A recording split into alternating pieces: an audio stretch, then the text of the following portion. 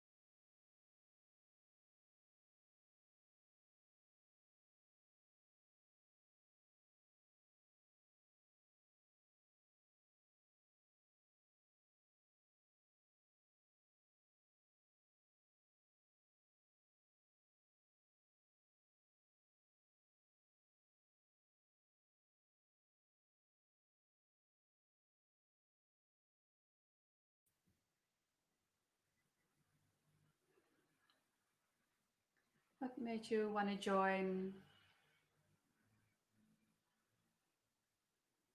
What would you like to get out of this session?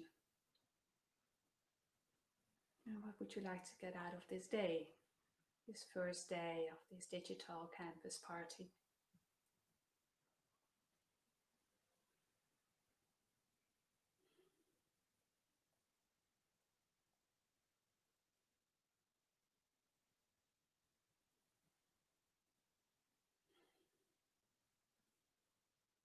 And then you can wish yourself an inspiring and fruitful day.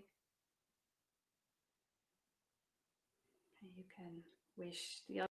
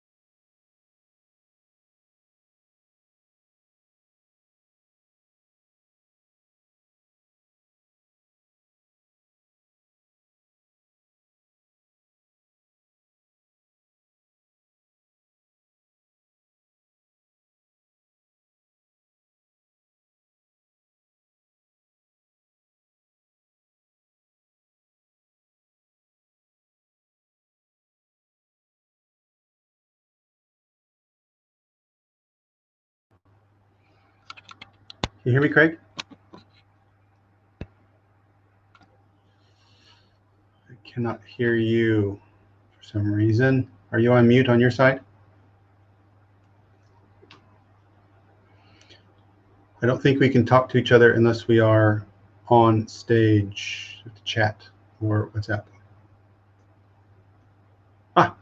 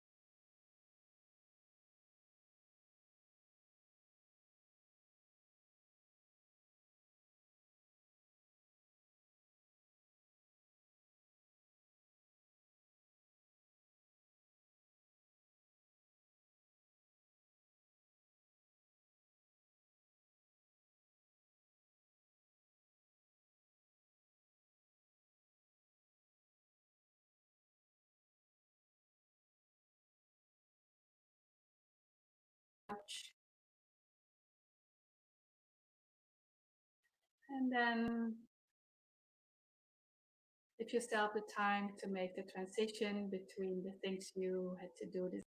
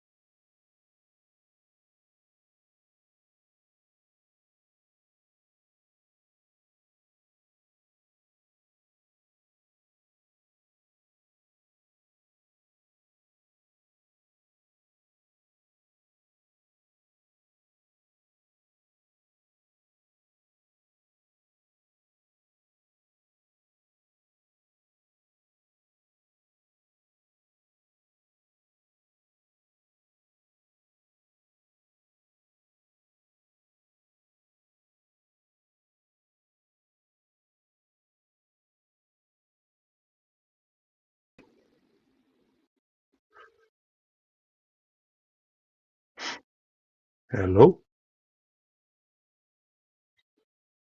I don't know. I think they can hear us now if they're listening. Am I live? I think we are. I honestly Okay, don't know. good. We still have 2 minutes, eh?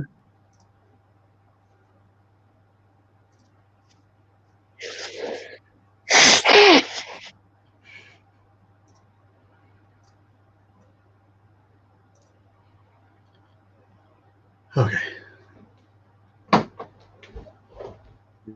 You sound as nervous as I feel.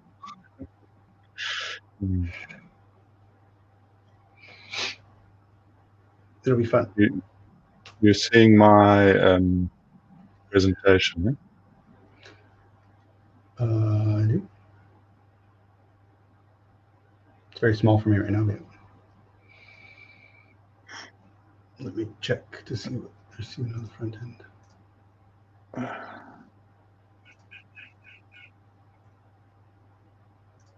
Yeah, the live just shows the campus party display. Yeah. So I think you've got to move the presentation to that main stage somehow. Oh, well, it should be broadcasting to it. Okay. I'm not sure how you check that. I was going to fire up another device, but I decided to stop stressing about the tech. Yeah. They can't hear us. Thank you, Christian. We hear you too. And are they seeing the presentation? Christian, are you seeing the presentation, or let me see if I can get the presentation up now, just to let's take the banner down. Here we are. So now we can see that we're I'm just on not stage. seeing it on the front. I'm seeing it on the front in the live panel.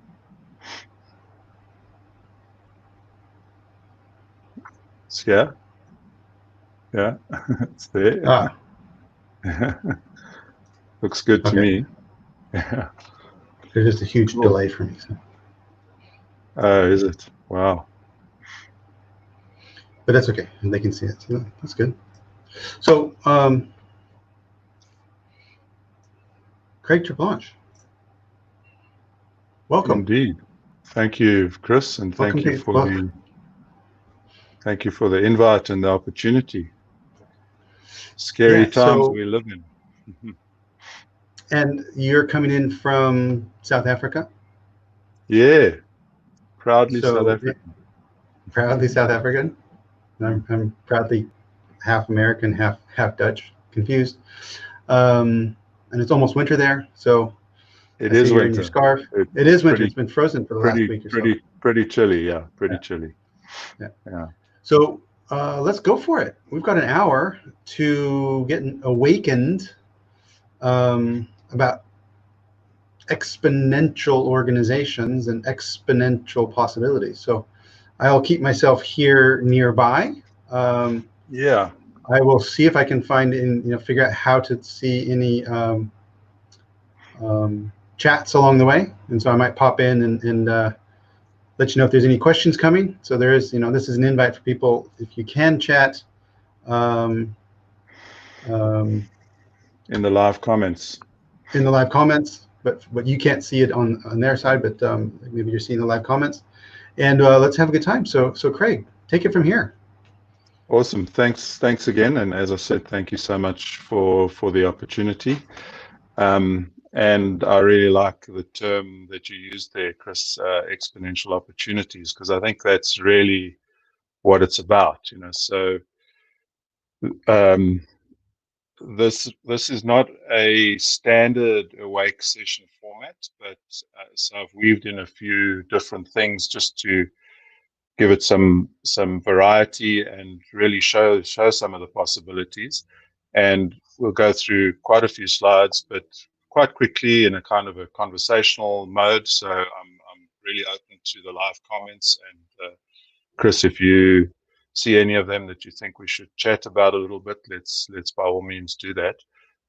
But the format is pretty much, technology and exponential technology, societal and business implications, and then what do these exponential organizations look like, and how might a standard traditional organization transform exponentially, and then how could you get help from the OpenExo community and even get certified as an exponential organization. So really the hypothesis is that disruption changes everything, and really that markets are transforming. And note the image of COVID. We've seen dramatic transformation unexpectedly.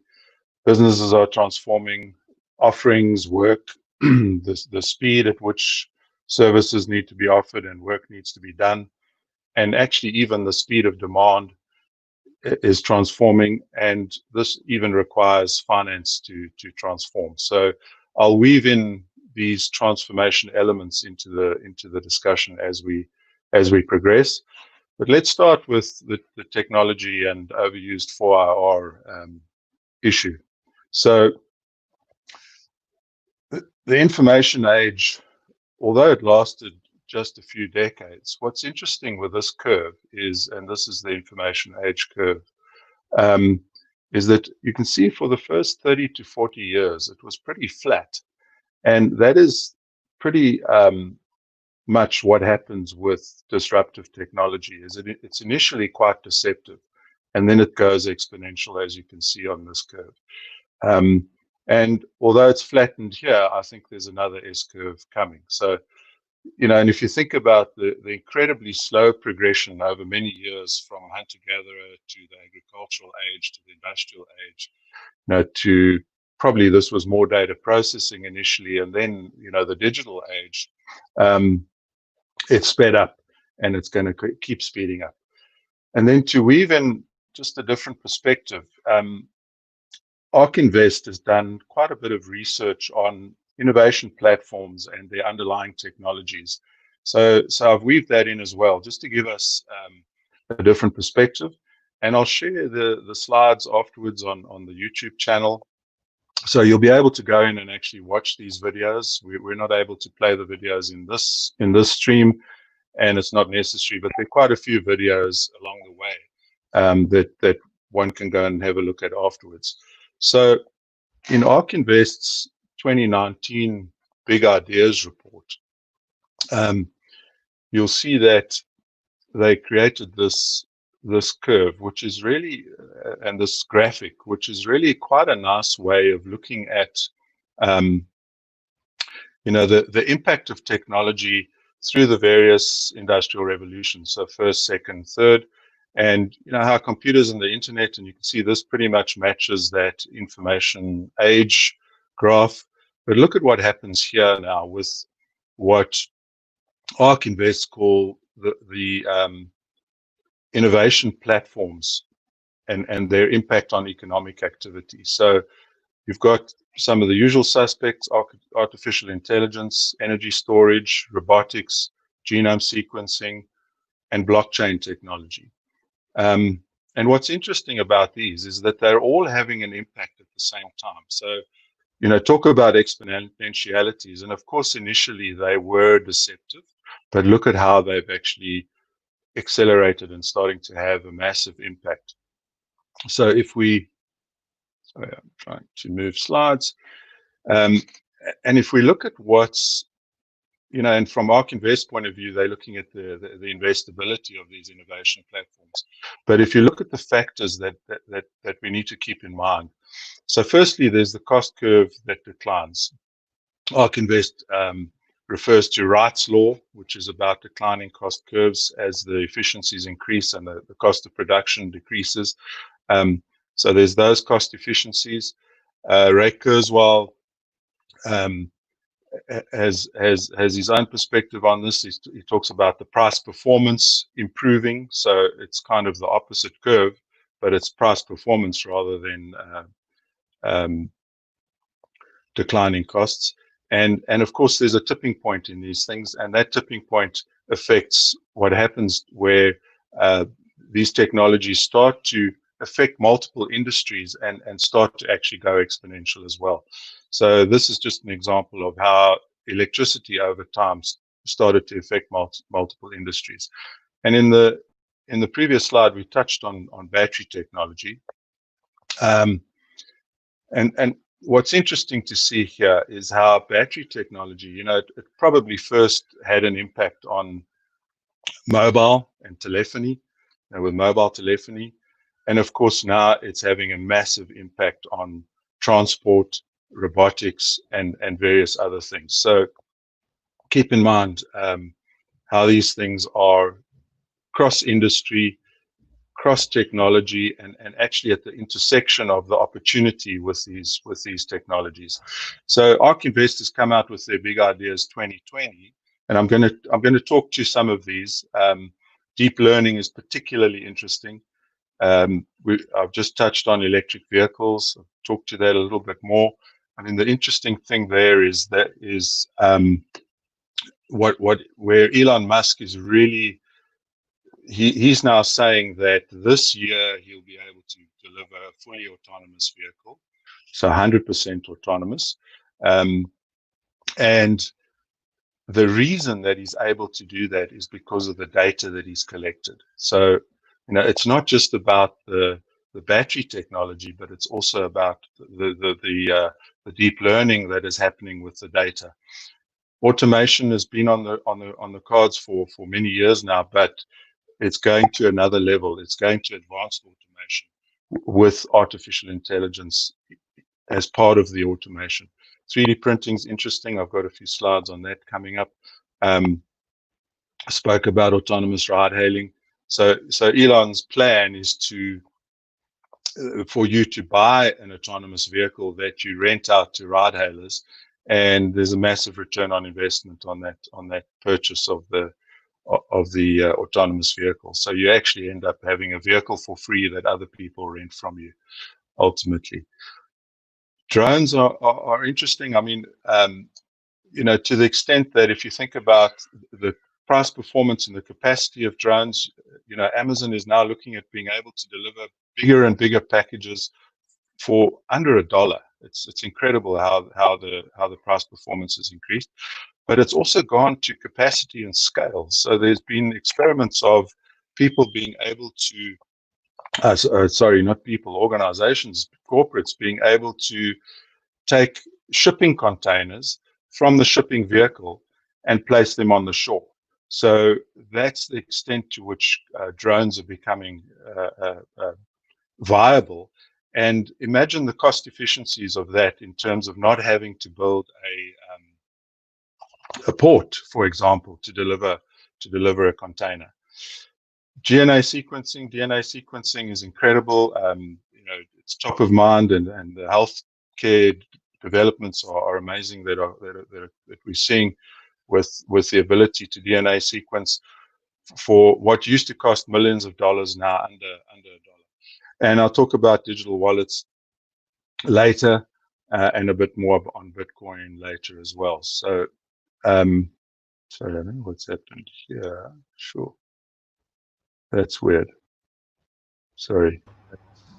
Hey, gone weird. Greg, while you're fixing that up. Yeah. It was interesting that you asked, or you called it the fourth industrial revolution. And I know in the exponential community, sometimes those terms are challenged because it's neither industrial nor a revolution. Yeah, that's why. Yeah. So what is your word for that, or what's your description for what's actually, how do you summarize all of those just mind-boggling? Yeah, well, Tony Saldana calls it the exponential 5. So I don't know if and the point is that it's not just, it's combinations of technology. So if you think of robotics and automation, they're intersecting and they're working together. So 4R kind of almost underplays it. It's more about the exponentiality, the price performance, the cross-market opportunities, etc. Sorry, I can't get this. This video was hidden behind the graphic, and I don't know why it's now appeared there. But the point is that, sorry, Chris, is that? Yeah, go for it. Sorry. Yeah. So the point is, you'll see a linear curve here. Ignore the video. It's not supposed to be there for some reason. It popped behind the slide. The point is that these curves are deceptive, and people expect linear disruption or linear change until actually they break through the point where, as we've seen with COVID, unprecedented speed of the collapse of the markets in March, unprecedented global pandemic with extraordinary economic and social impact, and then the resources that were deployed and unprecedented response from governments and from, to find medical solutions, and then the stimulus from governments in the economy, and suddenly then an unprecedented recovery in the markets in April and May. So COVID has really given us a good illustration of exponential possibility, I believe.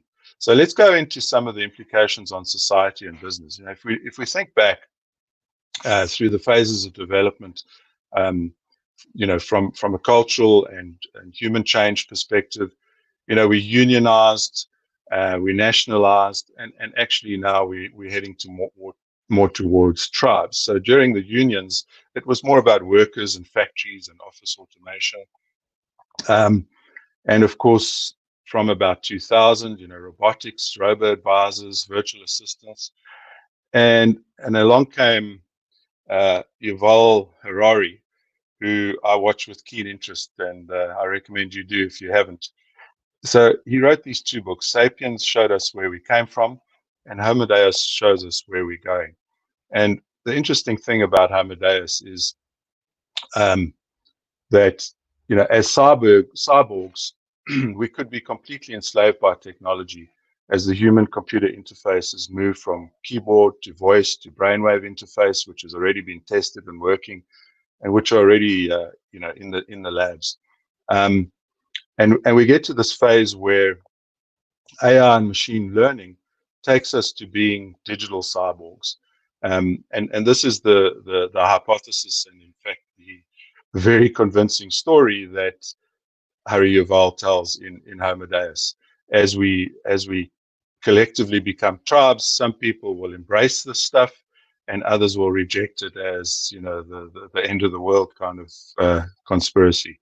So what's very important with where we're going as humanity is to follow guys like Gerd Leonard, who is considering the ethics of AI and human cyborgs. He's a leader in this space, and he says that the future is already here. And you can ask musicians, publishers, car makers, doctors, lawyers, and accountants. They will agree already. And of course, the financial institutions are kind of in denial in many respects. But human-only work will become as valuable as it cannot be automated. So human critical thinking, ethics, creativity, these things that cannot be digitized, they'll become increasingly valuable. But of course, on the horizon is the singularity, which we believe is about a decade away. And technology will remain a tool, not a purpose. So humanity needs to stick with and understand and embrace purpose. So in terms of the singularity, what's expected is that through exponential technologies, the insect brain came about in around 2001, the mouse brain around 2010, so we're beyond a mouse brain, full human brain by 2020. So computing power already provides the capability of a full human brain. And we've seen this with some of the, computers beating chess, beating Jeopardy and the likes. Computers can now outsmart humans in many respects. But human collective brain power, which is the point at which we reach the singularity, used to be predicted at about 2050. and it's believed that it's now going to be as soon as 2040. So interesting times, and again, don't watch the videos in your own time on the YouTube channel. So one of the biggest issues is that people change slowly. This technology is increasingly exponential. It is having an exponential impact on industries, on change, on businesses, and yet traditional organizations change at a logarithmic rate. And this gap is what's called Murtag's law, people's inability to keep up. So we better get with the program in terms of purpose and in terms of the transformation of business computing. So let's look at some of the phases here. We've moved way beyond construction projects, hardware and infrastructure, and the data processing kind of phase. And even beyond, from the 2000s, it was more about applications and packages and processes, more sort of customization projects. So information technology and communications, traditional. And we're now really in the phase of capabilities and continuous adaptation. And we'll go into the EXO model a bit later to see how that is possible and what that means. And really platform services and people. So and the platforms are nothing without the people, without the tribe, without the community, and without the engagement that goes with them. So digital business and digital ecosystems is the way of the future. And these, sorry, I'm jumping around. These technologies really begin to work when the integrative nature of an ecosystem marketplace is evident and creates that exponential transformation. So Google is a simple example of ecosystem-based business models. You've got the Google search capability, but around it, you've got a whole ecosystem of businesses. You've got the Play Store where you can either be a gamer and create games, or you can be a consumer and consume games, or you can be an app developer and you can build some value exchange with this ecosystem that you put on the App Store. You've got the storage capability with the likes of Google Drive. You've got the location-based capabilities, and these all integrate. Location-based services give you the ability to personalize things a lot more. And of course, when Google started giving away free email, I often wondered what their strategy was, and it's become increasingly obvious. So that's a typical ecosystem business model. So this is all contributing to the transformation of markets. And I'll clarify a little bit what I mean by from brand to democratized. And from national to tribes, we've already touched a little bit on tribes, and then from regulated to self-regulating. Now, so you've seen the self-regulating Uber kind of example, the drivers that get the best ratings, get the best offers in terms of the next customer to serve. The other nice self-regulating example is on GitHub. If you're a developer and your ratings are high on GitHub, you can ask for higher rates in terms of payment. The example in terms of tribes, the most obvious one is the Apple fanboys. Everybody that's got an Apple is part of a tribe, and typically has all the Apple devices integrated and working together. And increasingly with work from home and working anywhere, the global connections that you have allow you to actually be part of a tribe. So let's look at this democratized thing a little bit more in the next slide.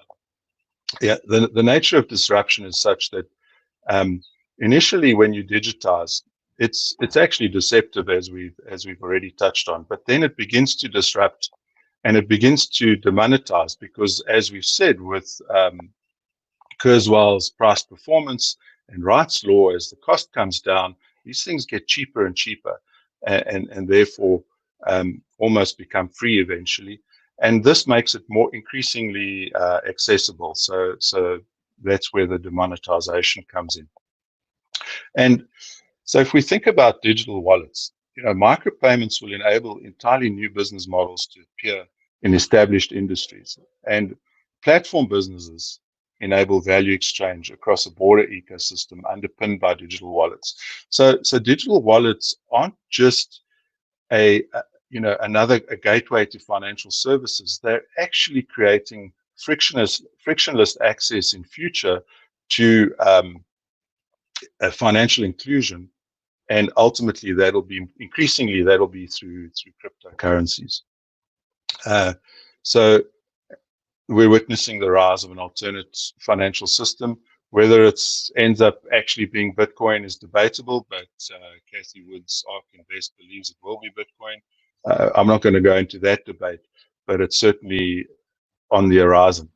This is interesting for me. So China, while the US created the internet economy, China could spearhead the AI economy because they have no privacy risk. They're fantastic in semiconductor and AI chip design. They've got, they're using AI extensively already. They actually have a national mandate to become a leader in AI. And of course, they've got a huge internet population to test this with. So I have no doubt, we've spoken about the transformation of markets. We better transform our offers based on customer value attribution. So we have to go from, as corporates, what we have to what customers want. And from self-serving, corporates are often serving from the inside. We've got a whole lot of stuff and you, Mr. Customer, must take it. But we need to go to what is the customer value that we're trying to attribute, and from generalized to highly personalized.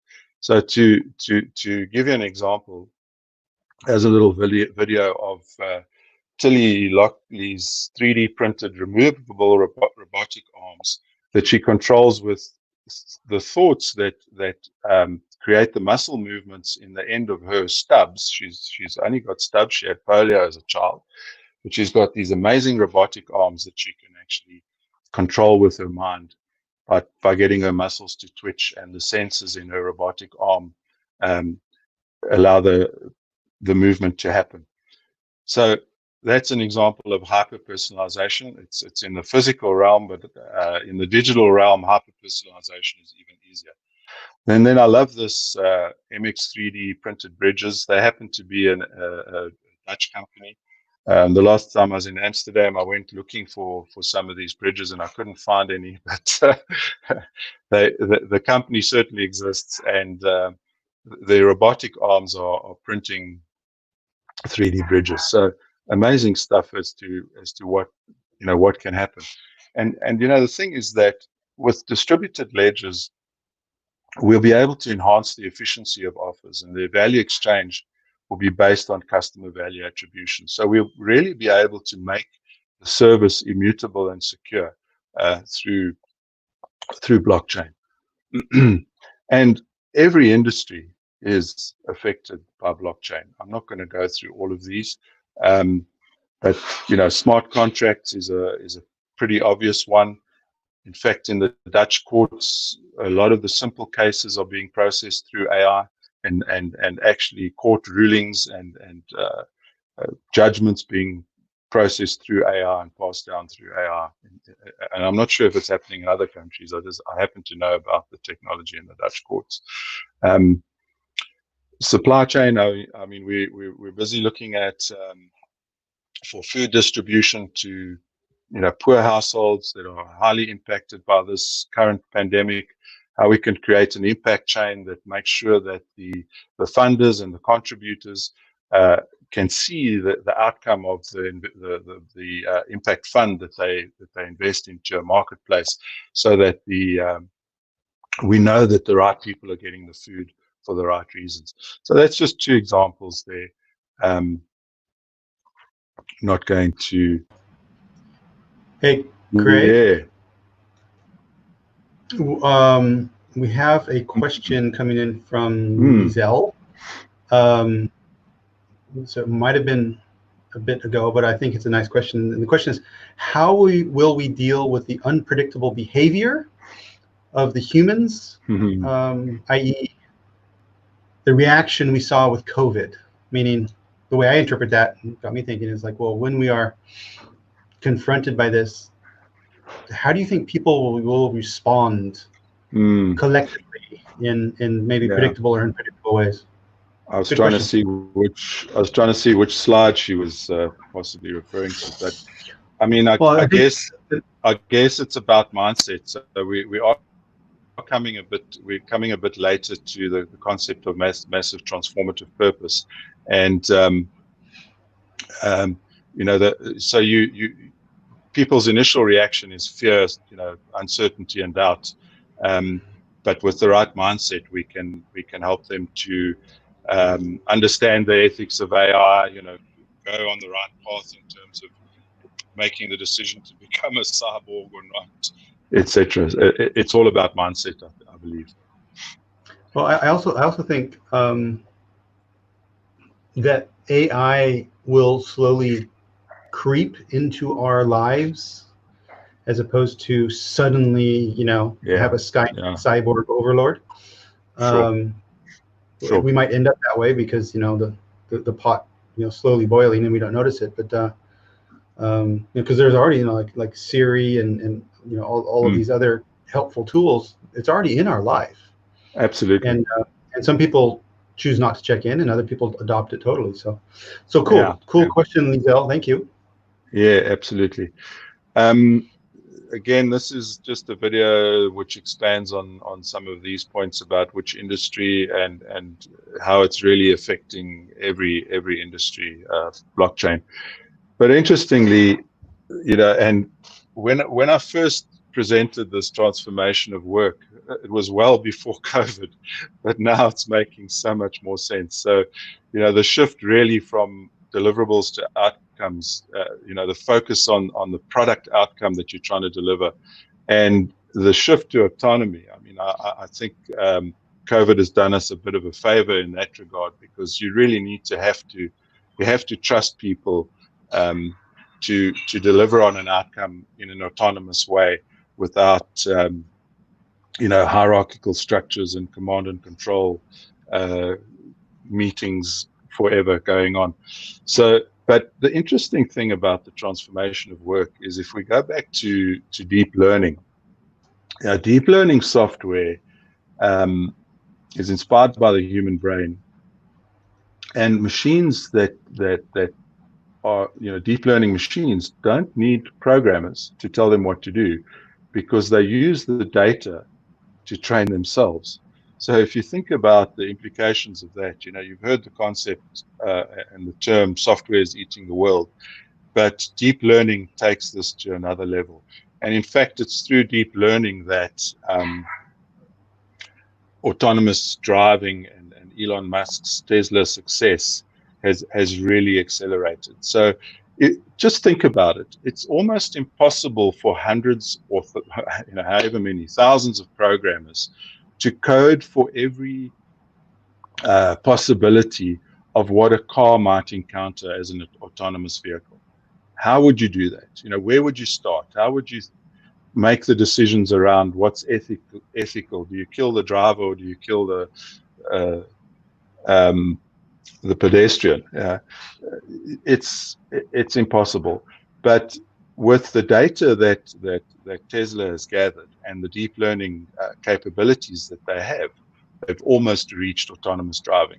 It's not with hundreds of programmers, and I think there's a big wake-up call coming to the programming industry as this starts to penetrate more and more industries in terms of things like accounting and auditing and the legal profession.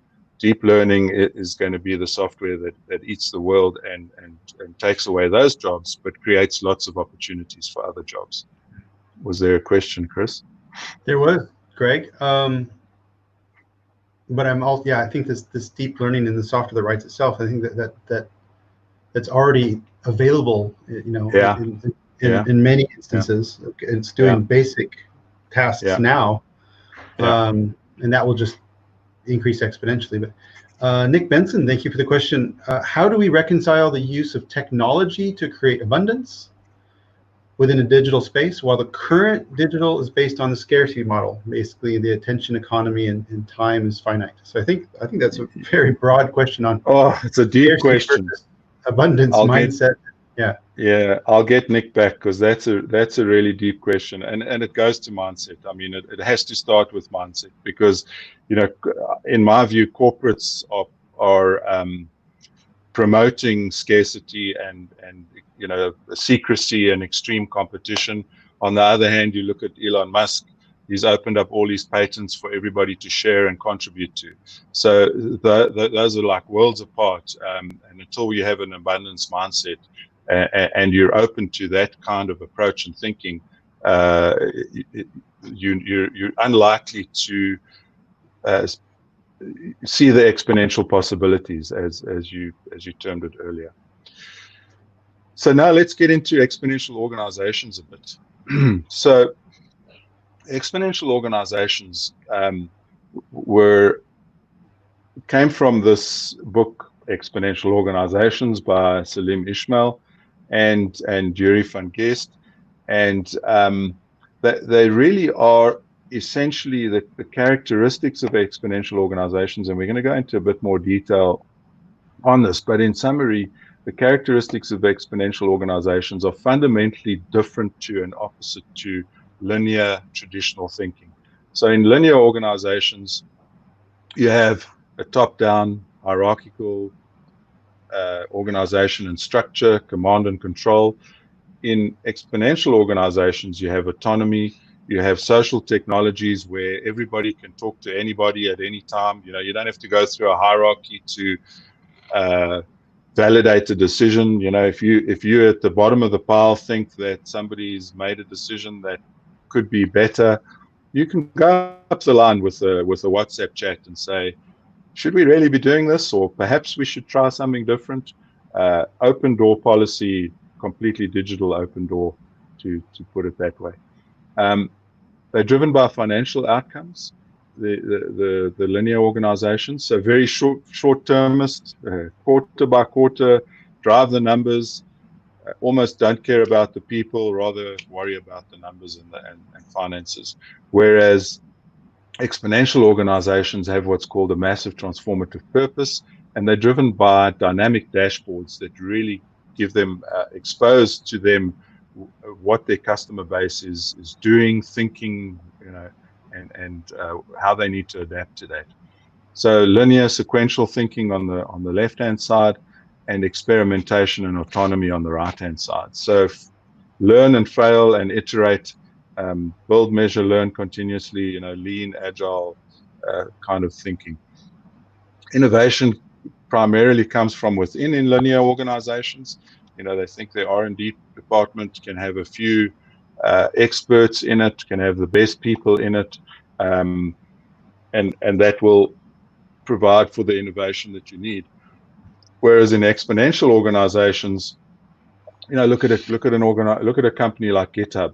It's leveraging all of the resources of the programmers out there and their smarts to create value.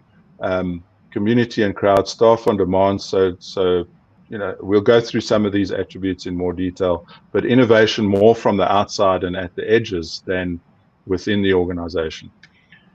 Strategic planning largely at a extrapolation from the past, which creates a linear view of things. The expectation that things will continue to grow at a linear kind of pace, versus experimentation and exponentialities, where, as you've seen in some of the graphs, things go through the roof. Risk tolerance versus experimentation, highly risk averse in typical corporates, whereas failing is actually praised, and the learning that comes from it is promoted in exponential organizations. Process inflexibility. So, implement your favorite ERP with its standard processes and fit your organization to that, and that's how you work, and you will not do it any other way. Versus autonomy and experimentation. Large numbers of staff versus staff on demand, and leveraging the community and the crowd, and leveraging algorithms and services on demand to sorry, I'm going in the wrong way, to get the exponentialities. controls, owns its own assets versus leveraged assets. This thing of leveraged assets is massive, and we've seen it with COVID. People are now cutting back on office space big time. You know, all those leases and buildings that the corporates have traditionally owned are heading out the window pretty fast. And what's quite interesting is that even though Airbnb has taken a massive knock, they're still actually doing, I read an article the other day that they're still actually doing better than the hotels. You know, the hotels have taken even a bigger knock with the assets that they're stuck with. And then strongly invested in the status quo versus, you know, adaptability and the change capability. So that's the quick sort of overview of exponential organizations. And yeah, Craig, let me jump in there, because actually that was, for me, a perfect answer to Nick's question about scarcity versus abundance. And this is the mindset, because Indeed. I think you know, if you are building or leading an organization and you tend to the right side of this, then you know you have bought into, or you have an abundance mindset versus a scarcity mindset. And if you're building your products and your experiences based on the EXO characteristics, by definition, you are leaning into abundance. So it's I just want to make that connection back to Nick's question. No, good point. Thanks very much. Cool. So let's go into these attributes in a little bit more detail. And this thing of a massive transformative purpose is absolutely fundamental to tapping into the abundance mindset and understanding the, you know, exponential possibilities. And you know, I've been through a couple of iterations of crafting MTPs, both for myself and some of my companies and some of my clients. And it's not the easiest thing to do, but it's really about why the organization exists, and fundamentally at the outset, you know, why the founders or the leaders of the organization how do they find their own why and their own purpose, and then how does that translate and contribute to the purpose of the organization, but also how does it attract the community to participate in the ecosystem, as per the Google example, as a case in point. Or I mean, the other Google example is the Google guides. You know, people all over the world posting photos and contributing to the content that Google needs to make the ecosystem work, and rating you know, companies along the way, restaurants along the way, etc. So really leveraging the community and actually building a tribe. That's what it comes down to. Seth Godin wrote a nice book called Tribe that really goes into some of the fundamentals of attracting a community that become a passionate tribe in the way that Apple has done. And then what is the target of the organization, but not in terms of the next quarter and the financials, more in terms of the moonshot, you know, more in terms of the North Star. What is it that you really want to achieve? So, you know, Google talks about the world information. It's something that you can easily understand, that even your grandmother would understand. To achieve this massive transformative purpose, which is a higher aspirational purpose of the organization, and it serves as a guiding principle when key decisions are made. You know, so if we're going to do something, does it take us away from this purpose that we're striving to do? So my company is at the moment doing an exercise that we're calling democratizing entrepreneurship. So how do we make entrepreneurship easier? How do we make it more accessible?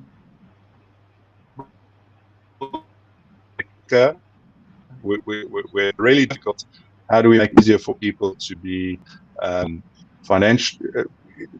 included in finance, you know, financially inclusive on the one hand, and on the other hand, how do we actually improve economic development as a concept that is encapsulated in the MTP, democratizing entrepreneurship in Africa.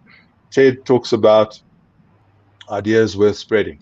and look at how they've been able to leverage a community to expand the TED brand massively without their own assets, etc. Hey, Craig, you chopped up a little bit there. Yeah, well, you chopped up a little bit there, but the democratizing entrepreneurship in Africa, whose MTP is that? It's mine. That's what I thought. Okay, because I was actually going to ask you what is yours, and then I thought I had heard before that's what it was. So democratizing entrepreneurship in Africa is the massive transformative purpose of your own company. So that Correct. piece was of my training company. Yeah. Great. Yeah. Cool. Thank you. So I don't know if you've come across this concept of holacracy, but it's really almost the complete opposite of hierarchy, command and control, and it's a concept where you've got multidisciplinary teams. So if you think of a finance person and a coder, and a developer, whatever, and a product manager, multidisciplinary teams, cross-functional, working together to achieve a product outcome, with the autonomy to work it out, experiment, and drive it out. It's a completely different notion to the way linear organizations work, and it's essential to transforming the organization. Holacracy is just one of those different ways of work. There are lots of others, but they're similar in many respects. So the XO canvas goes further than the MTP. It has all of these elements to it, and we're going to go into some of the detail on that. There's a nice overview from Salim, which again you can access through the YouTube channel. But really, the point is that you need to be able to transform fast, and you need to be able to pursue changes that increase velocity. So we're not talking about transformation that takes years, months, or even minutes in some cases. We're talking about responding to customers in seconds.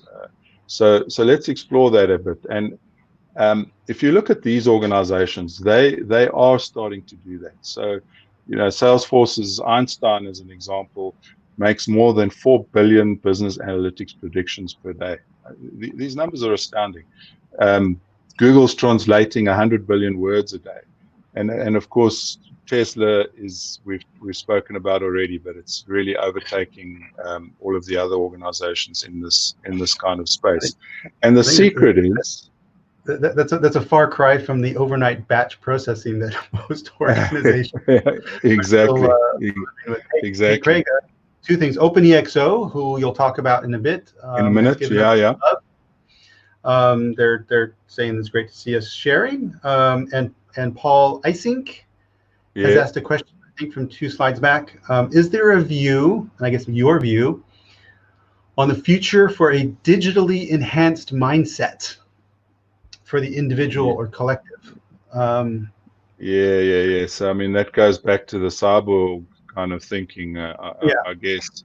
But and it's to your answer, Chris, where it's already happening. I mean, we saw what happened with the US elections, and so there was definitely a digitally enhanced mindset happening there with Cambridge Analytics, so I think the answer is yes. Watch this space and be careful.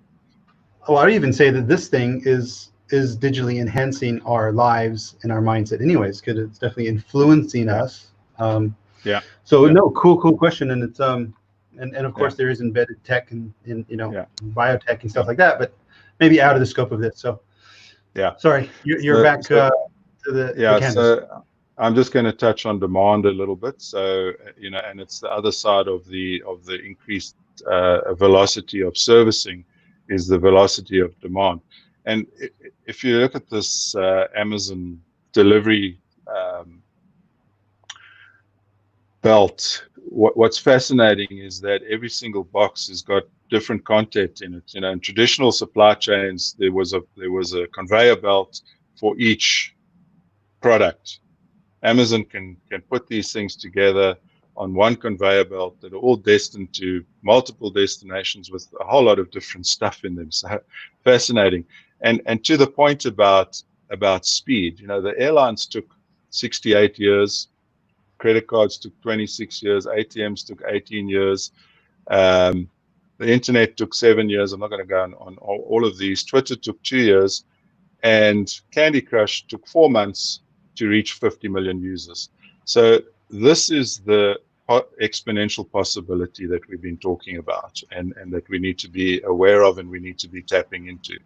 And even finance needs to change. So it needs to change from rigid and central to adaptive and distributed to micro venturing, not budgets that are centrally controlled, but more of a VC kind of mindset, and from building value out of building a brand with assets on the balance sheet to customer value attribution in terms of understanding customer lifetime value and the cost to acquire the customer. So the modern metrics for customer value attribution. And it even goes as far as the World Economic Forum saying that our global financial systems are going to be completely different by 2030. So there's 2 videos on that. But we've started to see how the unicorns have, as digital natives, grown up with the ability to have very few assets, have a valuation of $1 billion in like less than 10 years typically. I'm not going to go into this one. This is just a latest Financial Times top 100 companies prospering in the through the pandemic. What's particularly interesting here is to see the industry sectors and types of businesses, and most of them are e-commerce. There's Facebook, there's Alphabet. They're digital. The ones that are really able to, I was surprised to see Audi there. The ones that are really able to adapt have leveraged exponential tech features extensively. Was just the point I thought I'd make with that one. And then, of course, the capabilities that you need are completely different. And I'm aware of time, Chris. I didn't think this would take as long as it's taking, but we're all good. So your capabilities really have to be adaptive. You have to be able to fail fast, and you have to work based on insights rather than assumptions. So let's look at these attributes in a bit more detail. And the ones on the left-hand side are called the scale attributes.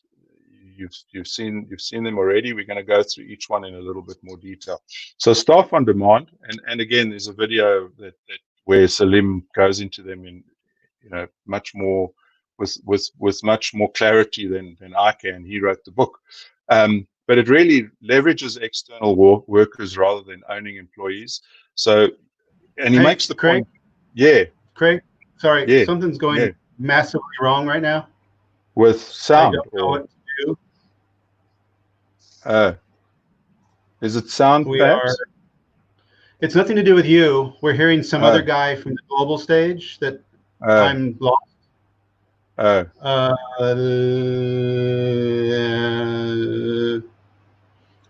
Should I carry on or?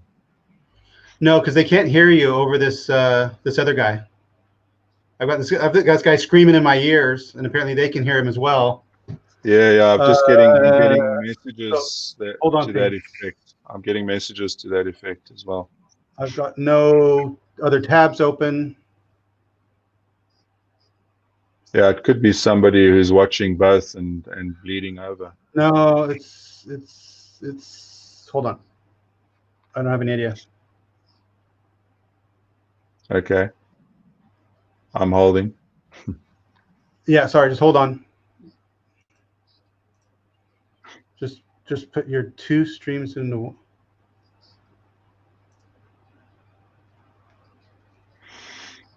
Okay.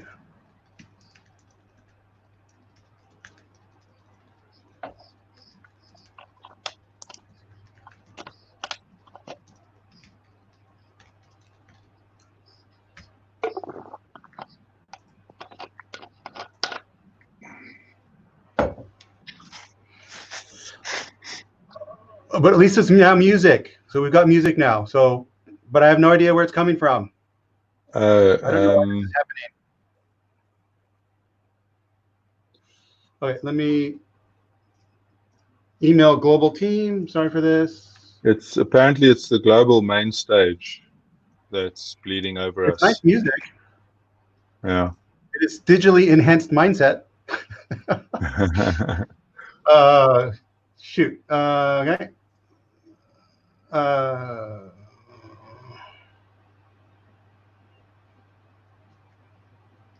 you hearing this, Craig? I'm not hearing it, no. Okay. But apparently everybody that's on, watching through Campus Party is hearing it.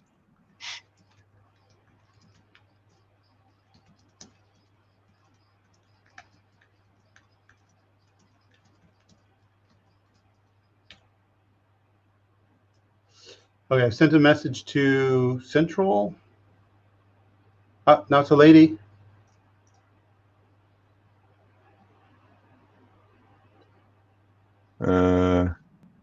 Some people are saying it seems to be sorted. Is it sorted on your side, Chris?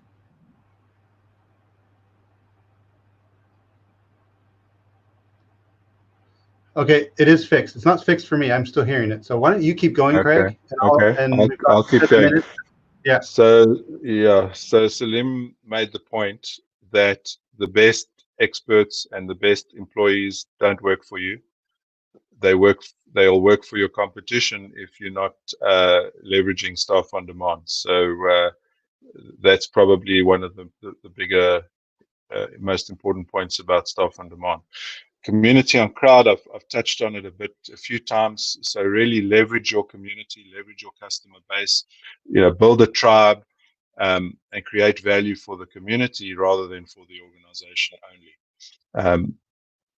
So that's community. I'm going to go quite quickly because we are running out of time.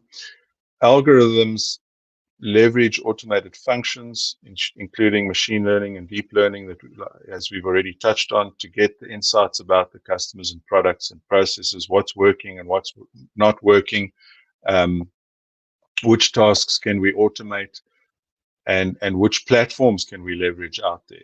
So GitHub is a classic example in the software industry. Leveraged assets we've touched on quite a bit. So don't build your own balance sheet. Move away from fixed costs to off balance sheet. Rent it. There was I won't go there. What processes can we outsource? And is there capacity lying around which we could repurpose? I mean, Amazon is a classic example of that, where they initially were building all of their own infrastructure, and then they decided to repurpose all of that infrastructure and look at Amazon Web Services today.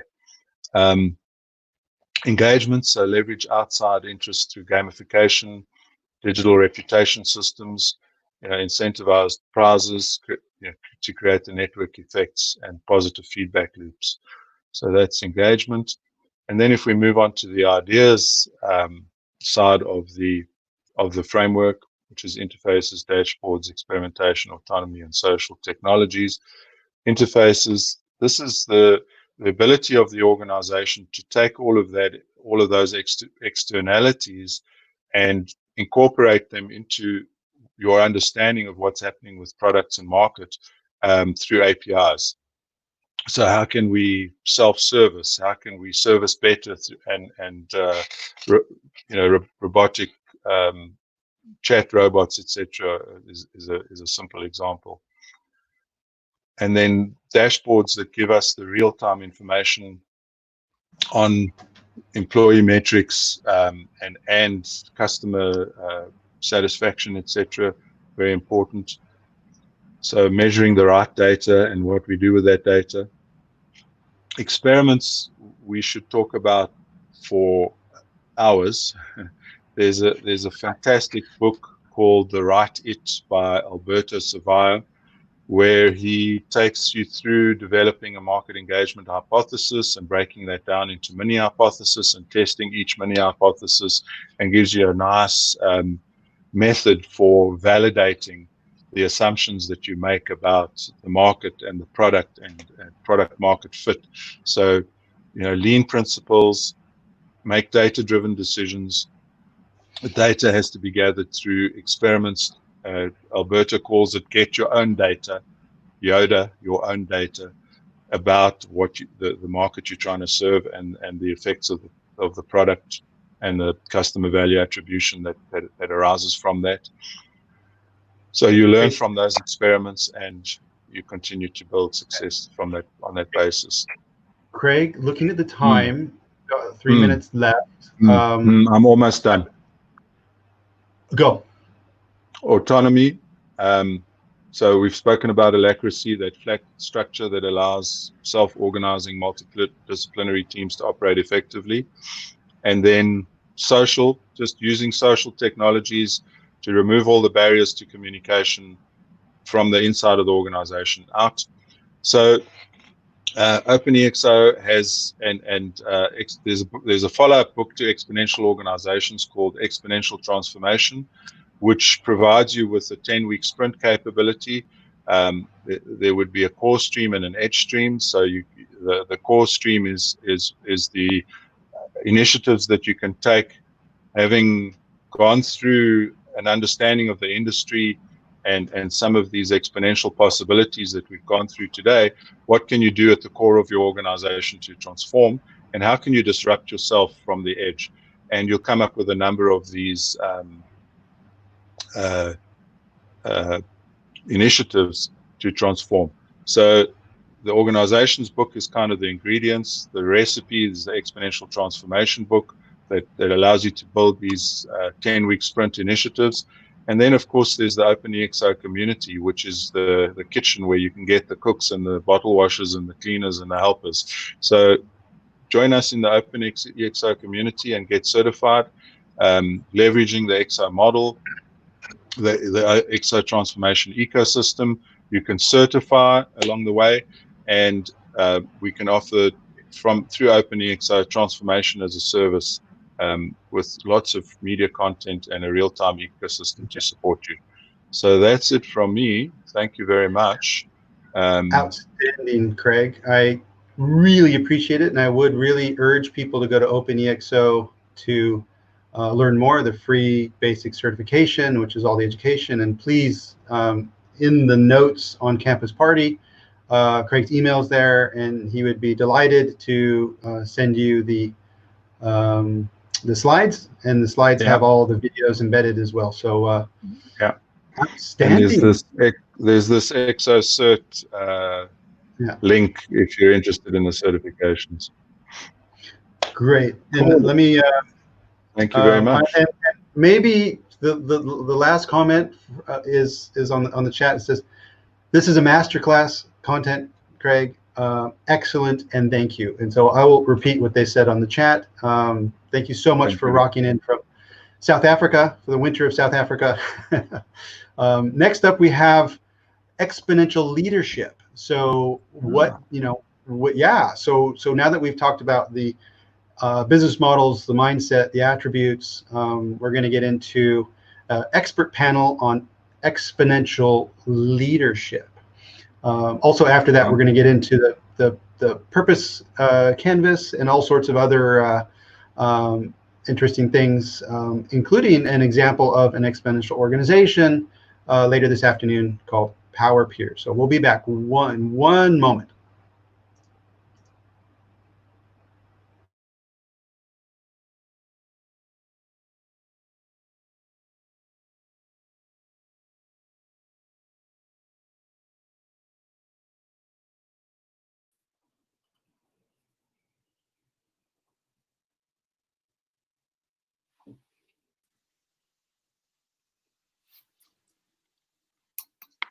Hello, how are you all doing? Hello. Hi, how are you? You all right? I'm doing well. Good. Nice to meet you. I can see you, Nicole. Are you? I guess I can't. I guess only the host can see us, right? Okay. Well, now everyone can see you and everyone can hear you. So welcome. Perfect. We've got Nicole and Veenod, and soon to join, we're going to have a few other people, Erik, Bijvank, and Jaroslav from OpenEXO. Let me see if I can successfully pull up some slides here. Let's see if I can pull that off. Share screen. Share screen. There we go. I think that works all right, I believe. Lovely. Let's see how it goes. So let me see. No, that's not going to work. This is going to work. So maybe Nicole, let me do a brief introduction, and then as you're taking over, as part of the panel of experts, the first of the 6 chapters. So let me just do a brief introduction and hand over to you, and I'll keep an eye out for when the others are joining as well. Back in January, we brought a group of people together, literally from all over the world, into Amsterdam in the evening, had a light meal, and basically confronted the question of what do all these exponential opportunities, these exponential changes, transformations, as leadership of organizations, small and large, what does that mean to us? And what you see on the screen now is the panel of experts. And this is everybody from Jim Cronin from Growth Tribe, Raz Najarian from ELP Network, Leadership Network. Peter Martin and Jordi are both related to Singularity. Adrian and Nicole in the bottom right, as well as myself, are with SNS. I'm an associate with SNS, the change transformation organization that is wildly successful in the UK and now moving into the Netherlands.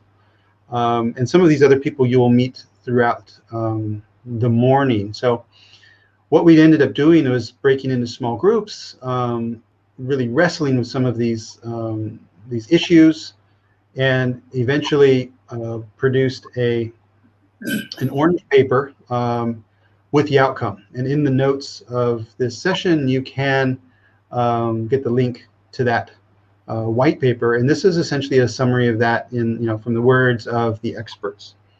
We just heard from Craig about why this is happening, and this is just a few of the samples. Of course, Craig's masterclass just now was an excellent introduction, much better than I could do, and certainly on one slide.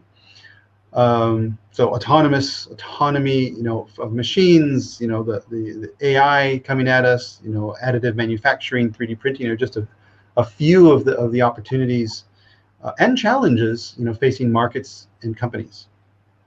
So when we consolidated the opinions, the expertise, the anecdotes, the stories from these 15 people over about, 3-4 hours, we boiled it down to 6 points. And I'm about to hand it over to Nicole to talk about the first point, which is context is king. And the reason why we put this one first is the context is changing, both internal and external. Because the context is changing, the amount of data that you can turn into knowledge is increasing in its volume, in velocity, and that's the second point. In order to deal with that, of course, there's what we call safely self-managing, and what is also called autonomous, self-organizing, organizations, holacracy. There's lots of different words in a way, but effectively the command and control organization can no longer support that, and so we'll dive into that a little bit. Because it's self-managed, typical, rules, regulations, rigidity doesn't work nearly as much. So you definitely need a binding purpose, both external and internal. And in order to actually respond to that, it needs to be an experimentation and adaptation culture. And then the last one that Jaroslav, who I see has now joined, I'll bring him on the stage soon as well. We'll share really the personal leadership challenge with that. And so from this amazing group of people, these are the 6 sort of highlight themes that came out. And I would really urge you to go to the link and get that white paper. I believe I've got the link at the end of the slides as well. We have about an hour and a half for this session to go in. I'll be watching the comments and bring those comments in as well. So with that, Nicole Wright from SNS. Perfect. So my name is Nicole Wright. I'm from Glasgow in Scotland. I'm currently coming to you from Surrey, just outside of London. But typically I spend a lot of my time in the Netherlands. So my background is 15 years of consulting, building transformation teams for kind of large organizations. And in the last 2 or 3 years, I've moved into consulting. So I think I've probably got a slightly different perspective on some of these topics to some of the SMEs and the and the doctors that we have in this group. But, Nicole, can you speak a little closer to the microphone? Where it's chopping up. But sorry. Thank you. Yes, I was just saying that my background is very much in people and human capital and building teams.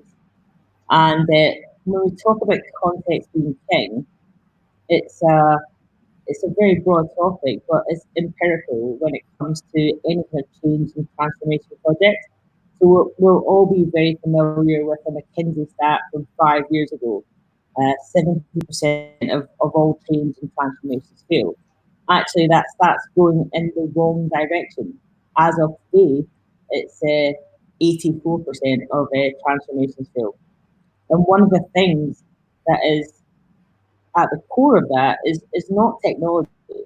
Technology has advanced exponentially, and technology cycles overlap decision-making cycles of organizations left, right, and center. What's not changed and what's not advanced actually is the ability for organizations to create a culture of engagement which can consume change at the same rate which technology is advancing. So the speed of change requires us all to be really situationally aware and able to adapt at a faster pace. But there are very few organizations, going by the facts, 16% of organizations who are actually in a situation where they're winning the war on change. So just setting the scene on that, in terms of this topic, context being king, I've got 3 little subheadings for you. So first off is inside and outside. Second is short and long term. And third is fighting and growing. And you'd probably be right in thinking these all seem very paradoxical. And actually, it's very true. Organizations who are doing extremely well in exponential thinking, exponential growth, and exponential leadership are constantly walking on the tightrope and iterating, changing, and in beta mode. So a lot of these themes that I'm going to talk to you about might seem paradoxical, but actually it's not thinking that's against each other. It's getting that road right and getting the right balance of those topics. So on the first issue, inside and outside, historically CEOs have been managers of people within the walls of the organisation. But in a lot of different senses, COVID has blown those walls apart. And it's no longer about command and control. It's no longer about managing people that are within your physical geography. It's about managing the organisation, the culture, and the brand beyond the realms of what actually you can control. We're also seeing a large amount of organisations like Uber or Airbnb coming in and owning the customer experience from organisations. So organisations are being disintermediated by competitors that they didn't actually ever see coming into their kind of realm of possibility. So I think what we're seeing is that organisations that put passion and purpose at the core of what they do are the ones who are superseding organisations who are just treading the line and being subservient to the board. Example of that in the last, I think January actually, in the press line, there was a chap who was working for Triodos Bank, and they're located in a remote part of the Netherlands, and they were recruiting Java developers, paying well below market rate, but they were able to attract top-end talent from some of the best universities around Europe, because people who people today want to do work that is meaningful and purposeful to them.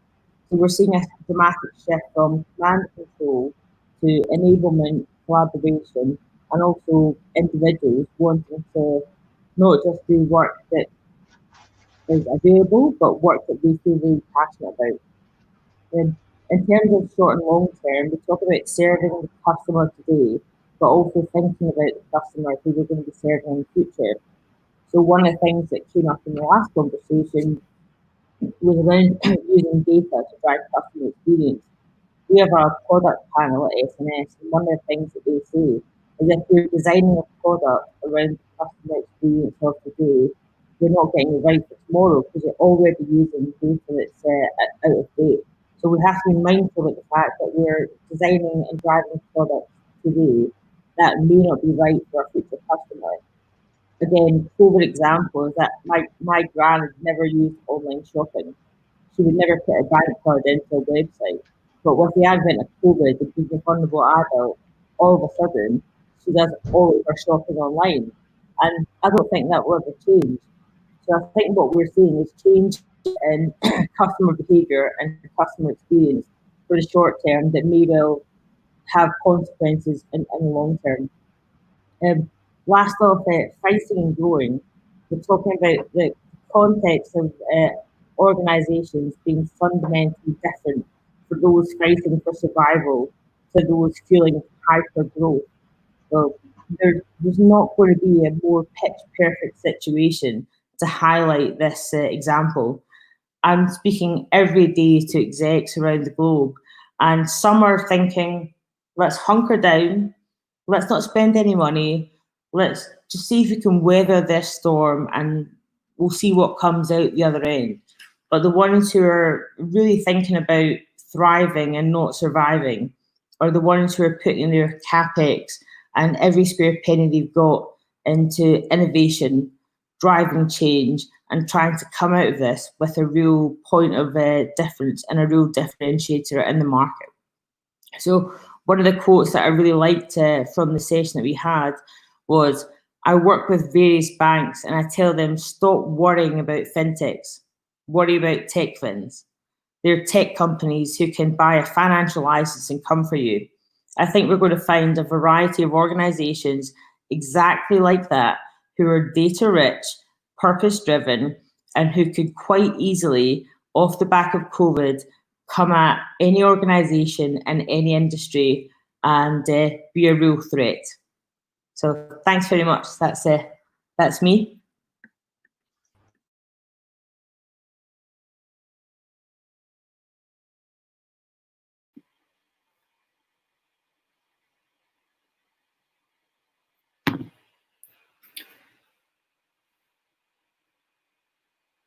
Shall I jump in?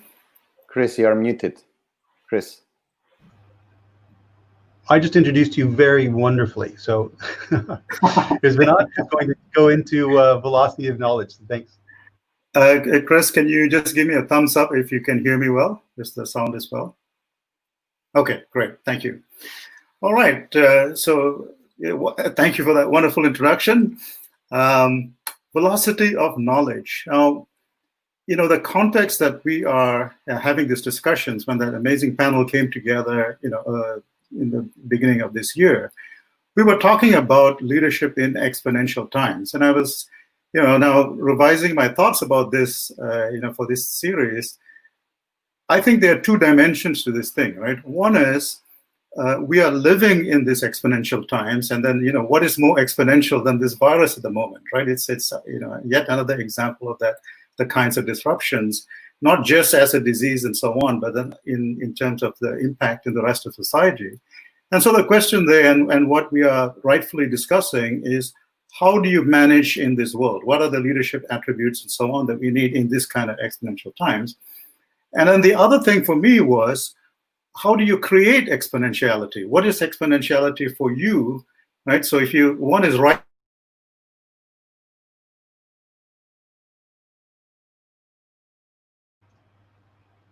Oh, we lost him a bit. Hopefully when he syncs up again, we'll get him back on how to create exponential times. because that's sort of a magic answer that I'm looking for.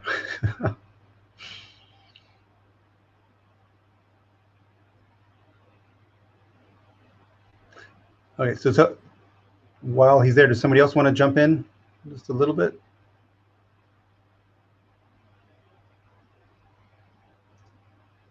I'll just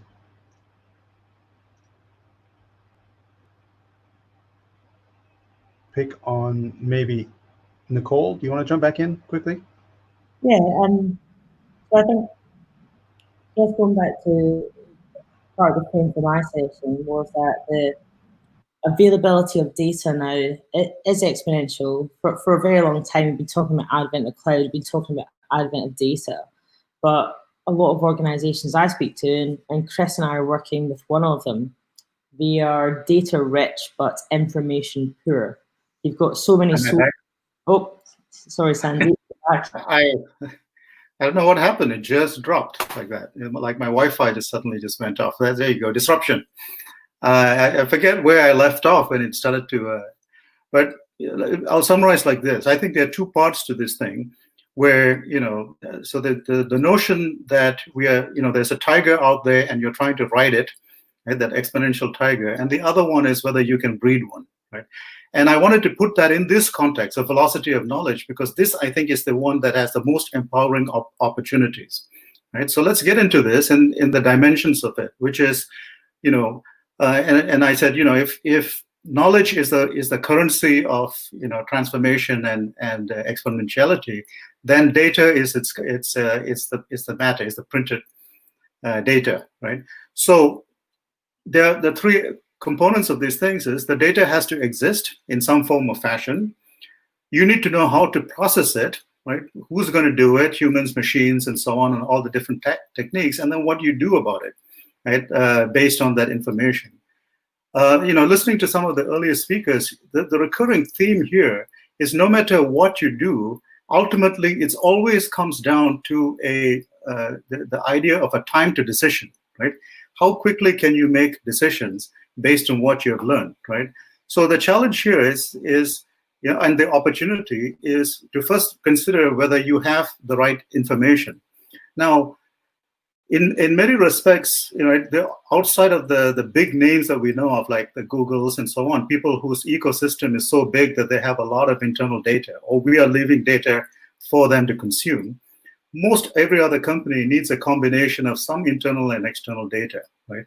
And even those companies, like where I came from, big telcos and those kind of things, for years ignored the kind of data. Still, they still do the kinds of information and data that they have even in the existing network, because it takes context, what Nicole was talking about, to understand what to do with it, right?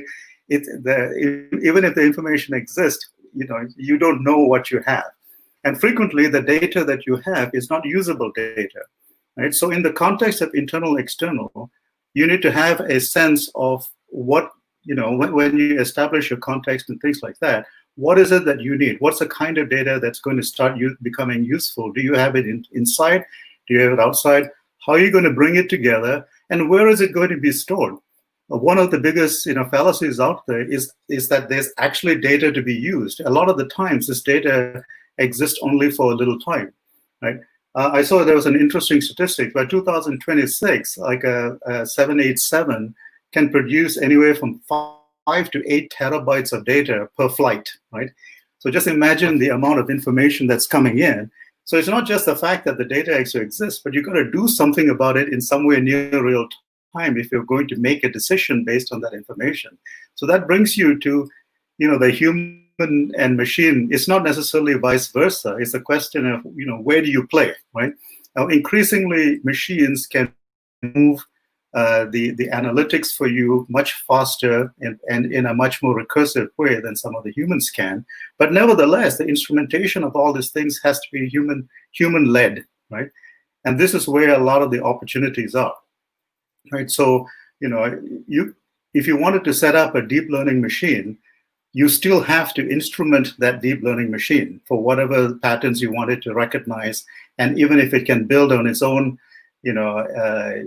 inferences later on, it's still something that, human beings, and usually very high-end talent, right? This is not something that you can just fall off and then say, okay, well, I'm just going to have the machine do it. There's a lot of complexities and knowledge involved. And the opportunity in this new economy is where people can place themselves, to harvest this opportunity.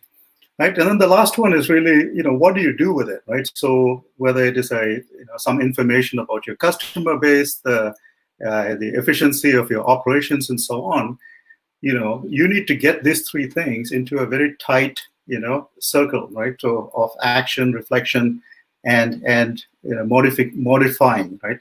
The next levels and so on. It all has to be very connected. So where does your data live? Is it usable data? Who's curating it? Who's managing it?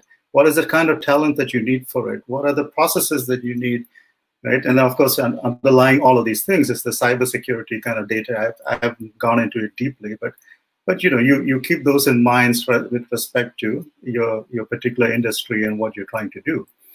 And then coming out of that is really this knowledge, right? You're converting data into knowledge, into intelligence, into wisdom, right? And that is the opportunity. And this is one of those places where you can create that, right? It's a lot of the times things are happening around you, and then you need to figure out, how do I write it, which is fine. But in this case, if you're in a particular small company, big company, you can look to see what are those factors for you. Are you creating, is this something that can exponentially grow for you? And knowledge is clearly one of those things, right? It's the thing that underpins a lot of capabilities. Even those examples that you see from Salim and others, underlying all of it is knowledge, right? Economy, right? And it's for nothing that we call it velocity of knowledge, because velocity, speed with direction, right? We didn't say speed of knowledge, we said velocity of knowledge, which means there is a trajectory, and it's an upward trajectory, and it's growing exponentially, or that is the opportunity for it, right? So that is a little bit of my 2 cents on this thing, and what gets me excited about it is, I think, beyond the leadership attributes around this, I think it's one of those areas so that if you look closely at it, you can potentially create your own exponential dimension. Thank you very much. Great. Veenod, would you introduce yourself a little bit? Because I think in the beginning, I think we might have missed that. Yeah. Oh, sure. I think so. Quick background is I've been in around the cable telecom entertainment industry for the last 20 plus years. Most recently as the CIO type CTOs, and I'm currently in rehab from all that. Rehab, temporarily unemployable. Nice. That may be permanently. Perfect. Let me take over from that myself. Again, Chris Parker, host for the work-life stage here today. So you're going to see me probably too much over these next couple of days on the work-life stage. I do 3 things. I do corporate leadership roles. So just up until recently, I was the CTO, the Chief Technology Officer of Powerpeers. And one of the reasons I was really attracted to join Powerpeers is they are, in fact, an EXO, an exponential organization. And later today, they will present. So the management team of Powerpeers will present, and I will be hosting and harassing them during that presentation as well. The second thing I do is coaching and mentoring through organizations like Rockstart, as well as my own brand, Ebullient. And after this, there is a conversation pre-recorded with Paul Epping, also from the EXO community. He's based in Dubai. And tomorrow there's a lot more of these pre-recorded interviews, which are part of these are sort of sneak previews to my soon-to-be launched podcast called Everyday Entrepreneurs Everywhere.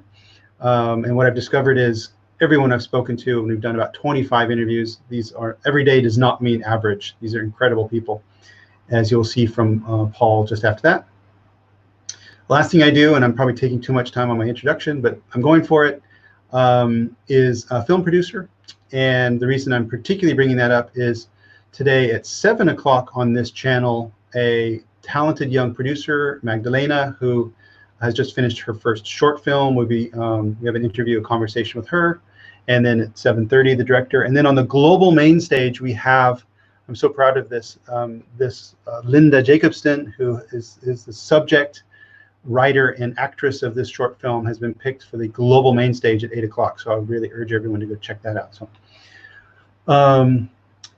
I was also part of the expert team, sort of, you know, instigating a little bit the mashup of experts hosted by SNS, who I'm doing work through, helping Nicole bring that into the Netherlands, and Jaroslav, the Chief Learning Officer from OpenEXO, was kind enough to come up from Spain for the day, give us a primer, and really got us off going, and so he will be closing the session. So safely self-managing is something that is quite personal, I think, and passionate to me, because as a CTO and CIO, I like to call myself, you know, a non-technical CTO, if that makes any sense at all. Because with a background of accounting and a huge passion and focus on customer experience design and customer centricity, looping back a little bit to what, if you watched the earlier event with Craig, about the connection and the adaptation to customer need almost in real time. And that's, for me, is what technology should be doing.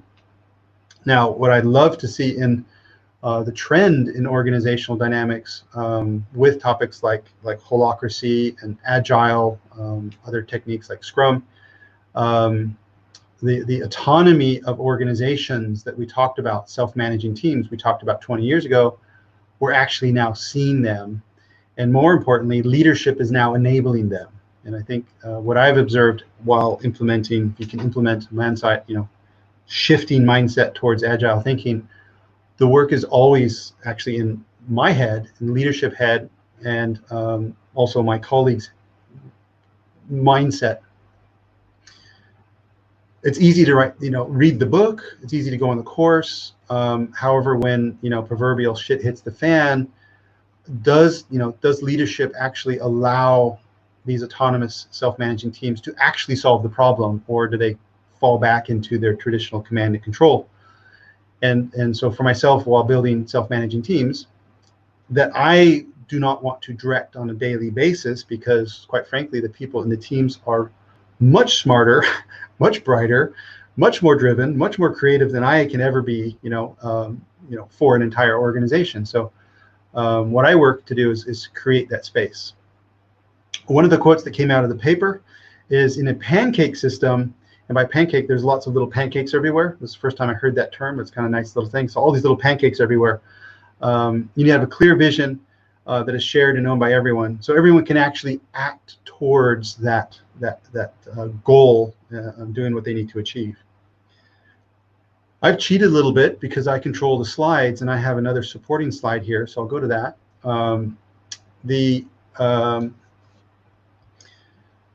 The way I see it, vision, and again, I put the link to the paper in the notes, and it's also on the agenda item at Campus Party, so you can go to the paper, and there's a whole section on this. But there's the vision and adaptation.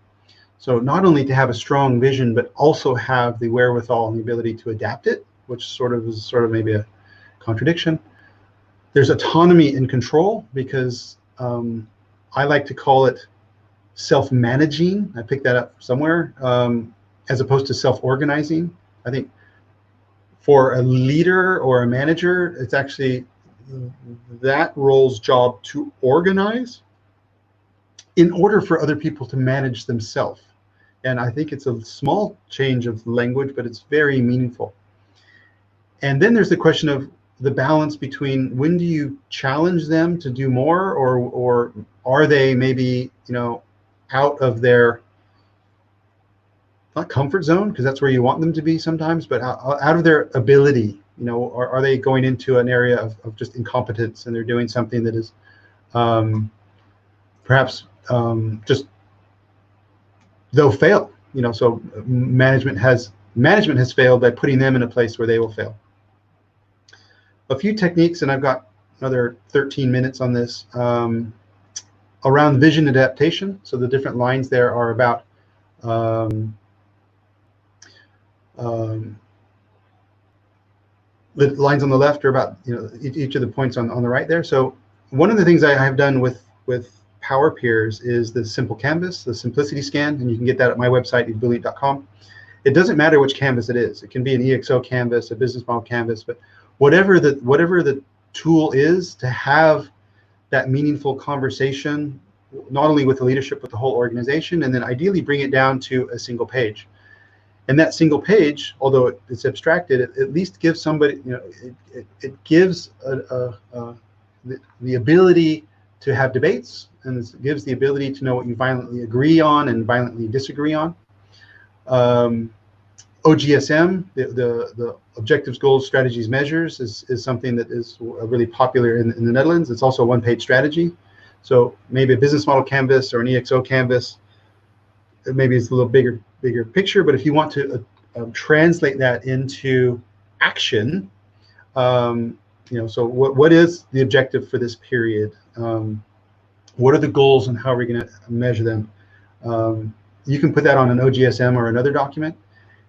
And perhaps the most powerful thing in it's called big room planning. I think also called open space technology sometime. Well, a little bit of a mix there, but big room planning where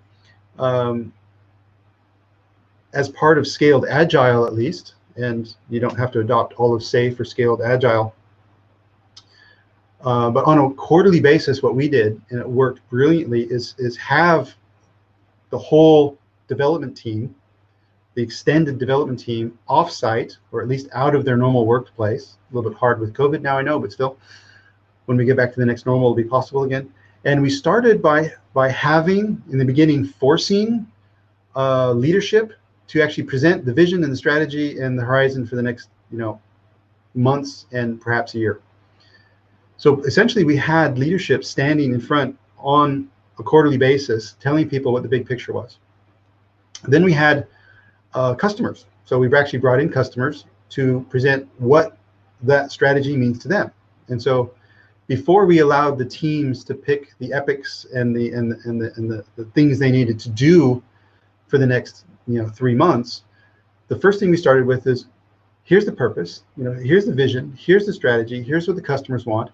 Now, based on what you've just heard, will you please start self-prioritizing, talk to your product owners, and eventually evolve in that open space how they believe they can achieve that. And basically, it's a coaching, mentoring role from then on. Of course, you have to challenge, and then you can interrupt a bit. But the first time, it's completely wonky, uncomfortable, a bit painful, confusing.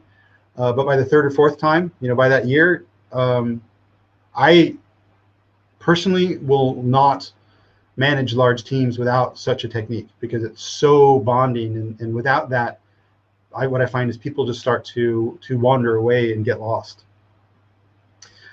So that's a bit on the vision part. So that's the overall purpose and the direction side. And then there's in this sort of thing, there's the sort of the guide rails. And then I'll get into sort of the foundation. So there's an overall piece, there's some guide rails, and then a foundation. Now, the guide rails are make it very clear on what not to do. Leading tech teams, and particularly if it's a diverse tech team with a lot of different people backgrounds, everyone has their own opinion on architecture, on frameworks, on ways of working. At a certain point, you need to collectively make a decision, and then make that decision very clear. Granted, the third point on this is the exception process, because inevitably, any decision you make will be wrong at some point. And so if you stick to a decision and rigidly stick to it, well, that's going to be frustrating and wasteful. So, but when you've made a decision, say, okay, peoples, we have decided, for this framework, for this, stack of whatever we're working on, for the next 6 months, we understand that there's weaknesses, and we will inspect and adapt. So basically, we're going to learn the games by learn the rules by playing the game, let it go, and then as leadership, it is an obligation, put it in your agenda and actually come back to that and say, okay, you trusted me by, just following this for 6 months. Did it work? Oftentimes it works. So they go, yeah, we're good. We learned it. We figured it out. It's different than we liked, but we're good. And sometimes they say, no. Rarely, actually, they say, nope. Things have evolved. This is just not working. We need to change. And then you can have a conversation. So those 2 points are more on sort of what not to do. And then there's the thing on values. And for me, values are fascinating because the what I would not recommend is come up with some sort of values that you believe that the team should have, because that's not a team values, that's your values, and you're trying to impose it. I've also seen some not brilliant exercises where there's like 6 or 7 people on a management team, and each of them put their own value in, and then they listed those, and those are our values. Nah, so not really helpful. So what I like to do is if you're having issues within the team, as far as potential toxicity or some sort of funk in the environment that's distracting and wasting energy, human energy. Because if you don't have a problem to solve, then why even talk about values? Maybe it's good to have if you have a lot of people changing. But then, okay, let's talk about what are our values and how to behave and how not to behave. And one great example there is respect people's time. What does that mean? You can write it, but then there's already 100 definitions of what that means. Does that mean we have to start our meeting on time? Well, that almost means by definition that we will not end our meeting on time. That we will be disrespecting someone on the other side. Or does it mean that actually respect people's time means if you don't need to be somewhere, you don't have to show up? Is that okay as well? So some of these things, as far as this rules of the game, and a technique I like to put in there is it's actually called a WOW document. Keep it brief, but it's a way of working document. So if you, and again, it's not written by me. It's like, okay, if we're having a tension somewhere, some sort of friction that is not necessary, because there are frictions, and we need to collectively solve it, well, then just make a WOW document, write it there, and publish it. And then say, okay, well, this is how we've agreed to behave, and these are our values, and this is what we said we would do and not do. So now I'm down at the bottom part, the how to challenge and support. And for me, this, if we're talking about leadership in any case, and not only exponential leadership, if it is different than servant leadership, because that was another thing we argued and wrestled with as an expert team, was when do you have the wisdom to not give someone help? And that's hard. Because if I've learned early on in my career from a manager, Tom Carey, now I think retired in Florida, and he gave me his secret of management and leadership was, he said, you just find talented people that are passionate about something, and you assign them to tasks that they happen to be passionate about, and then you get out of their way. Check. And later I've added, and know when to support them or not.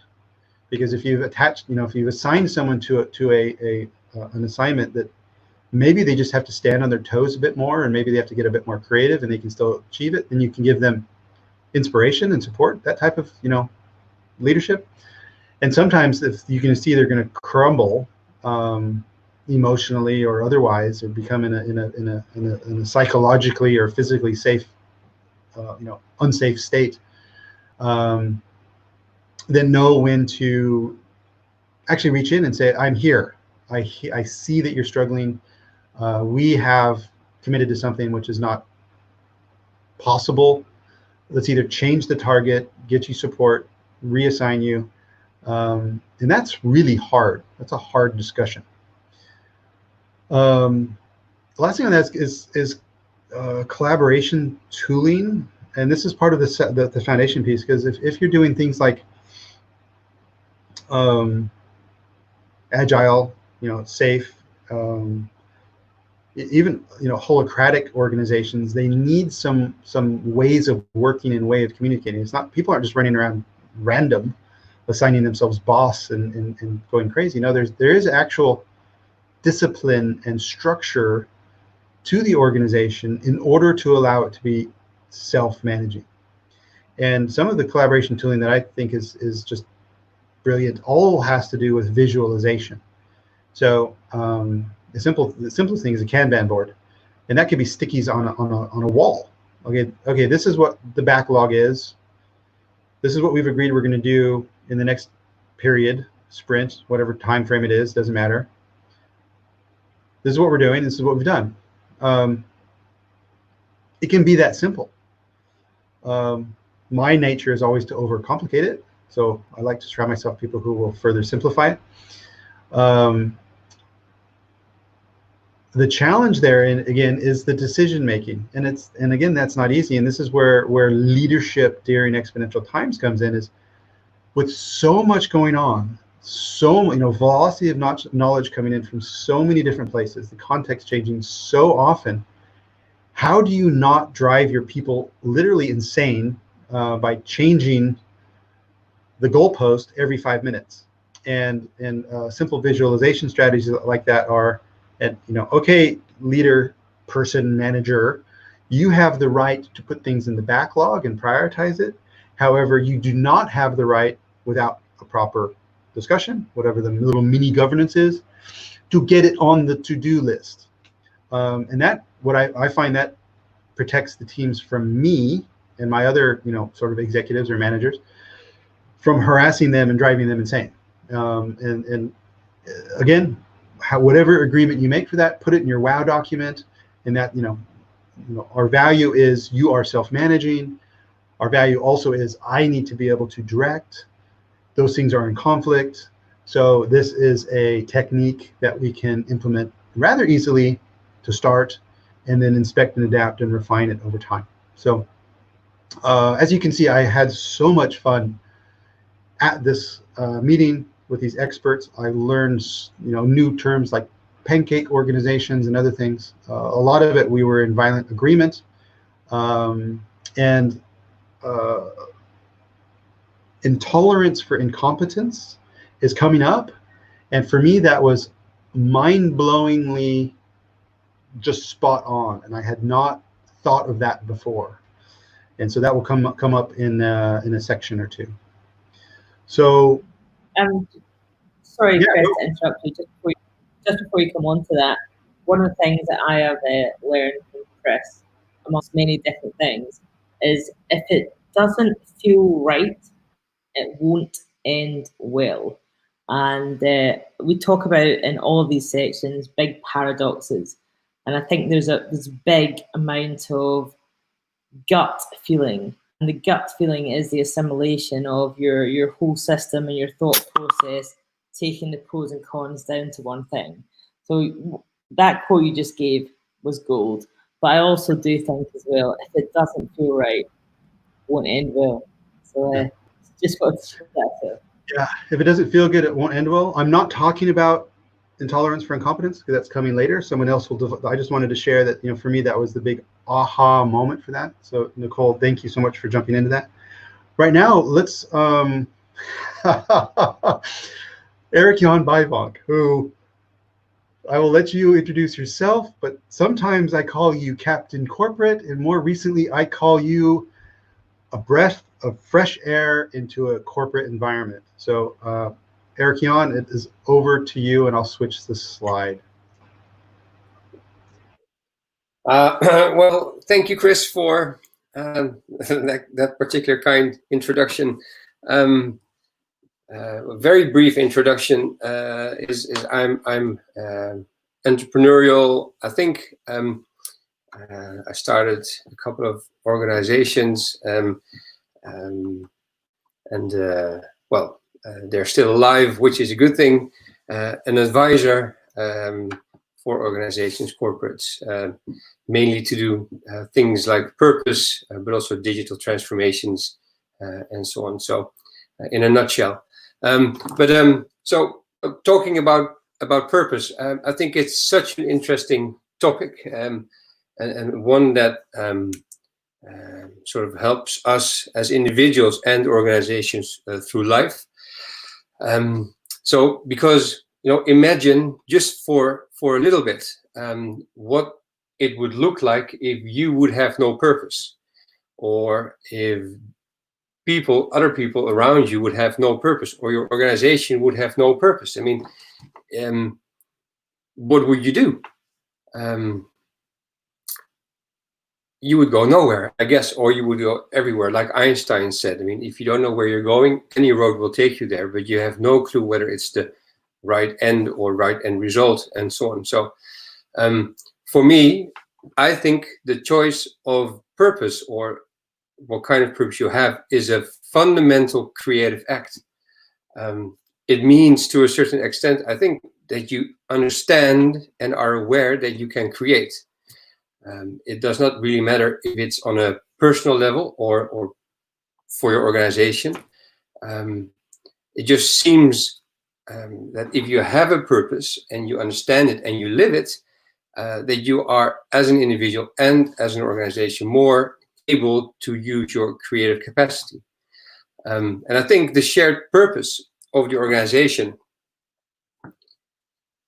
once you have one, is the binding glue between all the people within the organization and the surrounding ecosystem.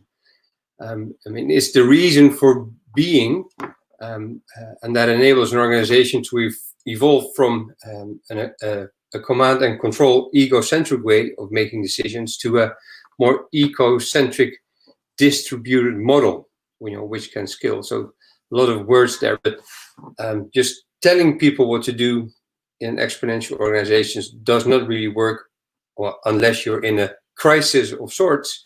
But it's much more important to have them feel that you want to go in a particular direction. And like Chris just mentioned in his talk, is that if you can align people and let them do what makes them feel right and can support them, and I'll get to that. I would like to add one more thing there, is you also need them to give them the defined space in which they can actually realize that. So just let them go and support them helps, but you also need to sort of somehow, and that's a paradox of self-organizing or self-managing, I think, is you need to give them borders. As you cannot cross this, you need to be creative within this particular area, because otherwise you'll go anywhere, or could go anywhere.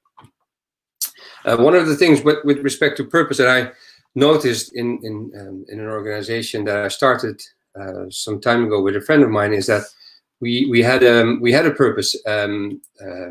We came up with it during a dinner, and basically it was very short, but we wanted to build fat shit. Now that seems a bit abstract, and I guess in certain ways it was, but somehow it resonated, and we grew, and clients enjoyed working with us, and were inspired by us because we just wanted to make really fat shit. I mean, like cool stuff that other people would not be able to build. And employees came as we grew, and intrinsically shared our intention and our purpose. So it felt in a way as if people, or if someone magically turned on an on button on the magnet. So people kept coming, clients kept coming, employees kept coming, and so on. Obviously, growing very quickly comes with a lot of challenges and so on. We, at one point, I think, forgot a bit to keep the purpose alive. We still wanted to build fat shit, but it was a little bit more difficult to maintain it because, well, of the size and of growing and so on and so on. And so we forgot our purpose to a certain extent. And what we noticed is when we did that, when that happened, someone at one point challenged us and by saying, all right, I'll press the off button on the magnet effect and see what happens then. So purpose in exponential times, even when it gets really difficult to focus on the stuff that you back in the days started the organization for, is something that you need to keep alive. Purpose is an activity game. it is not something that you write on a paper and just leave. It's something that you need to push, live, feed. It's like a plant. If you don't feed the plant, it will die. So that happens with purpose as well. An activity game. I cannot stress that enough. So, and the lack of purpose, like I just said, will eventually sort of make you, perhaps as an individual, but also as an organization. I always need to be very careful with saying this, but it might become hollow. Like I just said, I mean, it's important to sort of repeat the purpose and to make sure that everybody lives that particular purpose. So the in exponential organizations, self-managing, like Christus said, is an important element. If in any transaction that we do as an organization or as a person, we know what that is and where we need to go to, it becomes much easier to live it and to actually go towards that particular end goal that you set, that is part of your purpose. Without it, like I just said as well, you will just hover and go nowhere. And especially, I think in this this time and age, the financial reward alone is being acknowledged more commonly as limited in its ability to motivate. So people are looking for the authentic inspiration to contribute to their own actions to achieving the targets of the company and of an individual. And I think it's precisely in the midst of a setback or challenging time, like I just said, that leaders should be actively encouraging positivity and focus on purpose and intention, because it really will help teams weather the storm. So there's so much more that I can really tell and say about this, but Chris, is there anything that you would like to add to this particular purpose part of the Well, I have two questions for you. Yeah. I would really love it if you explain your nickname Fresh Air, and because I also believe the reason I brought that up is because you are yourself, as an entrepreneur, as a leader, extremely purpose driven, and that purposefulness, if that's a word, in my observation, we're currently working with a very, very large, very traditional organization, and you're bringing innovative fresh air there. First question, fresh air. Second question, what is the purpose of your current initiative around VR training to prevent ethnic bias in policing? And you're presenting later tonight about that. So you've got about a couple minutes left. I'm curious if you could just bind your purpose message back into your current work. I would love to hear that. Yeah.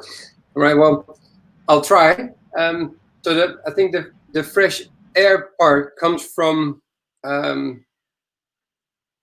think the relief that people feel that if they're stuck and they ask for help or they reach out to have a discussion, is that in many cases the fact that they are stuck is due to the fact that they are trying to think their way out of a situation, so rationalize and so on, and to create steps as where purpose individually deeply felt like the direction of the heart. And if you try and follow that again, not pushing away all the other things that obviously you need to do when you're running an organization, but if you go back to your core, you will know what kind of decision you need to make, the one that feels best. I mean, it might still not be comfortable, but it will be the best choice, because in the end, if you make a choice that is deeply felt, comes from the heart, you will always be able to defend that particular choice, regardless of it being wrong down the line. Because you cannot predict whether a choice will be the right one or not. So deeply felt purposes, sticking to it, and making sure that people sort of take a step back, look at it, and work according to it. What I hear many times is this big sigh of relief, and I think that is part of the fresh air that I like to bring. And then the other one, the VR training, your question, which has to do with ethnic profiling, which is kind of a hot topic right now due to sad developments, is actually to bring more, trying to sort of put the right words there, is to like, we're at home working from our screens at this point in time, and missing, I guess, this particular excitement that you can feel when you actually meet people. I mean, the screen is nice, but it doesn't really sort of do what a physical meeting does. I think we need to up the game for experiences, and I think one of the ways of doing that, is through VR. It might sound a bit odd, but it is the closest we can get digitally to a deeply felt experience. Soon we might have a smell and wind added to these experiences by having kind of equipment at home. But I think our goal is to let people experience more digitally, and then obviously through that particular channel we can help start dialogues on difficult topics, or make people make information more sticky because it was experienced in a more hectic way, and by default then it sticks longer and more profound. So that's a very long purpose, and normally I would go into organizations and say, like, right, so that particular purpose that you just said feels like a concession more than a goal. It's like you set down 6 or 8 of you, and you all wanted something to say about it. But it's basically to experience more is would be our purpose, I guess. Yeah, is that the right? Yeah, that's great. I'm not gonna talk about your dream of creating a smell and wind machine. That's something else altogether. They're out there. Yeah, it's nice. But yeah. I will attest that I have been able to immerse in this VR training, and I think it's just consciously, and I'm sure unconsciously, it's very hard to separate because it's fully immersive. And what I like what you guys did with it as well is, of course, it's data based as well, because a lot of people, I don't have ethnic bias, and of course we all have ethnic bias, and actually having the data and tracking how long or how quickly they go to an encounter and engage people of the current behavior or look or smell in your case, or how long they wait. These are all fact-based, because data levels are arguments. These are fact-based observations that then the instructor and the counselor come back and say, what we have observed here is this, this, and this. What you remember is this and this, and the data says this and this and this, and then that can be such an enriching.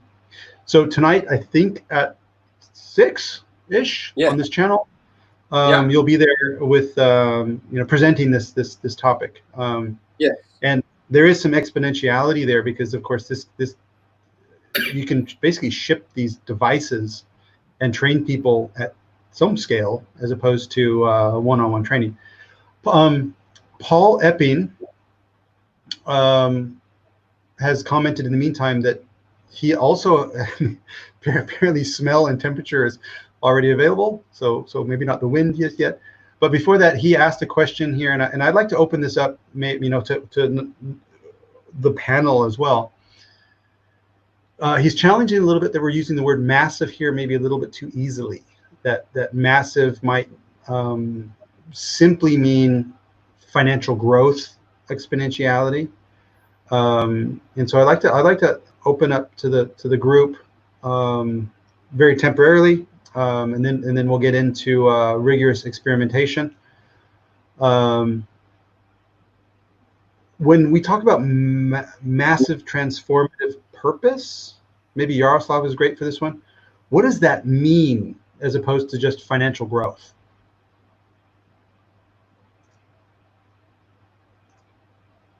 You need to unmute.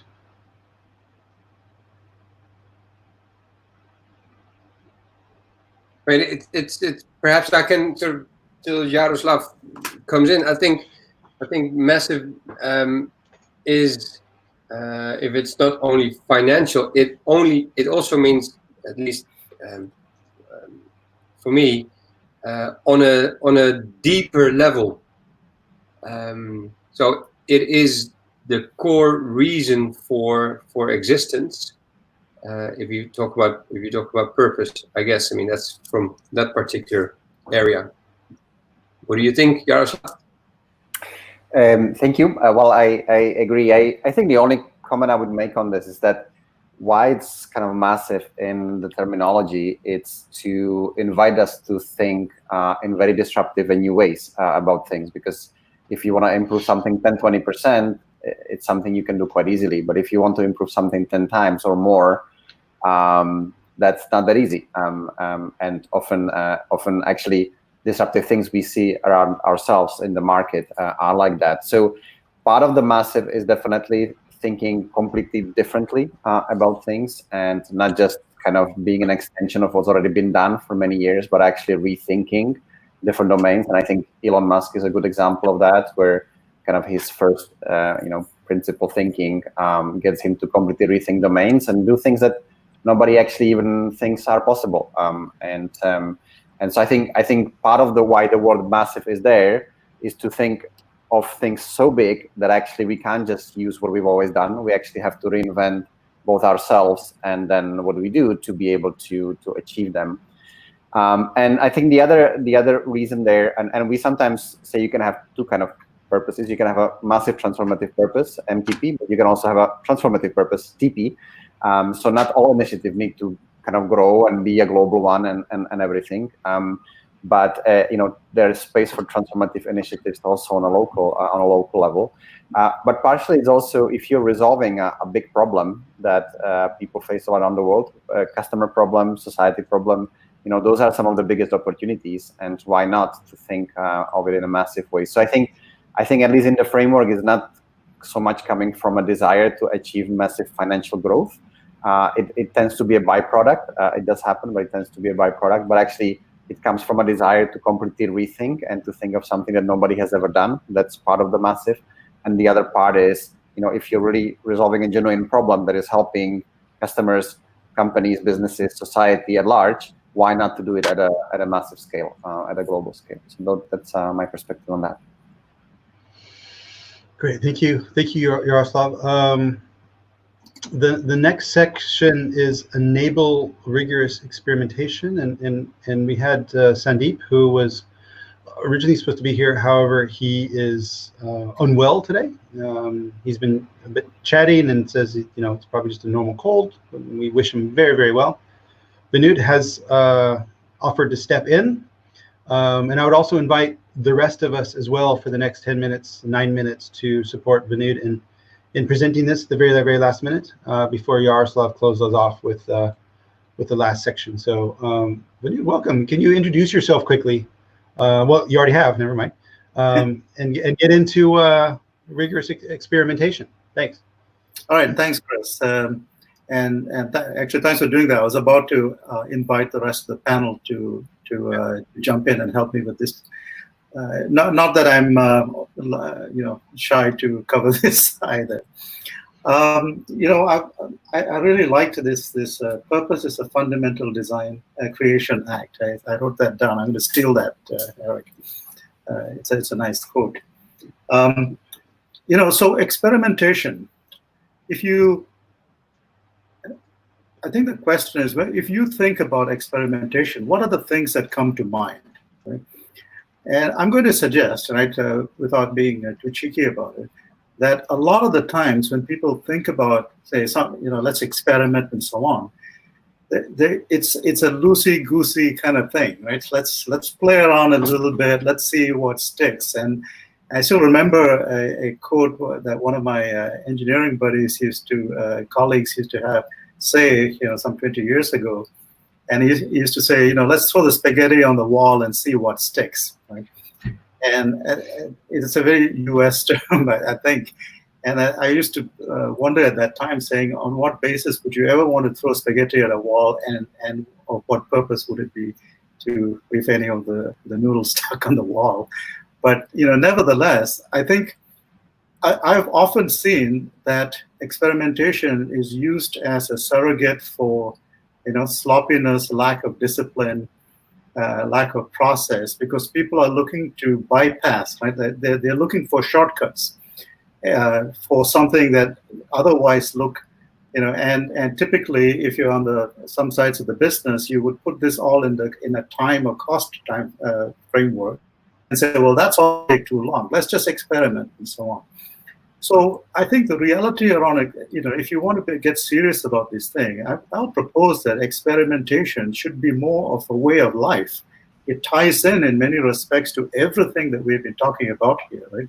All these components come together, for which the way that you approach life and the things that you're doing has to be sort of just a built-in experiment, which means that the attributes of what would those things be? You have to be open to results, right? You have to have a certain speed of reaction. You need to have rigor and discipline with respect to what it is that you're measuring, and you must adhere to those results. You can't just make it up. Right?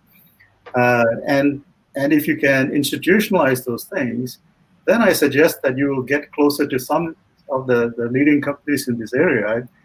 Some years ago, I took part in this Toyota Production Systems. The famous TPS that Toyota at that time in the US offered these courses, mostly meant for manufacturing. But I managed to sneak in there. And the question they asked was that if you had gone to the Toyota headquarters or any of the offices and you went in and asked somebody, who's responsible for quality here? They would kind of give you a blank look, because the answer was everybody, right? Everybody was responsible for quality, whereas in many of our companies we would say, no, go see Joe over there, and that's the quality department, and it's a one-off, right? So the example I was using from Toyota was, if you look at how they do things as an example, at every step of the way, they have the feedback mechanism, right? You can conduct your own mini experiment in the assembly line. They have very rigorous way of measuring the before and the after, and a very quick cycle to determine, is it worth following through on, right? And it is embedded at all the different levels, down from the nuts and bolts all the way to the design, right? So just as a life concept, they have actually embedded things like this. So the basis of this thing. So one of my bosses used to say, right, an experiment is the most precise thing that you have to do, right? How would you know if you don't instrument it very well? And you could, what one has to avoid is to have a prejudice for the answer, right? You must set it up with the hypothesis and your paradigms and so on, because you're going to test something, and you're going to test to see whether that something is a valid answer or not. And the or not is as valuable as the yes, right? And when you set something like that up, there has to be actually a culture of discipline. Now, how many of you have been in companies? In fact, I would suggest that it's the majority, right? Where you have here, employees can put in suggestions for all kinds of creative things. Here's the box, and there'll be a group. I've been in all these companies where we always have a group that's supposed to collect all the creative ideas from employees and so on, and we'll vet them and say, oh, that's a very cool idea. This is how we can reduce call center cost and so on. And most of the time, those ideas never see the time of day, because it's not so much that you have enabled the first part of the experimentation, but all the adjacent processes and ways that a company is set up does not support experimentation. So regardless of an executive's intent, to say, come on, nobody will get fired if you experiment, just take a chance, right? Has to translate into the way that a business actually functions, right? So what are your business processes around that? What are your approval processes for granting funds, right, to enabling those experiments? I mean, will that be allowed? Will your CFO have an issue with that? So it's all the different ways, I believe, right? And so when we talk about intolerance and incompetence, I think this is actually more this is what we have to actually fight, right? Is the lack of precision around the concept of an experimentation, and making it sound too much like a shortcut, when in fact the rigor around an experiment is actually what will save you, not just for the experiment, but for everything that you do as a business, right? Because the time to decisioning, as you get those results from the experiment, so many organizations, we have some colleagues here who have told us, like the ING Bank and so on, who have gone to an agile transformation, and this is a big deal in many companies, going through, the entire company is going to an agile transformation mode. It's actually very heavy, complex transformations that I don't, disagree should be done.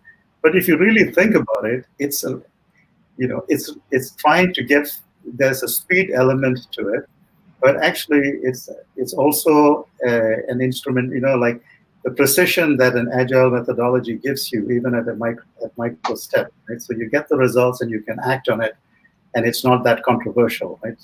And it's really a time to decision. And you don't, in my opinion, you don't have to do it in such a heavy way if you understand the fundamentals of what an experimental ecosystem looks like, right? And how you transform that into a normal way of doing business, as opposed to a one-off. Let's go over here and do the experiment, as opposed to how do you live a life that is always experimental, right? And I'll use sort of a personal example, something I'm going through right now, actually. So my son is one of these overachievers, and he signed up for this physics class over summer, right? God bless him. Intensive 6 weeks of physics. And somewhere in 2 weeks, so it's now, this is in week 3, so he decided that he really likes this thing called the Indian tea, it's called the masala chai. And it's not everybody's cup of tea, to be corny about it. But so I started to make this thing in the morning, and there's the tea, there's the water, there's the milk, and there's assorted aromatic spices. And as I started to make this thing, every day I had to modify the recipe. I wasn't quite getting it right. And, after the first week, I realized that I was in danger of repeating it, because I was not precise in what I was doing. I wasn't measuring out exactly how much water and milk, how long was I boiling it this time? Was I writing it down? Right? And actually, so this week I started with, of course, all the very precise measurements and all the changes that I was trying to see, but also a small questionnaire for my son, beyond a simple, do you like it? Did it taste okay to you or not? To just, like 5 more attributes about it. Was it bitter? Was it sour? Did it linger in the mouth? Did you get the sense of too much tannins? No, not enough. So that precision, I think, is what, if you set it up as a normal course of doing business, I think you can easily, the quality and the speed with which you can operate to scale very fast. So I think this is very much tied to the scale and discovery elements, right, of an organization. That if you can do this first part well, right. I might have ignored this tolerance and failure, because the note I was making was, you cannot think of the outcome of an experiment in those kinds of, it's a failure or a pass. The result itself is what you're looking for, no matter what, right? There isn't a good result or a bad result. The result of an experiment will always be a good result, because it will inform you about what to do next, right? And that's what you don't see, enough these days. But let me throw it up to colleagues with some input. Well, thank you so much. I think any result out of an experiment is valid if you're learning. I think because which is basically underlying everything you just now said. And Veenod, thank you so much for stepping in there at the last minute. We need to hand over to Jaroslav for the last section, and then I, as moderator of Work Life Stage, need to tee up a video for the next session, and I've been having little problems with that, so I'm going to focus on that. I've got some external help beaming in.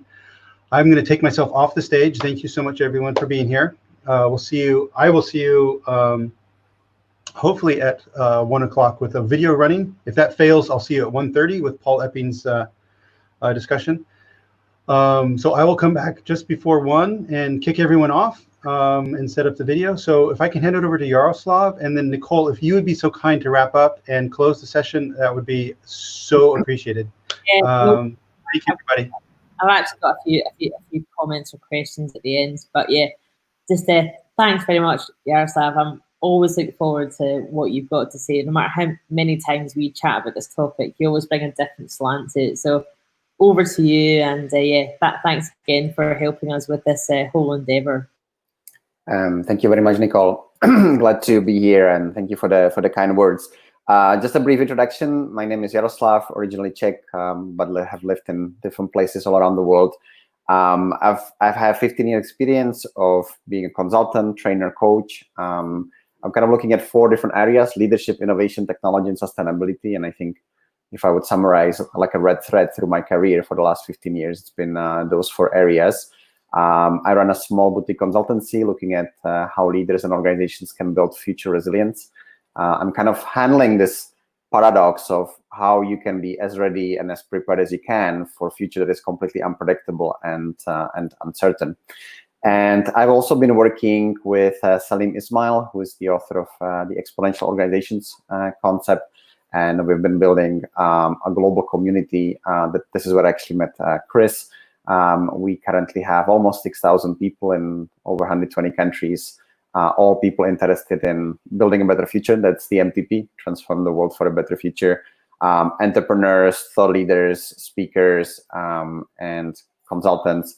It's a very interesting group of people, and I'm sure there are some of them here on the other side. I can't actually see anybody who's on here. I'm just seeing the panelists, but I'm sure there are some people on the other side.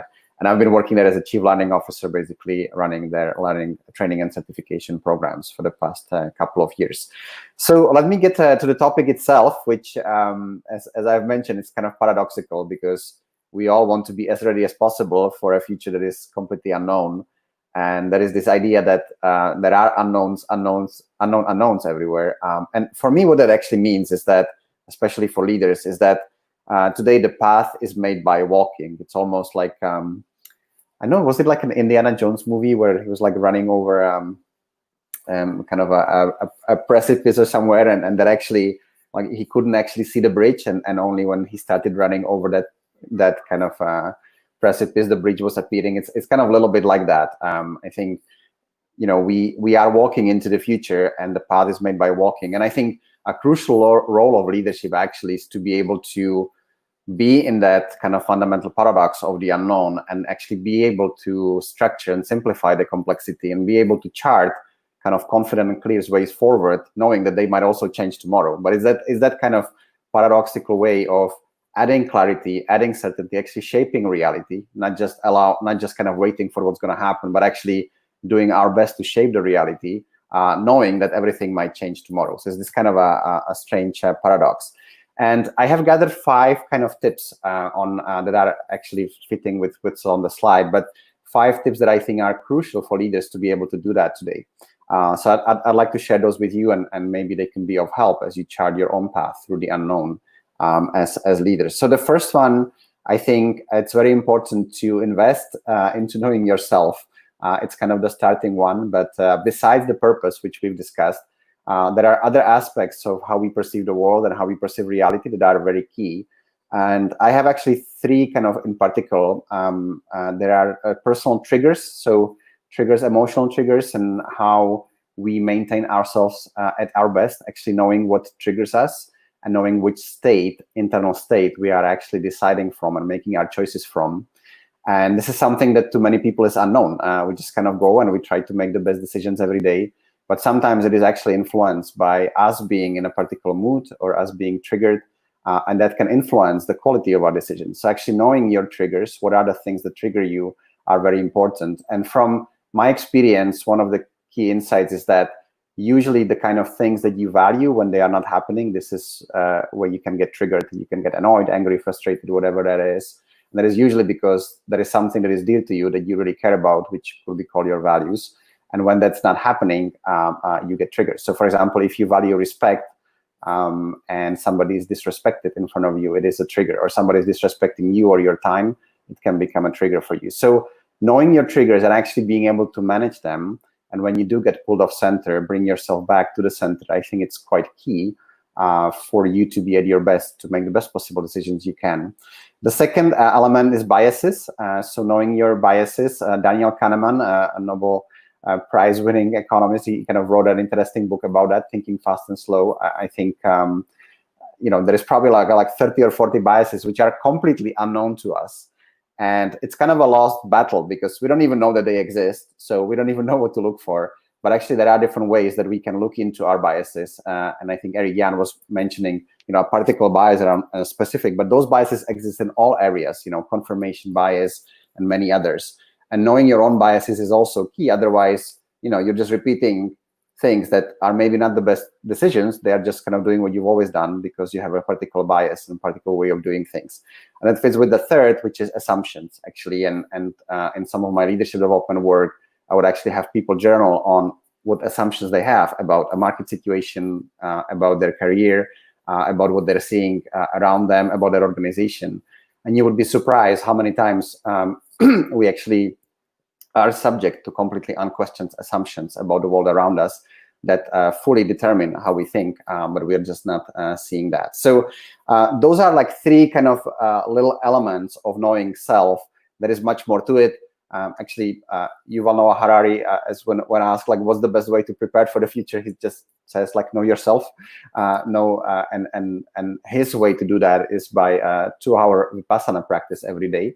So that's perhaps a bit extreme for some, but actually knowing yourself seems to be a great investment. Analogically to that, my second recommendation is to know your organization, and you probably have 3 key elements. You have the people in your organization, and that is key. So as much as you know yourself, you want to know your people, because they are, at the end of the day, the core competitive advantage. I think even for us as OpenEXO community, we have a platform, we have a methodology, we have tools, but the most precious thing we have is those 6,000 people, 5,500 people, and the culture we've been able to build. So knowing your people, knowing the visible things of your organizations, the processes, structures, and operations, is everything structured in the best possible way, but also knowing the invisible things. So what is the mood of the organization? What are some unspoken stories, unspoken rules? What is the culture, right? The way we do things around here. It's very key. So that's the second point, knowing yourself, knowing the organization. A third recommendation is to actually be confident in not knowing. I sometimes, it seems that at least what we see kind of publicly, like leadership is either about knowing all the answers and being 100% confident, or when people kind of fail, or the environment and the life beats them up, then they go to the other extreme, which is I don't know anything, and they kind of give up and kind of quit. But actually, both of these are expression of what Carol Dweck would call the fixed mindset. So I either know everything or I know nothing. But actually, the truth is perhaps somewhere in the middle. It is you can be confident in the face of not knowing. So you can be you can actually confidently say, I don't know what to do, but I will figure out, right? And it's a different kind of position than I know exactly what to do and we will do it. I don't know anything what to do and we'll just give up. And there is something in the middle, which is I don't know right now how to address that, but I'm confident we can figure it out if we work together. And it's an invitation for collaboration as well. So this is kind of what she would call a growth mindset. Number 4, invest in the right things in terms of your growth. I'm kind of a little bit of geek on personal growth. I've been always very interested in that, and investing in different courses and reading books and doing all kind of different things. But I think it's also important to invest in the right kind of things. And I think as the environment around us is more and more uncertain, I think investing perhaps in skills is becoming tricky. I was just speaking about a month ago with somebody that spent 2 years studying a machine learning degree and learning how to code and create algorithms. And he was just saying, Jaroslav, now all of the things that I have studied painstakingly to actually be able to do and to code, I don't need them anymore, because with TensorFlow and other frameworks, you can just build things without actually knowing how to do it. You can kind of do it, much more easily. So basically, he was saying, my 2 years of studies became obsolete very quickly. So I think it's less about investing into skills, although skills still matter, obviously, and being able to do things well, it's still very important. But actually, as things are more and more uncertain, investing into kind of your mindset and the way you think and the way you actually approach any situation, being able to walk into a new situation and quickly get the skills that you need and even relearn a new field that you didn't study or didn't know anything about just because you need to. There's a lot of people who are now picking up coding and learning how to code, although they have never done it before. So I think that's quite key, to have the right mindset that would enable to do that. And ultimately, I think is actually investing in your own character and your own sense of values and how you actually are able to navigate the world around as everything is uncertain. Because as things are uncertain, the only thing we are left with is our character and our life choices about how we approach our lives. And the final one is how do you resource yourself? And that's kind of the theme of the future resilience. And that's maybe connected to what kind of support systems you have, what kind of people you have around you. How do you maintain your health, what you eat, even things like that. But also, in generally, just how do you resource yourself to be at your best, knowing that we don't know what the future will bring. And 4 or 5 months ago, we didn't know what the future will bring. And we had to resource ourselves, and more of that might be coming from all kinds of different reasons. So those are my 5 tips. Know self, know organization, be confident in not knowing, invest in the right things in terms of developing yourself, and resource yourself, build future resilience. Thank you for your attention. Handing over to Chris and Nicole. Thanks. Nicole, can you wrap up quickly? And then we've got like 30 seconds, and I'll throw you out. Yeah, it will be quick. No, I'm kidding on. As always, lots of words of wisdom. I think that I mentioned earlier in my chat, technology is growing at an exponential rate, and we're talking about exponential times. But we've still not mastered the ability as individuals or organizations or people to consume change at the rate which technology is expanding. So those tips that you've mentioned, Jaroslav, they're just absolute gold. And it's not massive shift changes, it's lots of small incremental changes that will make a difference. And as we all know, doing that on scale is not easy and not for the faint-hearted. But yeah, I just want to say thank you very much for Chris and Jaroslav for, first of all, setting up the panel, getting us all in that room in Amsterdam in January. Can't believe we're here where we are just now. But now more than ever, this stuff really rings true. So thanks everyone for joining. Please have a read at the orange paper. And thanks everyone on the panel for coming along and getting involved. Really appreciate it. Thanks, everybody. Thanks, Nicole. Thank you, Jaroslav, Erik, Veenod, Sandeep as well. Get better. Bye now. See you later.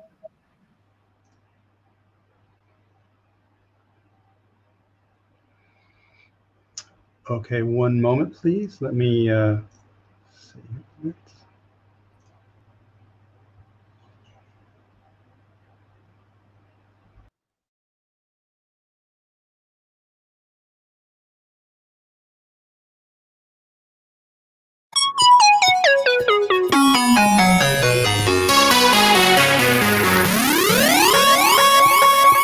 Welcome to Everyday Entrepreneurs Everywhere with your host, Chris Parker.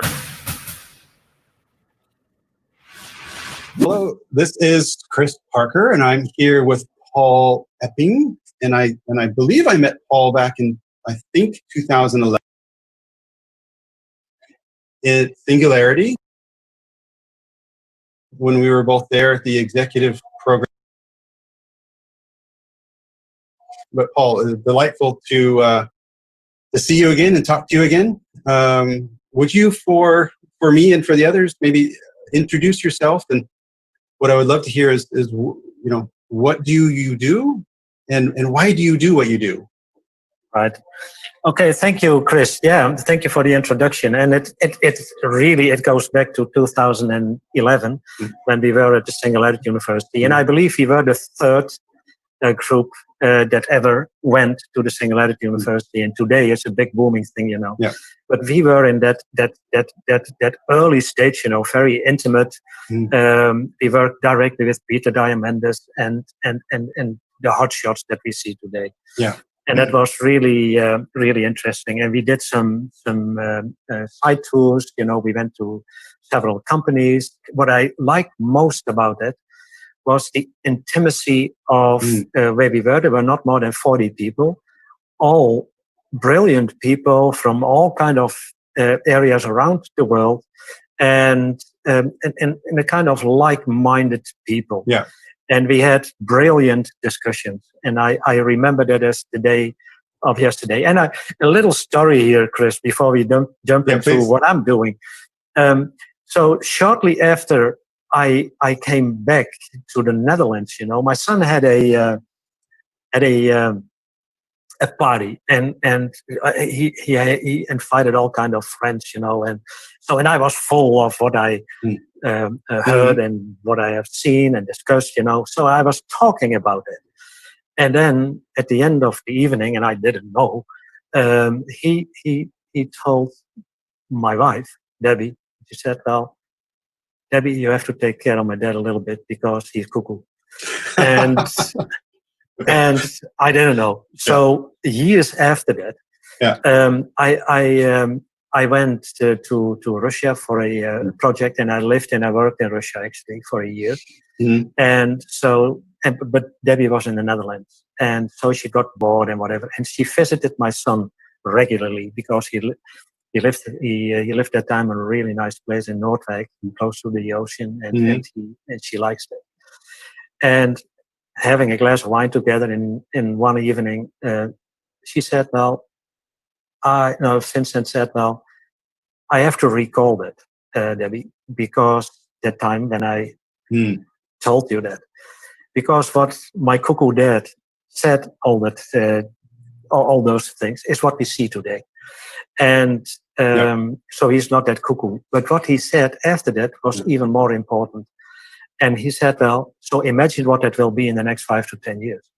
So in his business now, he's a marketing manager of a US company, and he is using all those insights that I shared with him to put that in his company as well, so that company is also changing and moving ahead of the curve, you know, and that is what they are still doing. So they are still world leader in the work that they are doing, and it's very much based on, let's say, the thinking of exponential technologies, infusing that in their company. So that is an interesting story, but it like you, it's changed literally my way of thinking, and a lot of people around me, including. In the big company that I was working, the CEO literally said to me, "Paul, don't talk about the future. It's not going to happen. Stop with that nonsense." Literally. Yeah. And so I stopped talking inside the company, but outside the company even more. Even more. I had a bit of a similar experience because at that time, 2011, I was CIO, group CIO for LeasePlan. You know, it's a mobility company, over 30 odd. The leasing company. And I sat in one of the, I think you probably did as well, sat in one of the first versions of the I guess the Google car is what you call it back in the day. Yeah. We saw that thing with the LiDAR on top, you know. Yeah, so I was sitting in there. A lot of computers spinning in the trunk. Yeah, and I came back and I tried to, you know, raise alarm bells and say, hey, when driverless cars are here, and I have sit in one, our entire industry is gone. You know, what does that mean? And I basically got the same reaction you got, because it's not this quarter, it's not even maybe this year at that time. So it's going to be really fascinating to see. It completely changed my my perspective on it. And then, very interestingly, with another guy, Timon Meckel, who was has been a CIO of Athlon, one of the competitors. Him and I sat together and actually had the same sort of vision on it. And so we started doing some speaking, him and I, trying to wake up the industry. But it's, well, I guess the industry, you know, they'll wake up when they wake up. So right. Let's come back. Yeah. Let's come back to you. What? Tell us what you're doing and maybe why. Yeah. So because of all the things that I see around me changing quickly, and over I would say the last 10 years probably, I did so many keynotes all over the world, talking about exponential technologies and the dynamics of the exponential technologies, the impact that it will have. And I usually focus on a couple of areas that I'm really interested in, which is biotech, artificial intelligence, and nanotechnology. So that really that nanoscale is what fascinates me and what we can do there. So I was talking about that, and I had discussions with the audience, and I was all the time, I was so stunned by the fact that people had no clue what was going on around them. Even if they are people who are attending those keynotes, are usually people working in tech spaces, all kind of things. But very narrow focused, and that's why that was my observation and experience, not really looking around them, what is happening and how can we use that. So then in my work that I did that time, I have been CIO in several big hospitals in the Netherlands, and I also brought it in our technical environment. And in one or two hospitals, it was more successful than another one, because the adoption was not how I envisioned that.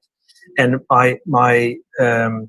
it were always interim jobs that I did, because I run my own company. So I was that as an interim for usually half a year to a year.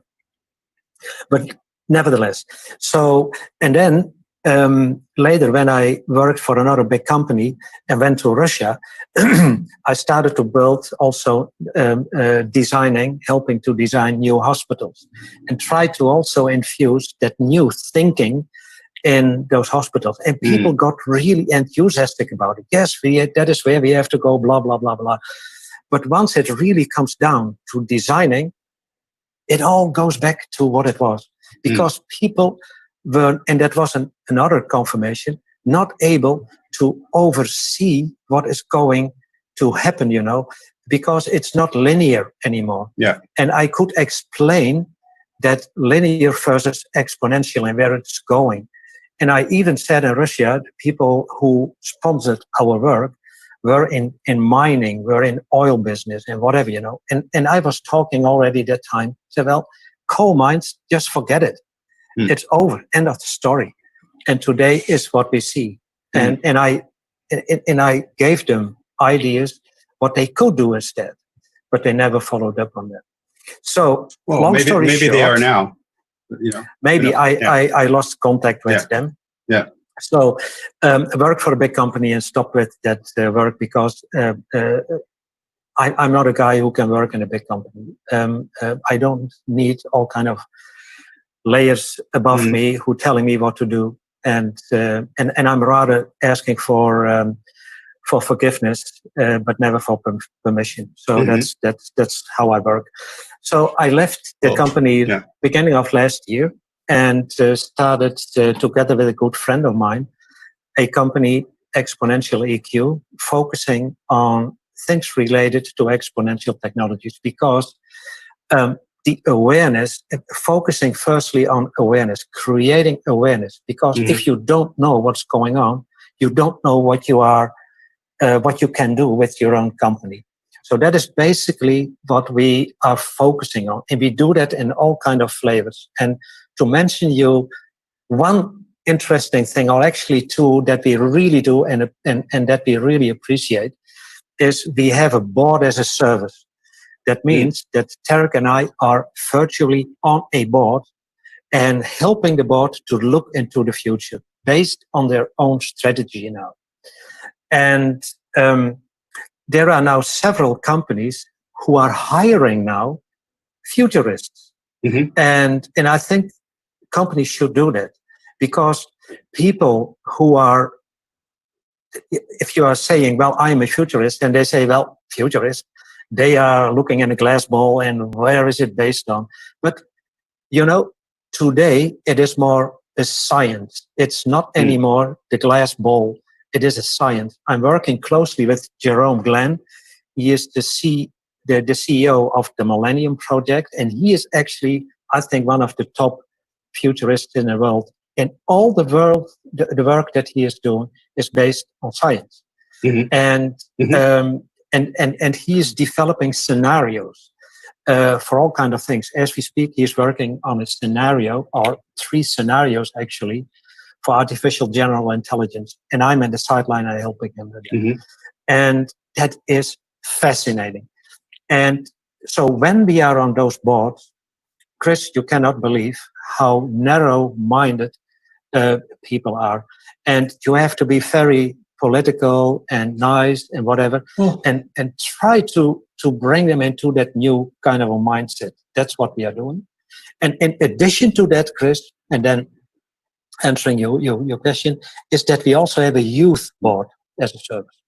So now we're bringing in young people, younger than 25 years old, the digital natives. Yeah. And the youngest board member that we have in our own company is 9 years old.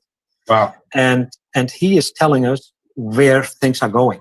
Yeah. And how that happens, And I'm mentoring a couple of other people who we are now recruiting also to be part of the youth board. And those young people, 14, 15, 16 years old, they are on a different planet. And they are helping us to open our eyes even. You and I, we are really skilled and educated in exponential technologies, but they live it.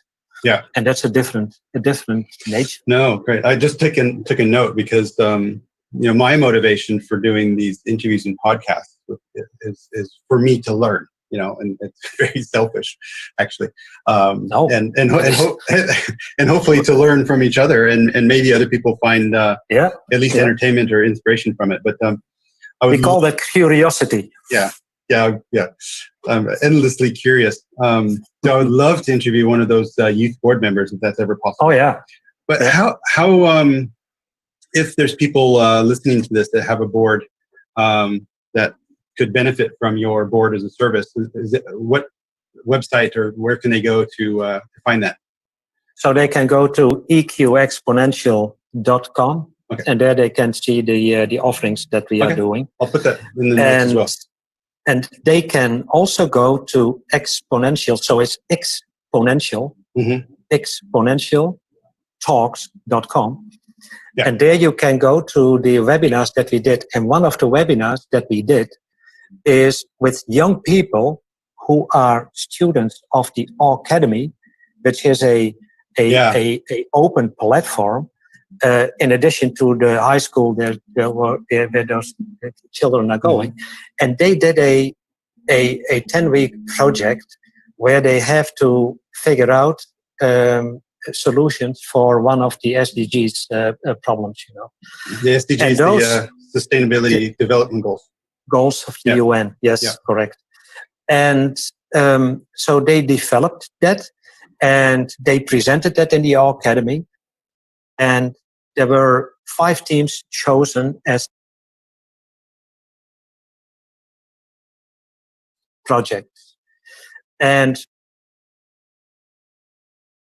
invited those teams in our webinar as well. And that is all taped, that is all on record.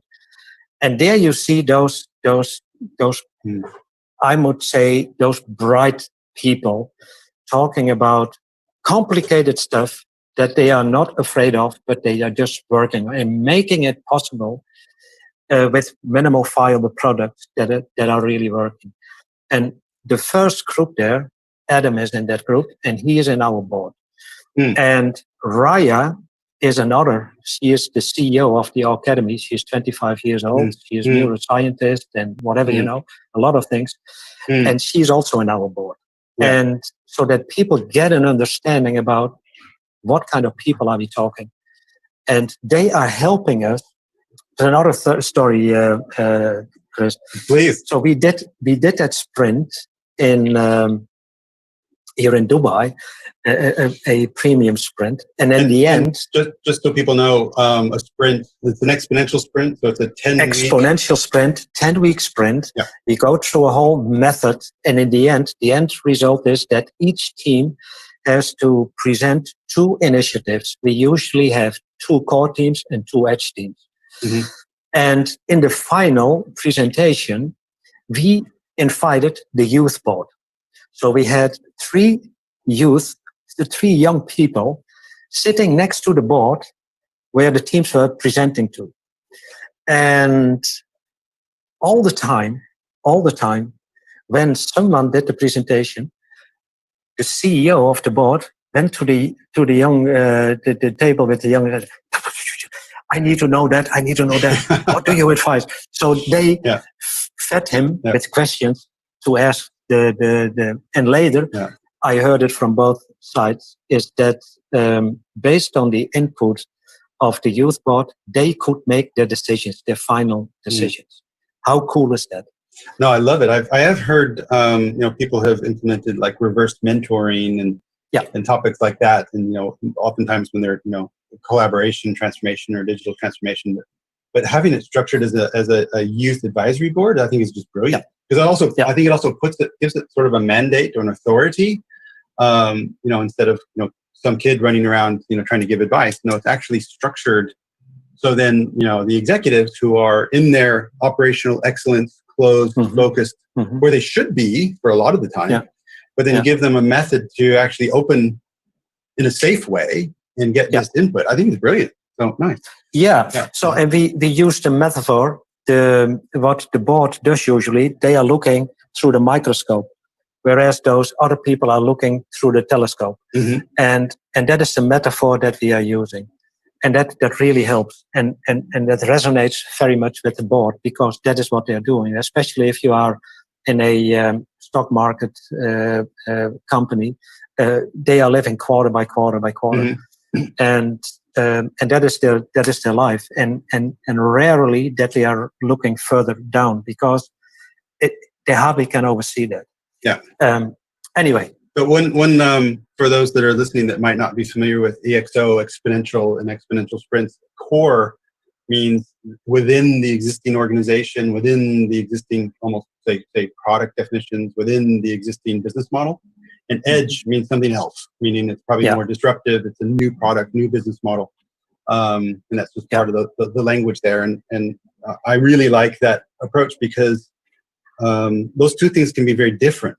When you're going through the sprint, to think out of the core, out of the box, it almost gives you freedom to explore more wildly. And if you are working in the core, but then there are natural constraints and boundaries that need to be adhered to and respected. So just and you cannot really disrupt that because that is where you make the money. What you can do is to improve a lot of things using the attributes that we are using in the exponential transformation world.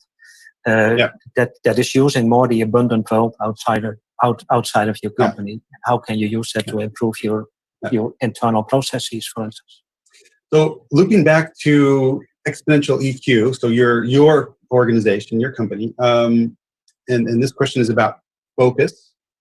I suffer from shiny object syndrome. There's so many things to do in around exponential technologies, exponential attributes. What's going on with new business models. How do you maintain focus on maybe the right clients or the right topics over time? So our focus is always, we are let's say industry agnostic. So that means that what we are doing applies to all kind of industries, because all industries will be, or organizations will be impacted by exponential technologies. So our focus is always to start to talk about the dynamics, and what we are doing then, applying that to a certain industry. As we speak, we are starting with the financial world, several big projects that we are going to start, and we are talking about how does exponential technology impact your financial business. And we are not talking about banking, we are talking about finance 5.0. So we are putting it really far away. And one of the people we were talking to last week in our webinar is the CTO of Alibaba, Zeng, Dr. Zeng. And so we had him in a webinar and talking about what is going on in the financial world.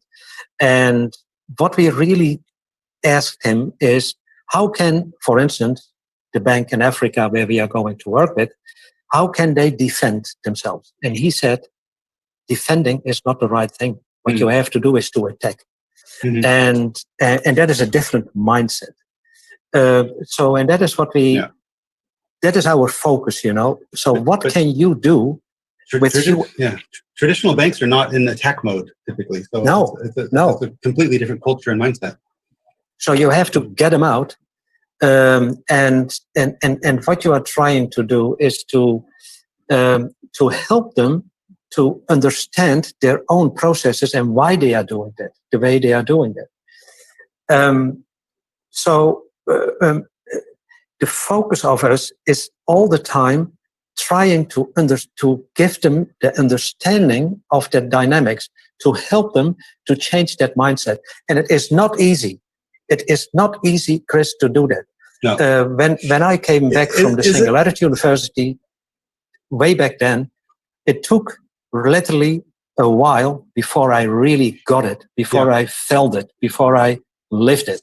My question will be, is it possible to change the mindset? And let me couch that in a perspective, because as you know, my passion with this is how will these exponential capabilities impact the actual customer experience, the customer journey, the customer life.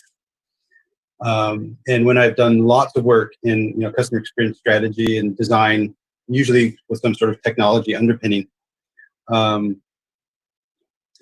have never seen an organization be able to shift its perspective on customers from selling from scarcity thinking, to exploit the customers, shift to a collaborative, co-creative, value enriching customer-centric mindset. I've never seen that shift happen without a fundamental leadership change, basically new leadership. Yeah. I'm curious, in your experience, and I hope you can please prove me wrong. Please prove me wrong. Is it possible for an existing leadership team to truly fundamentally change, or is it? Yeah. You're looking for incremental change. How could you? Yeah, I can give you an example. We were working. We did this EXO premium sprint with a construction company. Mm-hmm. And at the end of our sprint, I kept in contact with them, several meetings, whatever, follow-up things. And literally, what the CEO literally said to me, Paul, what you did was amazing work. You helped us to shift the mindset, because what people are doing in my company are talking a different language now. And during the Corona crisis, Chris, they are running 8 sprints at the same time. Because what they want to do is, what can we do with the existing stuff that is going on in construction to do different things with? And they are really, as we speak, doing amazing things. They already were implementing a couple of initiatives as a result of the sprint. But there are 2 things. The CEO said to me, Paul, you helped us to do that, to bring that mindset going on, blah, blah, blah. You helped us to deliver that baby, and now we have to nurture it. But he said it was a rough time for the teams. They work 80 hours a week and more, and that cannot stand in the shadow of the complexity of finding an MTP. And how cool is that? Mhm. That because he said, well, how can we find something that everybody understands, not only in my company but also outside? Mhm. And he literally drew me to or dragged me to a big, huge whiteboard in the coffee corner with all kind of small sentences, representing potential MTPs. And that is the work, And while we were there and he was talking about it, we were working on an MTP, and people came by, cup of coffee, talking, discussing. Nice. Yeah. But the other thing that is my last thing is what he said. Well, we are now implementing initiatives, and once that is done, we are leaving because we cannot lead the company anymore. Well, that's a mindset. You're proving my point. That is a mindset shift. Yeah. So you have okay, but for that person to have that insight and awareness, and and most undoubtedly then work on the succession planning in order for it to work. That I think is true leadership and true mastery. Yeah. Yeah. So that is what they did, and we have to get out of the way of the younger generation. What we do actually, we will help them in the back to do the political things, if needed. But we have to get out of the way. Yeah. We don't understand it anymore. It's that's profound what you're sharing. Thank you so much. And we have about 2 minutes left. We've already spoken about a little bit how people can get in touch with you. So I think in the last 2 minutes, if you would be so kind, you've used the term MTP a lot, and maybe massive transformative purpose. For many of the people, in 90 seconds or so, are you able to define what MTP is and why that's so important? Yeah. The MTP is your tailwind. The MTP is what gives you energy, what gets you up in the morning, and I want to do that. I want to get that done. I want to get that, and you live it all the time, and not only you, but the people who are working for you all the time. And it should be something that connects to your heart. Our MTP of our company is transform humanity to make a difference. That's what we do. That is the core of our work. And all the things that we are doing revolves around that. So if we come up with new offerings, it always is connecting to that because we want to transform humanity. And that starts also with individual people, you and me. Individual talks that we have with people is as important as if we are talking to a company. And if people have their own purpose and found that own purpose, then it is easier for them to develop a purpose for the company. And what does that mean? Your purpose, finding your purpose, is something that if you experience, that if you hear, that if you are that what you are reading or seeing, whatever, that gives you the goosebumps or something, then at least that is how it works in my life. Yeah. And if I see that, then I have something, wow, I need to understand it. Wow. And then I do some research to that. And then from one thing into the other thing, That is how I got into Singularity University. When I heard Ray Kurzweil talking in Denmark, that gave me the goosebumps because I had a natural, let's say, connection with what he was saying is what I feel, but I didn't have the tool set. The emotional connection. We are at 30 minutes. We are out of time. Learn more at ebillion.com/podcast.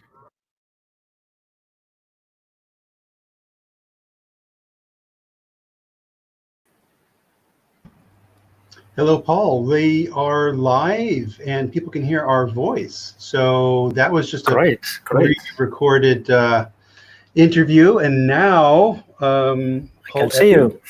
Welcome and thank you for chatting earlier and engaging earlier. So what I'd like to do is just hand it over to you.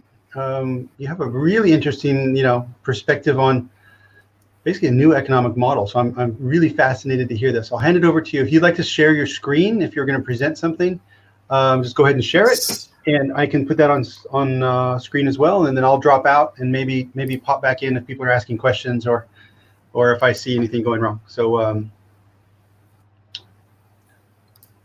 I have to share it again.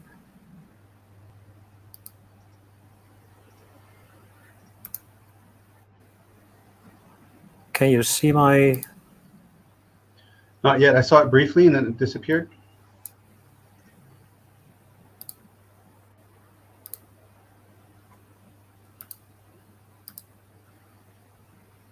Can you see it? Not yet. Should be the similar to Zoom, the little share screen. You can share your whole window, or you can share. Yeah, I did.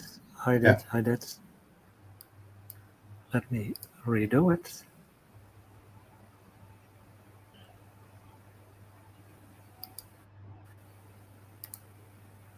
See it again. Let it catch up. And now, can you see it? Almost, yeah. And add to stream. There you go. So, Paul, my friend, you are good to go. You've got 27 minutes. So, and I'll pop back into it. Yeah, give me a signal when I have to wrap up, because I can talk forever about this. All right, thanks, Paul. Yeah. So I'm going to lead you through a new model framework, if you will, about economics. And because what we have seen so far is that the current economic models, framework, if you will, are not working. And I call it the death of the GDP. So a little bit about myself. I'm Paul Epping. I live in Dubai. I have a company here, and that company is focusing on exponential transformation and everything that revolves around that. The work that I'm doing now, that I'm sharing with you actually, is what I'm studying for a long time, and always surprised that our economy is not really working. And I try to combine several models into one model, and that is what you see here. Don't worry about it. I will get back to that later, and work now through the components that makes this model in the end. So, and we are hearing a lot about exponential change today because of the coronavirus, and people are talking about the next normal. And I think, well, next normal, what is normal? These kind of buzzwords, to me, it doesn't mean anything. And then what I also hear is the great reset. Hey guys, if you do a reset, you are going back in time. And if it is great, probably it's a mainframe. It's like a computer who are you resetting, you're going back in time. And that's not what we are going. We are going forward. So I think it's more about the never normal. But what is economics? So I underlined a couple of words that are important in this context, what I'm talking about. It is a social science. So think about it. It's a social science. So I think economics itself is not a science. We are talking about a science, but it is not a science. And it studies how we, businesses, whatever, how we are making choices and how we are satisfying wants and needs of people. And trying, you see, it's a science, but trying to determine how this group should organize and coordinate efforts to achieve maximum output. And that is the problem that we see today. And everything that we see around this is the GDP, the gross domestic product. And I'd say that it's a kind of a perfection of linear thinking over the last 70 years. And prospering economies, look at this. I think this is as thin as what you see here as a paperclip. And here are some ideas what we see as that I see as a shortfall in the GDP. It is built during the manufacturing age, so a long time ago. And it is only focusing on things that can drop on your food, so products. And it is quantity and not about quality. Very difficult in this context to define quality. And it calculates things that are not related to what we are doing today, like using the internet full time. And that leads to a deflationary effect. And I will talk about it a little bit later. It's focusing on averages, whereas I think, well, medians are way more meaningful than what we are doing here. And what we just saw, to get that maximum output is connected to greed. We want more and more and more and more. But is that real good quality? I doubt that. And it's only about cash transactions. But if you are talking about things do it yourself, homework that we are doing, our housework, volunteering work is not in there. And I find it the GDP is an obsessive compulsive disorder because companies, countries, nations have to comply. Because if you are not following that rightly, then people are in stress, completely in stress. Because if you are 2 quarters a little bit lower than the line that is predicted, we are in a recession or in a depression if it is even a couple of more quarters. And what about health and education? It is only in there as costs, whereas those things are the pillars of a healthy economy. And here is the bad thing, you know. So here are economists and doing all kind of nice calculations to predict this linear line. And it doesn't make any sense anymore. And if you not comply to that, you know, it's 2% or 3% growth every year, then you are in problem. And what we see here is, especially in times of exponential technology and growth, we see this prediction is going the same thing, and we have to comply to that. It's just ridiculous. And then all of a sudden we have this pandemic, and now we have a problem. And everything, the new normal that McKinsey is talking about, and it's all fine that they are talking about it, but the new normal, in their opinion, is moving back to the GDP, whereas I think it's ridiculous. The GDP is, in this context, will not survive anymore. And hopefully that will be a blessing for all countries and companies. But we ring-fenced it.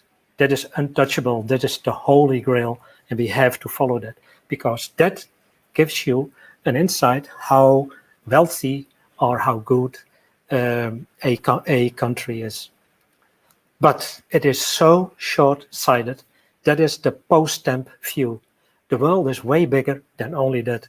And this is the envelope to the short-sighted people.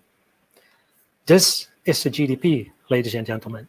It is trying to say something about a world that is way more complicated than what we express in the GDP, whereas the whole world is following that sliver. It's just ridiculous, and we have to think. And what does it to us? It is the emergence of greed. Well, let's pump out the oil and the gas and coal and materials and metals and wood, whatever, you know, just to fill the greed of people. That is fulfilling people's wants and needs. That's what we are doing. But is that really good? Is that the damage that we are causing to everything around us? The only thing that we have to live on is a planet, and we are just sickening it completely. But how are we going to fix this? What is the cure? Well, here is an analogy with our lungs. These are sick lungs, lung cancer. This is the earth. And what are we prescribing as a cure? Hey, guy, come on, smoke a little bit more, because that will help you. And that is exactly what we are doing. We make the problem worse and worse and worse. And is that a kind of a great reset? I think we have to come up with something new, something radical different. This is what we see today, and I will come back to that because this is the bridge to the first paradigm that I'm talking about. These are, well, people who are in our community know this. There's all kind of exponential technologies from additive manufacturing to extended reality and biotechnology, etc. The interesting thing here is that these kind of technologies are merging, are converging, and that leads to new innovations, to new things that we cannot even imagine what will happen. But all those things today are somehow influenced with by artificial intelligence. Artificial intelligence also embedded in these kind of technologies. But if we are looking to the economy that we are talking about, and including those exponential technologies, guys, we cannot solve the problem with the same thinking as we created the problem with. So I'm going now to tie those paradigms together. The first paradigm is the abundance and deflation. All the exponential technologies are leading in the end to deflation, because the scalability of digital technologies is at a cost as close to zero. The marginal costs are close to zero. And whereas in our current economy and how we are working in our economy, we are propping our economy full with trillions of dollars to keep an 80 trillion economy worldwide afloat. And during this corona crisis, we are just propping trillions to get the economy going. And we are creating a zombie economy. That's my big problem here. So the deflation, that means that there is a reduction of general the prices, the general level of prices, and that is what exponential technology does. The corona crisis showed that to us, whereas we didn't drive anymore or flying over and down. We stayed at home, and we are using these kind of technologies, and it is easy to connect new people, new users to that, So we don't need to go to the offices. So this has a deflationary effect on real estate. So do we need that many office space anymore? Or do we need to travel to a conference like this? Well, I don't think so. So that has a deflationary effect, and we have no idea today how to deal with it. And we see that everywhere. A couple of examples here in the energy sector. So the energy is deflating as well. It's getting cheaper and cheaper and cheaper. And it's even, now the oil price is way down, is even the alternative energy cheaper than fossil. But we have to stop with the fossil energy anyway.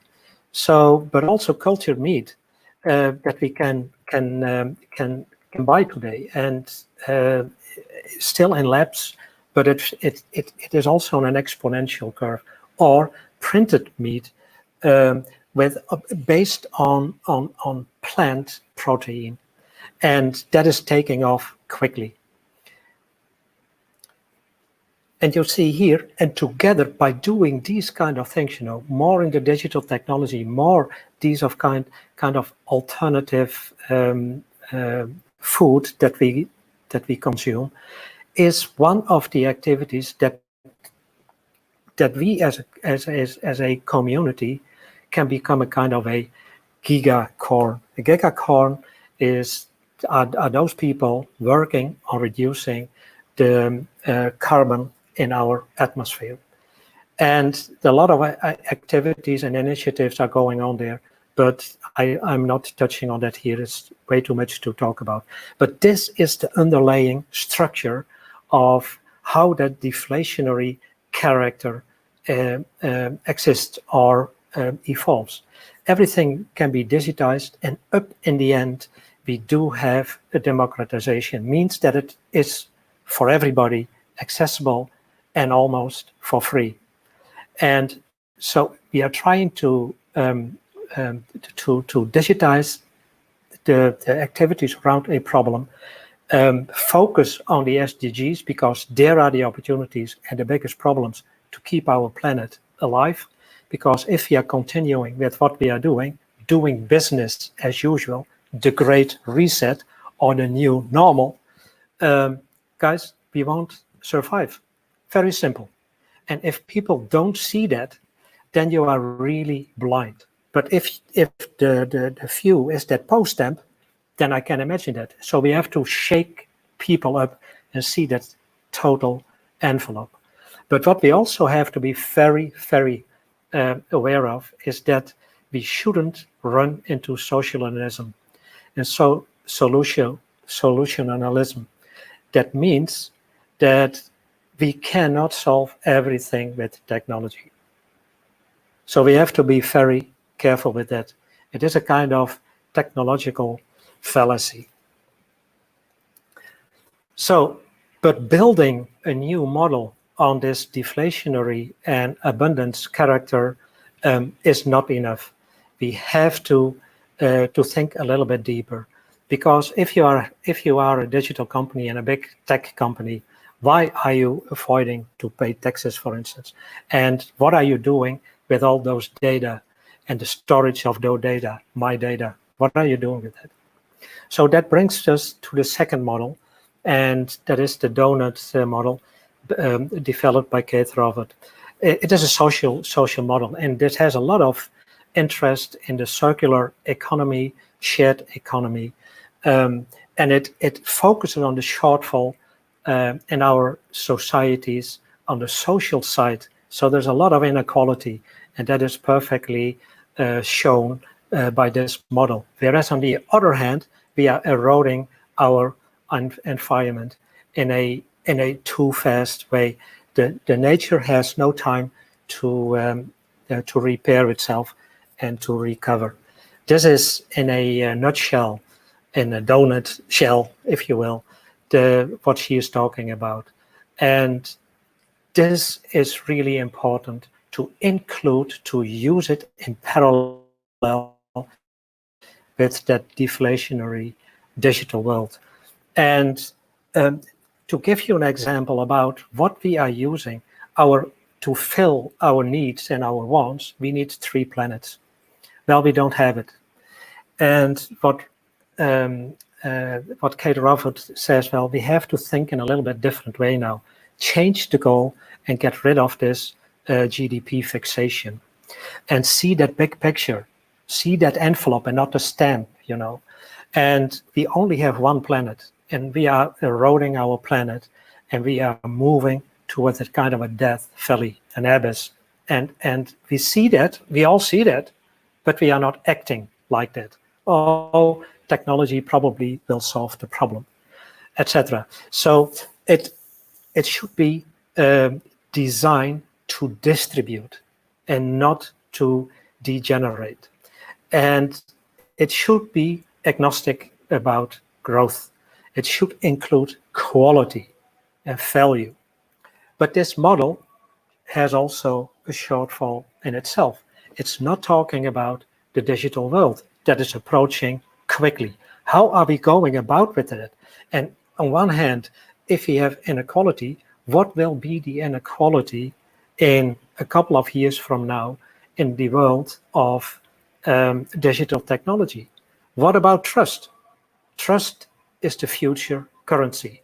If we are not trusting the technology that we are developing because it is run by algorithms that probably are 100% sure biased, are we trusting that? Those questions is what we have to ask, but that is not included in the donut model. So that's why I think that we have to go a little bit outside the thinking of economic models or technology, but go back to ourselves, because we only can change economies if we change ourselves. And I love the work that Scott Kaufman is doing. He revisited Maslow's hierarchy, and Maslow's hierarchy is actually the work that we see in the pyramid is unfinished work. And he tried to finish it and came up with this thing. And I'm using this because at the top now, we have the purpose. And it's not the self-actualization. That's very, very difficult to grasp that. But this purpose, love, exploration is how we are growing once the stability is there in safety, connection, and self-esteem. And we can reach that through education. Education will help us to do that, but not in the traditional way as what we do today. What we should do is moving from content to skills, from exams. Get rid of the exams, doesn't make any sense. Go to global solutions and try to solve those. Classrooms, out, over. But work on innovation hubs. Our subjects change that by interdisciplinary approach of certain problems. And not standardized stuff that has been approved, has to be approved by governments and whatever, Go to personalized. Because I'm learning differently than you do. And I have different needs. And how can I fulfill those? And it should be student-led. And it should not be stressed because of examinations. But it should ignite your awe factor, your curiosity, etc. And not focusing on answers, but on questions. Why are we not organizing examinations, if you will? Not asking for answers, but asking for questions. Because questions brings us to solutions. Einstein came to his brilliant things by questioning. And if you ask him, are you so smart? And he said, no, I'm only hanging longer in with questions and questioning myself. And the future is trust and empathy. That is our future currency. We have to move towards that direction. And it is an important part in our new economic model. It is a prerequisite to understand your own purpose and the purpose of your family and the purpose of your company. And that is a kind of consciousness that we can bake in our new economic model. And we see all kind of movements way more conscious than, for instance, the Republicans that we see in the US. They are just completely in denial about climate change and think that all the science around that is suspicious. Well, guys, anyway, so that's a different story, but it is really very, very problematic. So then the fourth paradigm is about, I call it the inclusive, massive, transformative purpose. And it is inclusive because we are, as a community, we have to create the values for stakeholders. We have to include it in what we are doing. We have to see it as a holistic exercise. That is why I think we are missing the I in the massive transformative purpose. It should be including. It should include life, as you can see in the new framework. The new framework has these three elements, and I will add the fourth in a special way. And it should be a balance between social foundation and the abundance and deflation. And then on the top you see we have the left and the right brain.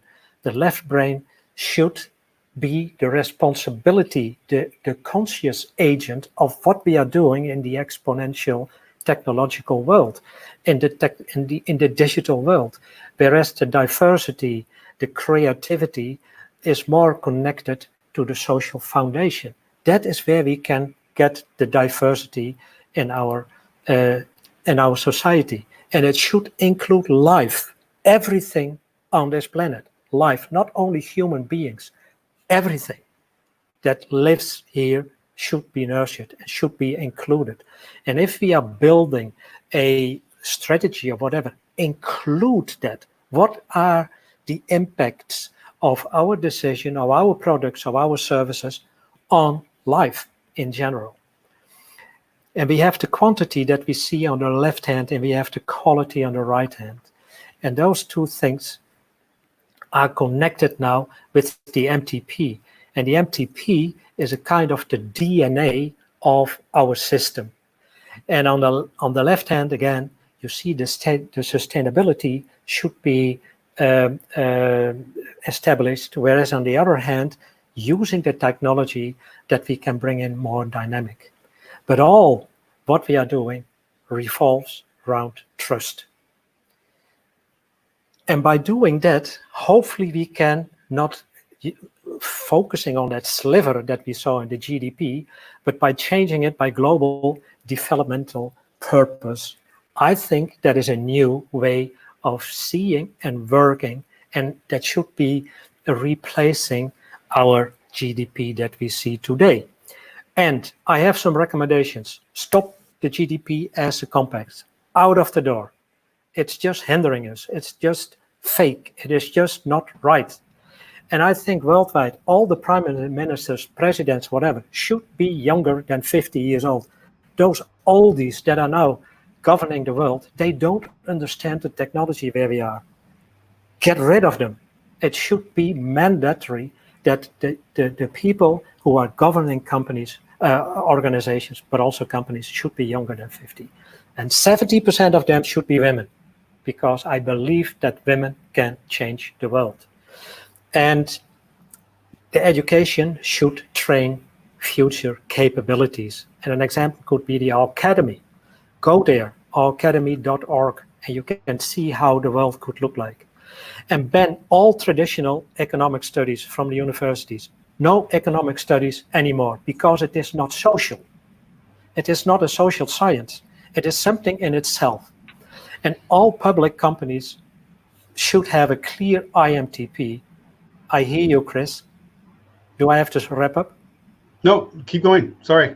Okay. I was just putting the Academy link in the comments. I'll shut up a little bit.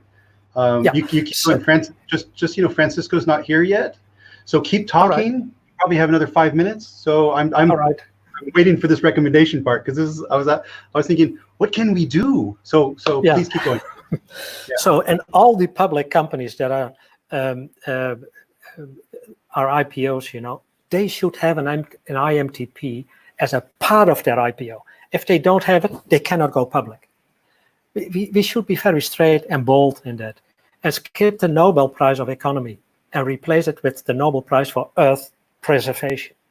That is a way better thing that we have to do. And ban all the companies visiting and presenting at the World Economic Forum. And those companies that don't have a sustainability at the core of the business that they are doing, don't let them in.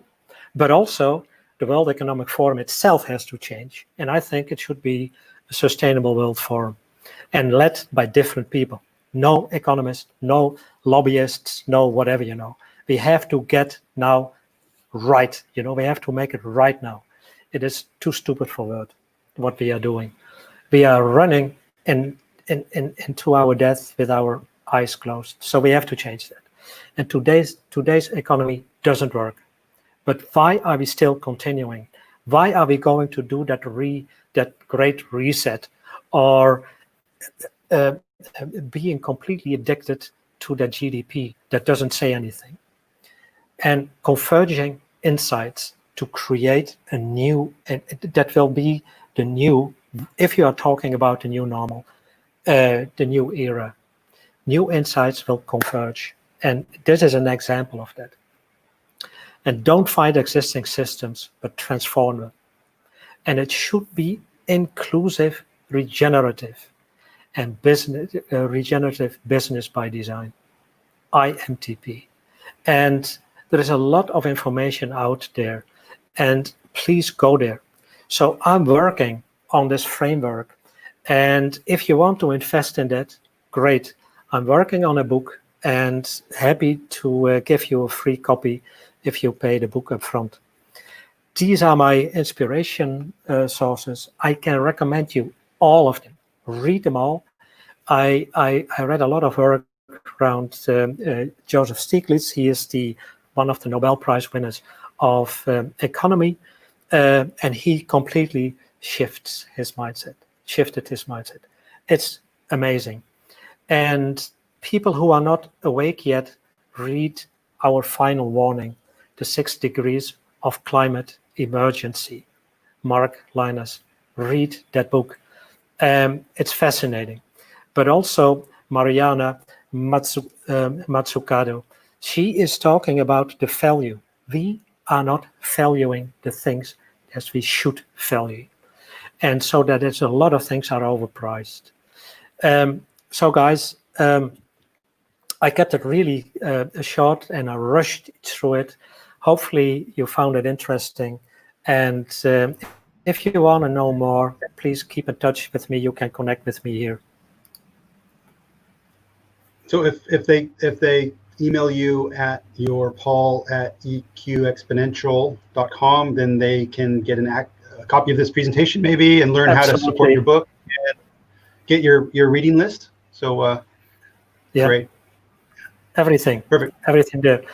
So I made it 2 minutes over. Bravo. Thank you so much. And Francisco Bravo. is in Hopper. I see his smiling face down below us. So Paul, thank you so much for taking your time, not only like a week or so ago for our interview for the podcast, but also for taking this time and sharing this vision. It's thought-provoking, it's challenging, it's confronting, and I really hope you continue with it. So thank you, Paul. Absolutely. Thank you, Chris.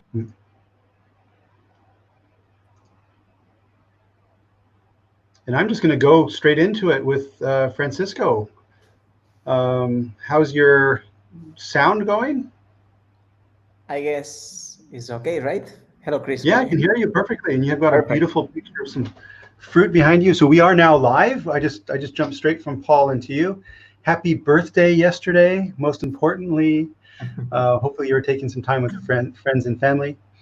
Maybe just a quick introduction. And then Francisco, if you can share your screen, if you have slides, and then I'll hand it over to you for the next hour. Francisco was instrumental in the movement around exponential organizations. Later and more recently, he has created an amazing community called the Purpose Alliance. And the Purpose Alliance is really a community of doers, for which I really try to be part of that community and get my hands dirty whenever possible. And there's some certifications in there that I hope you will talk about.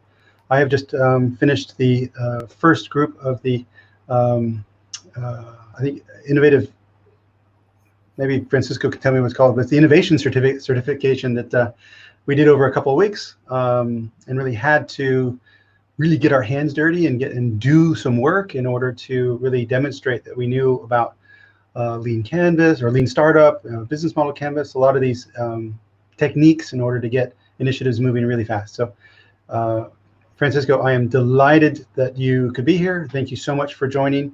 I'll hand it over to you. So if you want to share a screen, looks like Scully's in and maybe she's sharing the screen. Is that what's going on? I'll be doing it directly. Okay.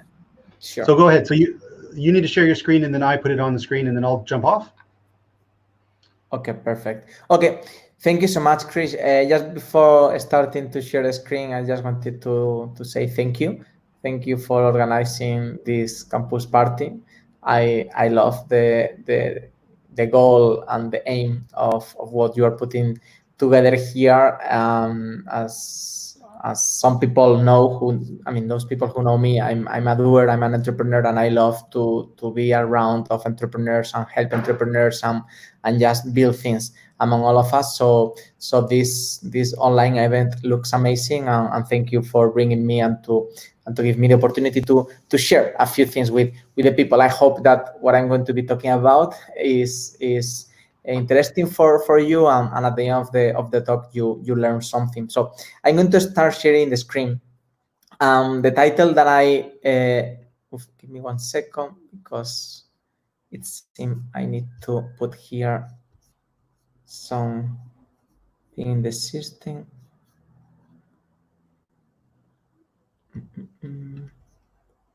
Okay, let me see if I can share the screen now. Okay, can you see my screen? I think you can, right? Can you see my screen? Yes. Yeah, so I can share the screen, but you have screen on screen. That was quite interesting. So, yeah, okay. There you go. It was an infinite thing. Okay, perfect. So today I'm going to be talking about how to make a massive impact in the world. We are living in maybe one of the most extraordinary times of human history. We have access to amazing technologies that allow all of us to do amazing things. we also have methodologies that help us to fail less and to move faster. And I'm going to be talking about that as well, right? But overall, I want to talk about mindset, which is the key in order to really make an impact. Making an impact can happen in different ways. I mean, through entrepreneurship, like launching startups or exponential organizations, of course, transforming existing and more traditional organizations. And we could talk about all the different ways to make an impact. But I'm going to be very, very focused today on entrepreneurship.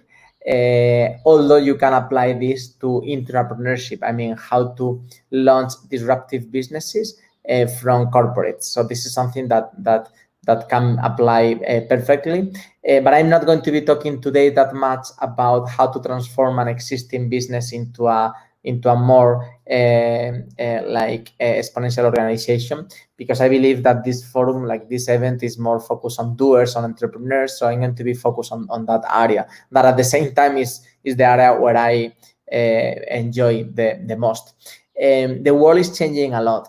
I mean, not only because of the COVID, but also because all the exponential technologies that we have around us and all the different new things that are happening every day, right?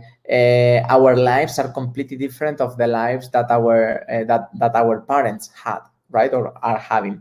And the lives of our children are going to be completely different of our lives, right? However, if you look like 6, 7, 8 generations ago, between generations, everything didn't change that much, right? But now the change or the pace of change is accelerating every day. And the same thing happened with businesses. The same thing happened with entrepreneurship, with startups. Even a startup is kind of an old word in a way, right? It's kind of traditional already. It's not like a new thing anymore. So we need to learn how to do things in the current world, and will be different in a few years from now. So what I want to bring today here is like the new way to do businesses, and at the same time making an impact, because the biggest challenges in the world are at the same time the biggest business opportunities, and we have to be aware of that.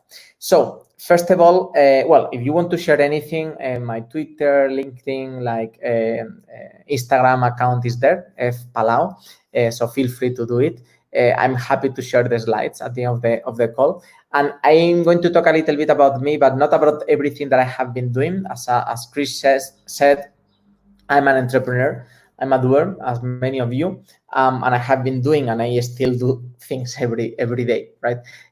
But more than the things or the clients that I work or I have been working for, what I want to talk is about a few lessons learned that I have had during my life. So I'm going to start explaining my lesson learned that I hope that is interesting for all of you, at the same time that I talk a little bit about my history.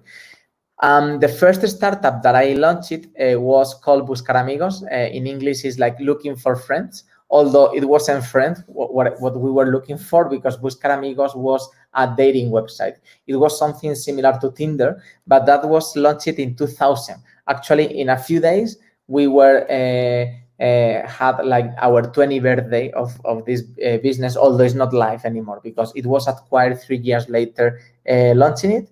And this brand was merged into a bigger one a little bit later. So the interesting thing here was that first, yes, was a successful business, right? But I was doing that when I was 19 years old, only with 19-year-old, and I had no money. I didn't even know how to build websites because I didn't study that in the university. So I was learning by my own. I was basically leveraging free assets that you had, like free servers and things like that, in order to build a website. And the most important part, beyond that business was acquired 3 years later, was that 1 year after launching the business, we received this picture from a couple from Mexico. And they were saying, well, thank you for building this website because we got married, not through the website, but because they met at the website, right? And I was surprised. I was amazed, and I was so happy to see that we were changing the people's lives at the other side of the world, because that was happening in Mexico. And back then, I never had been in Mexico, right? So from my parents' house, from my room, with my computer, I was making people's lives different. They were so happy. I don't know if they are happy anymore, but they were so happy 20 years ago, and I hope that they are still. But they were the first of many others that got married through the, well, because this was a website that we put together. So my first lesson learned was that nowadays anyone can transform the world with technology. Anyone. And that happened 20 years ago when we had, like very basic internet technologies. Now we have much more advanced internet technologies, but we also have access to drones, to 3D printers, to many things that can actually and really transform the world. So any of you can actually transform the world and make an impact. But let's see how, right? Because it's not only about the technology. The second company that I built was called iActive, and I built iActive after finishing my PhD in artificial intelligence. I loved, and I still love, artificial intelligence. And at the very beginning, the business was doing very, very well. Actually, we were growing like a lot, but we had a linear business model, and we wanted to be kind of exponential, right? We wanted to scale. So we raised 3 million euros. We hired a senior team, and we spent 2 years in the lab, building a new product, because we wanted to transform our business from service-oriented to product-oriented, right? Well, we launched the product. Well, before that, I also wanted to know more or learn more about, methodologies, well, like about businesses and so on. So I did an MBA. And, I was a very good student from the point of view that I was, like applying everything that I was learning and so on. And we, again, apply everything that we learn at the university, at the MBA, at the business school, and we launched the product. And when we launched the product, we failed.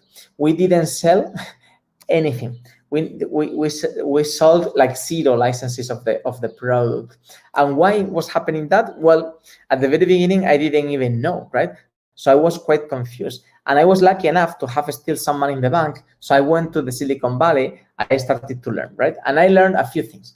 And you can learn everything now on the internet, but back then, you had to go to the source, to the place where, these wise people were. And I learned that, what I was told in the business school was that when you have an innovative idea, you put together a business plan. This is already old school, but back then it wasn't, right? I basically wrote a business plan. I spent like months writing a business plan, and I launched my business plan and my product and everything. And what happened when you launch an innovative business plan is this, that you fail. And you fail because actually a business plan at the very beginning never survives a first contact with customers, as Steve Blank always says, because a business plan is not a set of actions that you should be executing. It's actually a set of hypotheses that you should be evaluating in order to see whether you are, right or not, and you change things and you pivot, which is quite normal, right? So I went to the Silicon Valley and I met Erik in 2012, and that was amazing, and I started to learn so much from him. As you know, Erik is the author of the Lean Startup, the book, and the basic thing is that he was saying is that you don't spend 2 years building a product and let's see what happened after that. No, what you do is very, very rapid cycles where you build something very, very quick, you measure with real clients and so on, and you learn, right? And instead of spending 2 full years doing something, imagine that you have money for two years, right?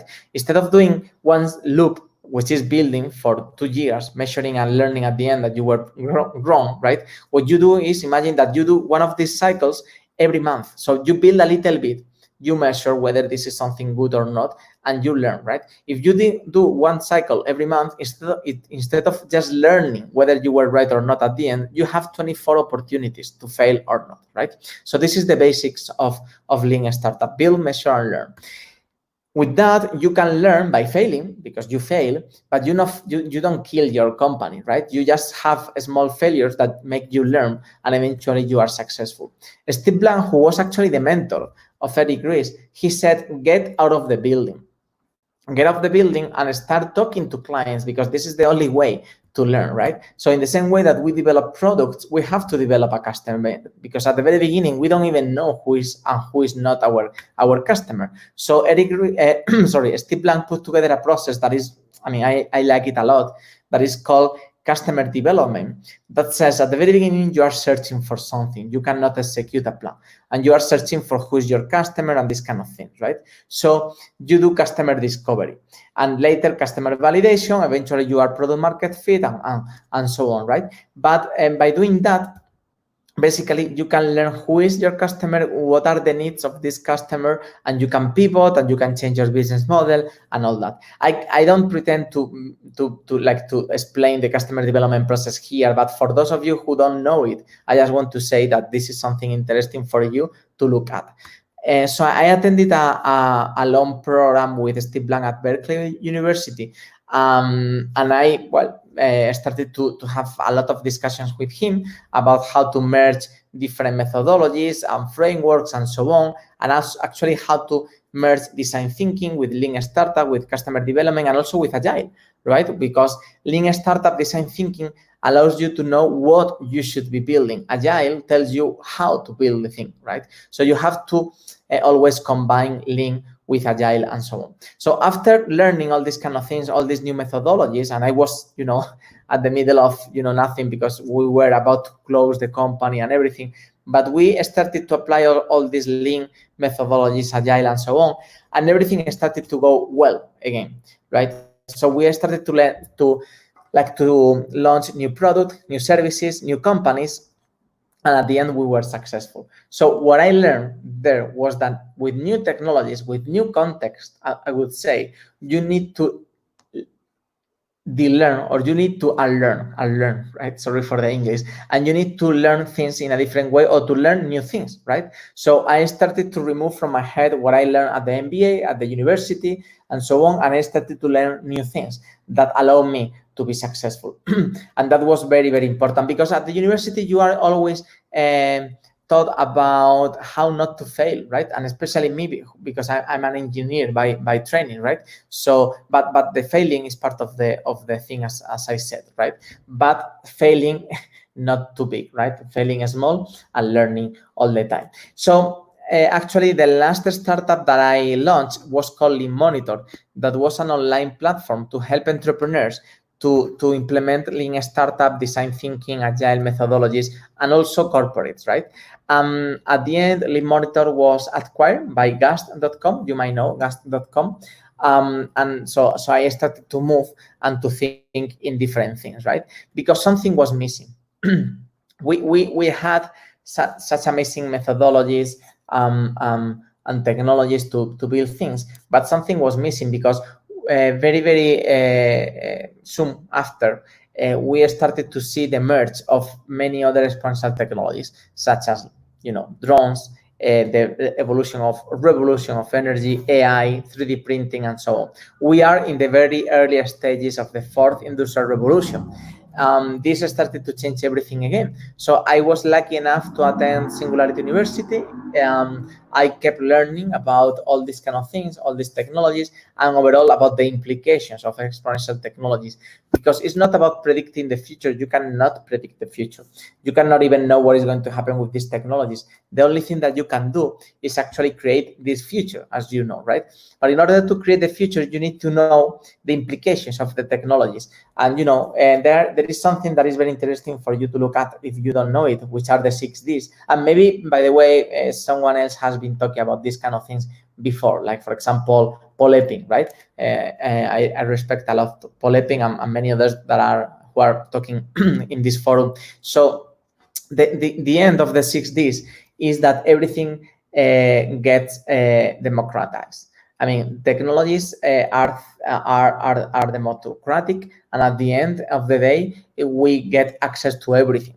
sooner or later we do, right? And what happened with that is that the business models of companies are changing. And I'm going to be talking here about something very, very important for all of you, which is what are the new business models that are actually being successful nowadays.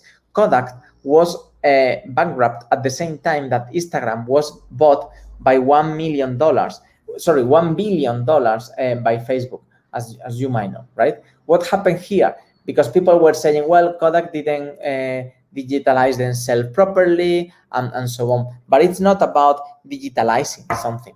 It's not about making the paper zeros and ones. No, it's not about that. It's about the business model. What happened is that Kodak used to have an scarcity-based business model. Instagram, on the other hand, had an abundance-based business model. Why? Because if you remember Kodak, they used to sell you these rolls of pictures with 24 or 36 pictures. So you had to think a lot about whether to take the picture or not, right? And you had to think a lot. With Instagram, the more pictures that you have, the better, right? And because they were selling abundance, not scarcity. With Kodak, you had to think the resource was very scarce and so on. But with Instagram, the more pictures there are on the internet, the better for them. The more pictures that you can take, the better for them, for Instagram and for the whole movement, right? So everything is actually becoming abundance, as you might know. There are an abundance of energy. There is an abundance of art. There are an abundance of resources. The only thing is that we have to connect with this abundance and to distribute it properly. But with technology, we can start to do that. And this is why all the business models are changing. And this is making that most of the current traditional businesses are feeling like this mammoth, that are basically feeling obsolete because they have to transform themselves in something else and they don't even know what is the new shape, right? So there is a new phenomenon that is called the exponential organizations. That is a new thing. It's actually something that is the evolution of startups from my point of view. Okay, and I will explain later if you want the differences. But exponential organizations are those that are able to connect with abundance and to manage it in a way that they can evolve and they can scale in an exponential way, just as technology does, basically. If you think a little bit about it, Airbnb is it's so successful, or well, although now with the COVID everything is changing, right? But it's even worse for traditional hotels, actually.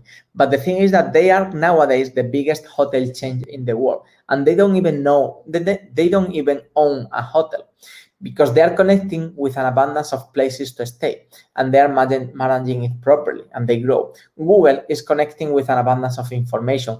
Netflix is connecting with an abundance of content. Uber is connecting with an abundance of drivers. Instagram, we were talking about Instagram before, they are connecting with an abundance of pictures, right? And Exponential Organizations, that was a book that was written by Salim Ismail and Yuri Van Geest, and they were, and we, because we, a group of people were helping them to basically understand everything and doing a deep research, right? And basically what they were doing is analyzing which were like the common factors that made a company being scalable and being exponential, right? And at the end, we discovered 11 attributes. Those are what we call the EXO attributes, and those are 11, right? So there are some attributes that are helping us to connect with abundance, and there are some other attributes that are helping us to manage the abundance properly. Some of those attributes are the community. For example, TED is a company that is run by the community, and the community is so engaged with TED. Another attribute is leverage asset, which is that you don't own the assets as Airbnb. You just leverage them when you really need them, right?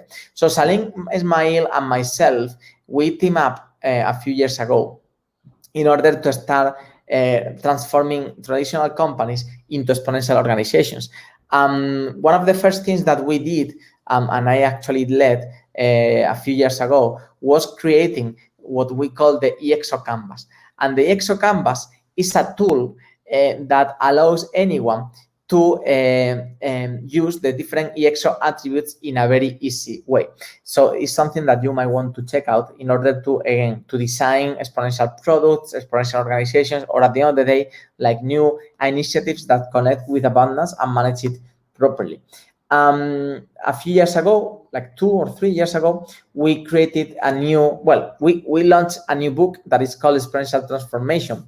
The book that maybe Paul Epping, because I have seen at the end when I arrived to this online event, I saw the last slide where he was putting this book among many others, of course. But here in this book, we basically open sourced a new methodology that is called the EXO Sprint. That is a 10-week methodology that allows any traditional company to evolve themselves in order to become an exponential organization or to connect with abundance. And the EXO Sprint basically can be executed in 10 weeks, which is the standard, but it can be also done in 5 weeks or even in 5 days. But the idea at the end of the day is to generate a set of initiatives. Some initiatives are focused on improving the current business model, and other initiatives are focused on creating the new generation of business models for this industry. And this is working really, really well. There are like so many companies and organizations around the world implementing EXO Sprint in order to transform themselves in something else. Because the EXO Sprint, in a way, is the answer to this question that we had, where we needed to transform the mammoth into something else. But we were missing something again. And again, I have been talking now about how to transform, not in detail, but company transformation, right? I'm going to start talking now about how to build a new entity that can make like a massive impact. Because again, at some point, and like, you know, not a long time ago, I realized that we were missing something again, right? And this is normal. And in a few years, we'll realize that we are still missing something, and this is how the world evolves. But if you think a little bit about us, about people, we used to look at the stars, you know? We look to use at the stars. Now we are looking at our mobile phones all the time, right? When it's night, we look to the TV, to the computer, to the mobile phone. But we used to dream. We used to dream to go to the stars. We used to try to think and to figure out why we were here, right? Because the humans is the only species that we know that are able to ask to themselves why. An animal, well, another type of animal cannot ask themselves why something, right? And the fact that we think why make us desire things. Because why we cannot go to the stars, why we cannot fly, why we cannot, you know, cross the ocean. So by doing that, we start thinking about why we cannot do things. We start deciding, because we are also the only species that are able to desire something that doesn't exist and to imagine things, right? This is actually the very beginning of the technology, because eventually we start creating things that allow us to fly and that allow us to go to stars or to go to planets and so on. And think a little bit about that. I mean, we are an amazing species. We are incredible because we create things that extend ourselves, that extend our bodies, that extend our minds, that extend our reach, right? And we are actually explorers. This is what we are. We are explorers. We are trying to go and to push, you know, the boundaries of humanity all the time, always. And why? Because we have something that, even though you might not remember, because our education systems are not done for us to dream. The education systems are basically more built for you to find a job, right? But maybe the job that you find, you don't even like it, right? But we have something inside us that is the purpose. As we call it, the massive transformative purpose, the MTP, which is one of the attributes of exponential organizations as well. The purpose is basically the reason why we are here. Is that thing that provides value to your life, that thing that provides a meaning for you, for your life, right? Because we could talk a little bit about the Maslow pyramid for a minute. Something very interesting that I have been saying for a while is that I was taught at the very beginning when my culture in Spain, but I think this is something across the globe. People say if you are healthy, if you have money, and if you have love, you are happy. And I don't agree. I think that being healthy, having money, and being in love is so important. Not being in love, I mean loving people, right? Your friends, your family, whoever, but giving and receiving love in general, right? These three things are important, but there are two more layers on the Maslow pyramid, as you can see here, right? Like health, money, and love. These are only the three first layers, right? You also need to fulfill yourselves, to do something that makes you feel fulfilled. Because at the end of the day, you are not all the day like enjoying your body, your health, or your money, or you are not around the people that you love, right? You do so many things in your daily life, and you need to make or to do things that make you feel that you are doing these things for a reason. And this is your purpose. This is feeling fulfilled. This is the self-actualization, right? That you are devoting your life for something that matters, to make an impact, right? In companies, in businesses have vision and mission. The vision tells you what you want to become in the future, the mission, how you are going to arrive there. The purpose talk more about why you are here, right? And the world that the external world that you envision, and what you want to make, right, in order to make this world true. This is your purpose, and everyone has a purpose, by the way. And this is the North Star. You can see it here, right? The purpose is the reason that makes you feel good, but also is going to allow you and to help you to make better decisions in life, and to give a direction to your life and to all your decisions in every layer, even to your couple, even to your friends. Everything that you do is going to be driven by your purpose. Actually, the most successful companies and exponential organizations do have a purpose. The purpose of Google is organizing the world's information. They envision a world where all information is organized. Or TED is ideas worth spreading, right? Is spreading these ideas, and this is why TED has an amazing community. Actually, even Harvard is saying that now we have to lead with purpose. Purpose is becoming so important, and the biggest leaders in the world are purpose-driven. Elon Musk is not here to make a lot of money, although, by the way, being purpose-driven makes you more money at the end of the day. But Elon Musk's purpose, one of them, because he has a few, is basically making humanity a multi-planetary species. And this is why he wants to bring us to Mars. And this is the reason why I recently wrote another book with Angel Maria Herrera that is called Massive Transformative Purpose. The book is in Spanish, but it's going to be in English very, very soon. It's an amazing book. Well, Angel wrote most of it, by the way. I wrote the first chapters of the book, but he did an amazing job putting together an amazing methodology for allowing people to define their purpose, or to find, more than define, is to find their purpose within you, right? And there is a tool that I will be talking about later, because that was my main contribution in the methodology. But if we start putting together all the methodologies, innovation methodologies and personal methodologies, because at the end of the day, organizations and startups are made of people, right? We have the what, as we were saying before, the lean startup, business model design, customer development, what we should be building. How is agile, right? Scrum, Kanban, whatever framework you want to use. And the why, which is the North Star, is our purpose. So we have to define our purpose in order to know what to do. And this is very, very important, right? But, this mammoth now is being hit by another meteorite that is not even the exponential technologies, it's also the COVID, right? The exponential technologies are making everything very, very hard, but the COVID also hit and is still hitting, and it's going to be hitting even more in the future, humanity and also the businesses, right? So here I'm going to be talking about a personal story that well, Chris was mentioning a few minutes ago, and it's about something that happened very recently, actually 3 months ago, more or less.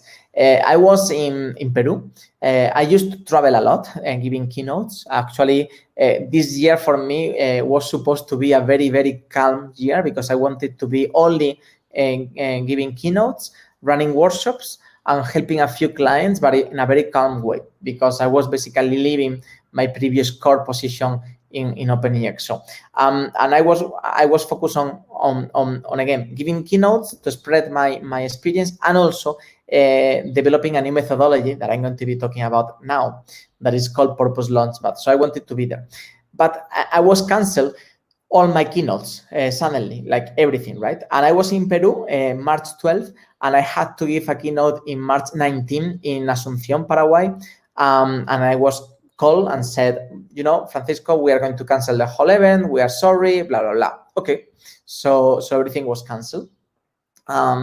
Which is understandable, right? But I said I have to do something. I cannot be, you know, just waiting for things to happen. I want to do things because I'm a doer and I want to make an impact in the world, right? So, and I will be talking about my purpose later. But it's part of that. Well, actually, let me tell you now. My purpose is evolving organizations and people. I want to evolve organizations, but overall people, because the only way to evolve organizations is actually evolving people. And another way that I express my purpose always is evolving humanity, right? So organizations is like a side thing, but it's humanity itself. I want to upgrade ourselves. So I want to be part of the example, right? So what happened was that all the keynotes were canceled, and I decided to do something. So the March 19 that I supposed to be in Asunción, Paraguay, giving this keynote, I said, no, I'm not going to be giving this keynote anymore. So I'm going to do something in order to help with the COVID. So I started to put together a website, and I said, basically, I launched like a call to action. Let's meet all together. And I will be teaching a little bit about exponential technologies, exponential organizations, innovation methodologies in general, and people will have like the tools in order to ideate and to think about new solutions, new exponential organizations in order to help with the COVID. So only in 1 week, since the minute that I decided to do this until what happened, in 1 week, we got together more than 300 people from more than 25 countries all around the world, providing solutions for the COVID. And that was really, really amazing. But after that, so many other countries, and actually the next one was UAE, led by Paul Epping, the guy who was talking before me. He's amazing. So he said, Francisco, I want to replicate the same in UAE. Please let me know how to do it. And I said, sure, Paul, the only thing that you have to do is following these guidelines. So I gave to him like some guidelines and all the documents. So I was super open, and I provide to him everything, right? For free, of course, in an open way.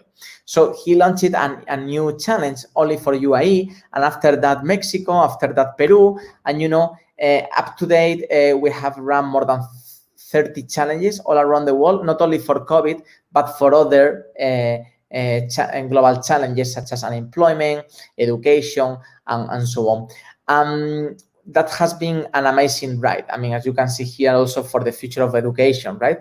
And this is a movement that is happening where we are providing for free and in an open way training to people, to the organizers in the different countries, all the package for them to run different challenges to tackle like a big challenge in that country or in a global challenge, right? And what is happening is amazing, because of course I wanted to be calm this year. I'm not calm anymore, I can guarantee you, because I'm working so much with this. This is now a new entity that is a not-for-profit entity that is called Purpose Alliance. And our purpose is empowering extraordinary people to create the future, because everyone is extraordinary, and we are providing the tools, the technology, but overall the mindset for people to start launching new initiatives in order to solve a big challenge. I'm going to play a video about this, but before that, what I wanted to say, because it's the third and last lesson learned of my life, and I will be explaining now the methodology, is that the key is the mindset. It's not the technology. It's not the methodology. The key is the mindset. The technology is there, the methodologies are great, but you know how many people talk about the lean startup without understanding what really means in a deep way, lean or agile, you know, or open. You have to really understand the things in a very, very, very deep way. That's the most important part, right? So let me put a 2-minute video about Purpose Alliance, and I will be explaining the methodology, and if we have time for questions that I don't know if that's the dynamic, we'll do. By the way, you have to tell me whether the sound works or not, but I hope it does. So let me play. Wait. You're there, Chris, right? Okay, perfect. Is this a video I can play for you? Because you need to share your whole screen in order for the sound to work. So have you shared your whole screen or just a window? Yes, but you were looking at my whole screen, right? Before, not? Okay. Yeah, it looks like your whole screen. So your sound should work. Let's try it. Yeah. Okay, perfect. Okay, if it doesn't, just let me know, Chris, and I will stop. Okay, I'm going to play the video about Purpose Alliance. The world is facing global challenges: poverty, war, unemployment, lack of access to education, gender equality, climate change, global pandemic, and at the same time, we are living in one of the most extraordinary times in human history. We do have the tools to face global challenges: democratization of exponential technologies, democratization of innovation methodologies. But this is not about technology, nor about methodology. This is about us. Danit Pele, Jack and Draken. Together we can reinvent the world. Purpose Alliance, empowering extraordinary people to create the future. Because everyone is extraordinary. Everyone has superpowers to make an impact. Due to COVID-19, we decided to launch our first Purpose Challenge. More than 300 people from 25 plus countries joined and generated more than 20 exponential solutions to help with COVID-19. We had people from all cultures, genders, and age. They generated more than 20 exponential solutions.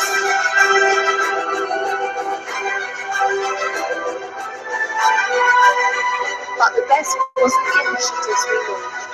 The best was that people learned that together we can make an impact. And this is just the beginning. There are still so many challenges to solve. The world needs doers. The world needs you. Purpose Alliance, empowering extraordinary people to create the future.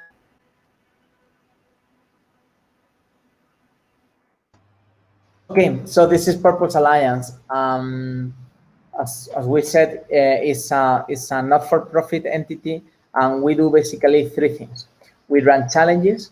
Everyone can run a challenge if you want. You can run a challenge around your purpose, and that will help you to generate community as well, and movement, and overall to really make an impact or start making an impact. We do have a community, which is, all of you, everyone who is around is our community. And we do offer certification in order to make our not-for-profit sustainable, right? Because not-for-profit doesn't mean that we don't need the money. So we do. But the certification, most of it, it goes to the master of the different methodologies that are the ones running the programs, and you can eventually become master and run your own certification programs. And we have a few about this. If you go to the website, you can learn more about the challenges, about the community, and also about the different certification programs that are very, very focused on doing things and learning by doing. The main lesson learned, and basically the summary, and now I'll go to the methodology itself, is that it's not about the technology only, although it's very, very important. Not only about the methodology using technology, although it's very important and you need that. It's about the mindset. It's about, when something happens, to think how to evolve yourself, not being quiet, right? Or how to continuously evolve your thinking and learning, right? And really understand the things. Because again, lean startup is not only about saying, or agile, about saying we are doing things quickly, we are doing things in a way, adaptable way. No, it's about really understanding the things and the essence of the thing. Most of the people who talk about the methodologies, I have found that they don't really get the essence of the thing, and the mindset is the key. I believe is going to be the key in the future. So having your purpose is going to be a very important thing. So this is why, even though we want to make business, we want to make a life, we want to make a a new startup, but think about the why. It's very important. Think about your why, as an entrepreneur, right? Why you are here? What is the impact that you really want to do? And this is why Purpose Launchpad was built and was designed in order to allow entrepreneurs and corporate to make a massive impact. The process started in 2012. I started to put together all these methodologies and drafting the methodology and everything. Although at the end of the process and during this last year, like more than 150 collaborators or contributors all around the world have been providing input and feedback. So it's a methodology that has been co-created by so many people. And the idea here is that once you have an idea, a late-stage idea or a startup, even though the startup is already selling, post-revenue, it might be super interesting to really run the Purpose Launchpad process that I'm going to explain very briefly now, in order to make your company or your entity sustainable, and also to provide to your entity like the why, right? The reason to be there. Because at the end of the day, the Purpose Launchpad is a meta methodology, puts together different methodologies in order for you to really build a business. So it's not an easy methodology, I'm going to say. It's a very comprehensive methodology, and you have to master like the lean startup, the customer development, design thinking, agile, purpose things, the exponential organization model, many things that will make you like the real master. But it's very important for you as an entrepreneur or as an advisor or even as an investor to understand all these kind of things. We have something that is called the axis in the methodology, which are 8 different areas: the purpose, the people, customer, abundance, sustainability, process, product, and metrics, that are the areas that we basically work in order to define or to keep evolving the business, right? So the first one is the purpose, and it's talking about the MTP canvas. That is the methodology or the main tool in order to basically run the methodology that I was talking about before, the massive transformative purpose, the book, right? So either you as a person or as an entity, you can use the MTP canvas in order to define your purpose or find your purpose, right? So the first thing is finding your purpose if you have not a purpose, but also you have to define the moonshot. I mean, what is this bold goal objective that you want to make true in a few years? The vision for your entity, the mission, how you're going to do that, and the values. Values are as important as the purpose, by the way, because if you are not aligned in terms of values with your co-workers, with your co-founders and so on, everything is going to fail eventually, right? Or maybe the team. The team is the second part, is that are you a real entrepreneur? Do you need another entrepreneur with you? Because there are people who are more explorers. There are people who are more focused on execution. And you have to be, like honest with yourself.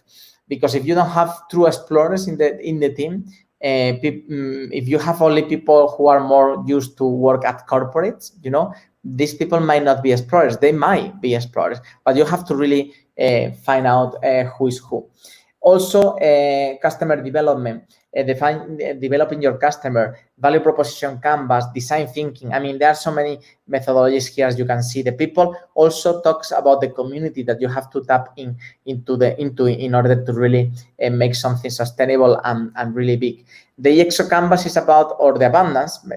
The abundance is about using the EXO attributes with the EXO canvas as another methodologies as well, by the way, because I'm just simplifying the whole thing a lot, in order to connect with abundance and to manage the abundance.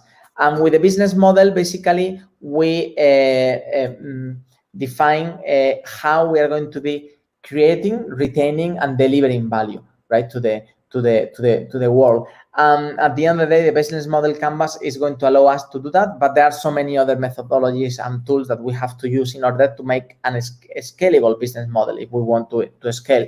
Also, how to sustain ourselves, how to manage the funding, or how to find funding if we need it, right? All this is about sustainability. The processes, the purpose Launchpad is the process itself, but how to apply agile principles in order to do it properly. Or the product, how to build an MVP or how not to build an MVP, how to use Lean Startup here to evolve everything. And the innovation accounting in order to measure what matters.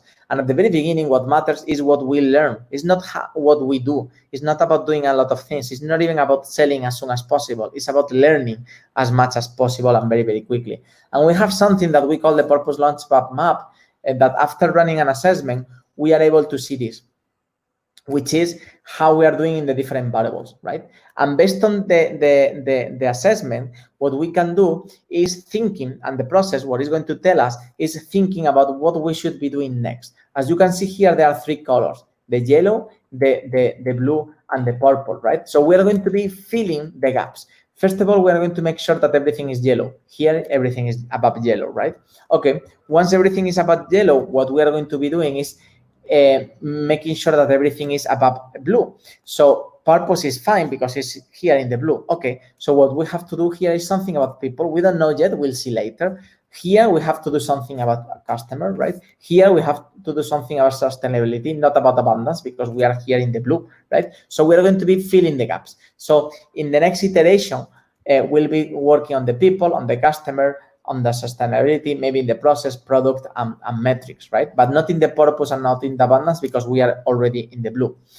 So by doing cycles, right, and we can run cycles, I will be talking a little bit about this in a second, but we are going to be evolving all these axes, right? And eventually going from this type of shape to this type of shape, where we are already sustainable and we can even become an exponential organization if this is our desire. Not everyone has to become an exponential organization. Maybe you want to be a local organization, but still can make a massive impact. So there is the concept of the Purpose Launchpad sprint, which is, again, like a 1 week or 2 week or even 1 month cycle, where you, first of all, you update yourself. You do a progress. I mean, you check what you have been doing, what you have been learning, and you run the assessment. And when you run the assessment with 24 questions, you are going to get the map, your map. And based on your map, you are going to upload your backlog for the sprint. And you are going to start filling these gaps, as I said before, this one and this one. And based on these gaps, there is a table, which is the repository, that is going to tell you what to do in each level for each of the variables, right? In the discovery level, which is the yellow, right? In the validation level, which is the blue, and in the customer creation level, which is the purple, right? And for each of these variables. So this is like the knowledge base. And this knowledge base is going to tell you what to do. So the other day, in the Purpose Launchpad, we have the heart. The heart is basically the process that is providing blood to all your body, and the brain, which is the knowledge base, that is all these things that you can do, right? And you have the team. You have a Purpose Launchpad mentor, right? And this should be a certified mentor if you want to have someone who really understands the model. You have a coordinator inside of the team, although in truly highly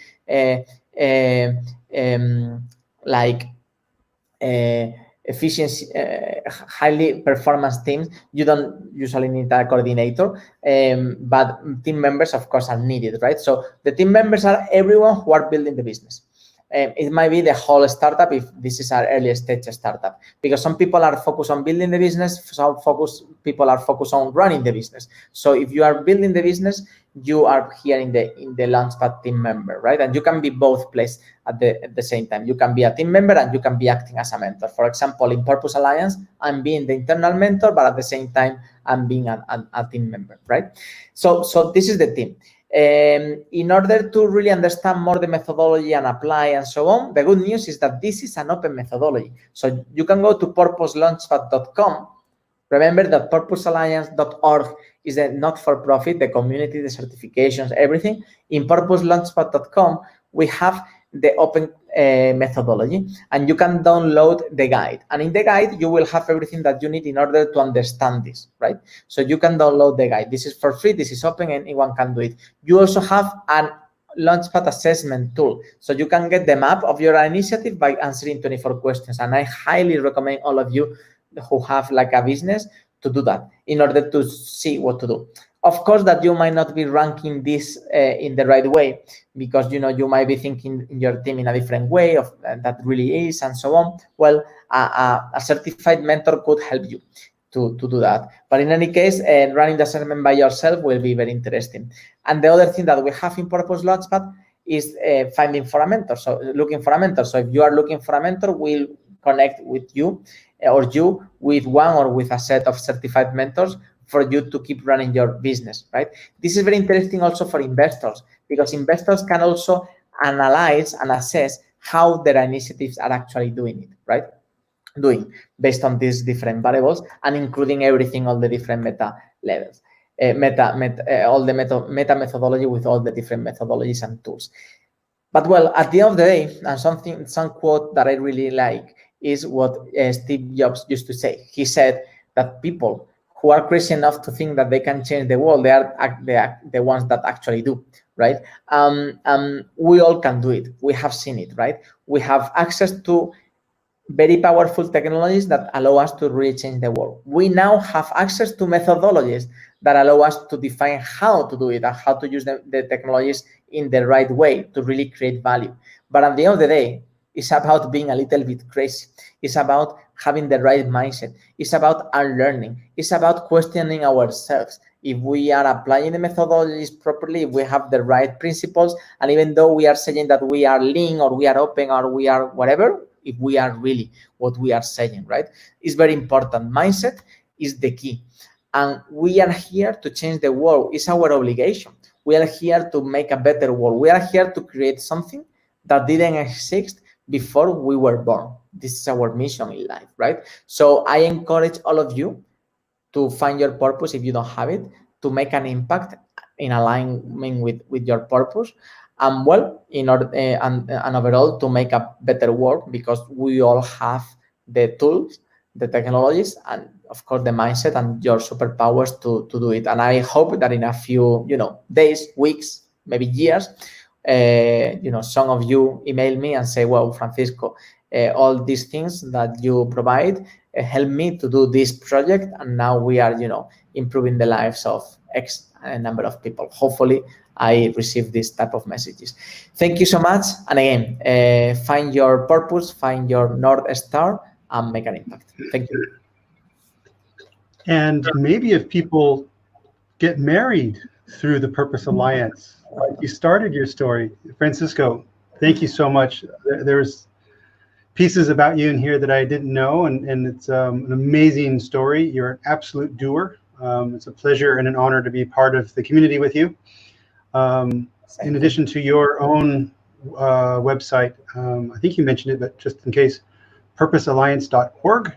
You showed the website. I'll put it in the notes as well, and people can go there to see the challenges. And I think there's an upcoming challenge about diversity. I think in a week or so. I think the deadline to register is today, I believe. I think so. I think it's today. Yes. Yeah.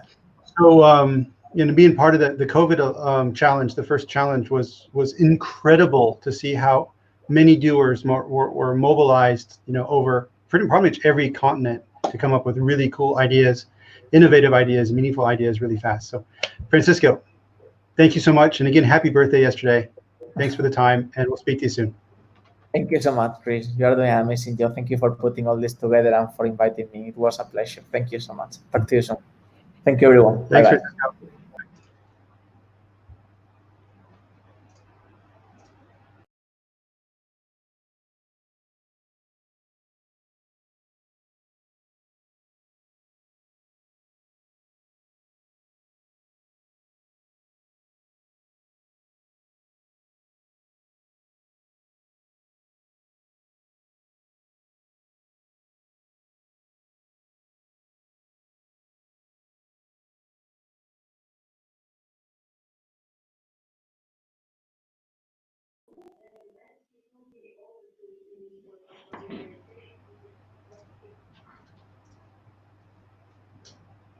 And here we are. We are at the, I think, I've been on all morning.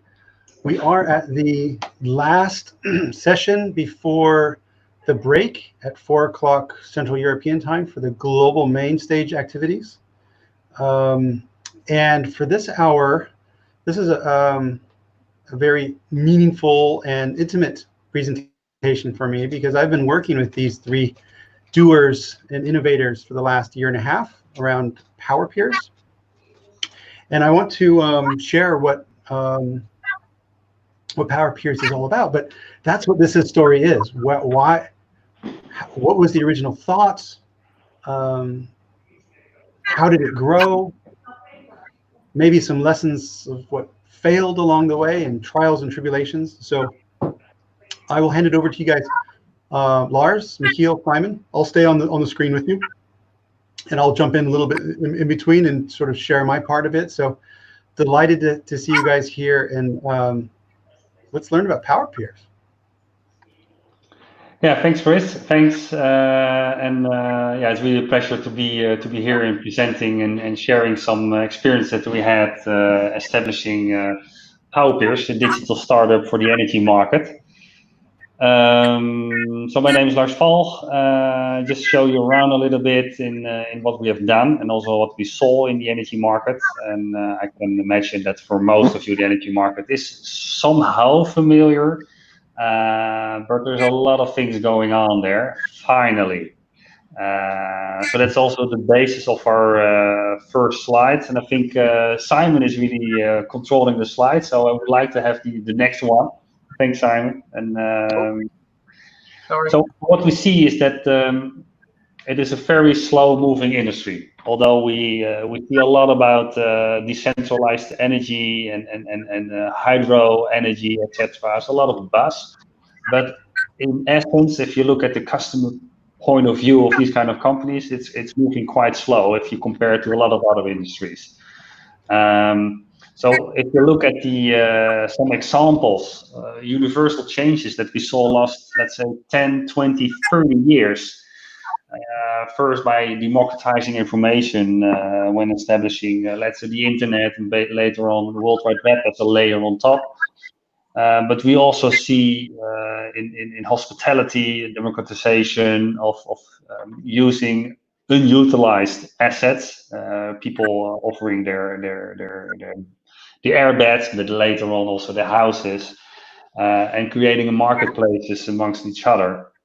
But we also see a tendency of provenance. So where is my clothes made, and how is it made? And where is my chocolate coming from? Is it slave free, or is it really guarded by children and child labor?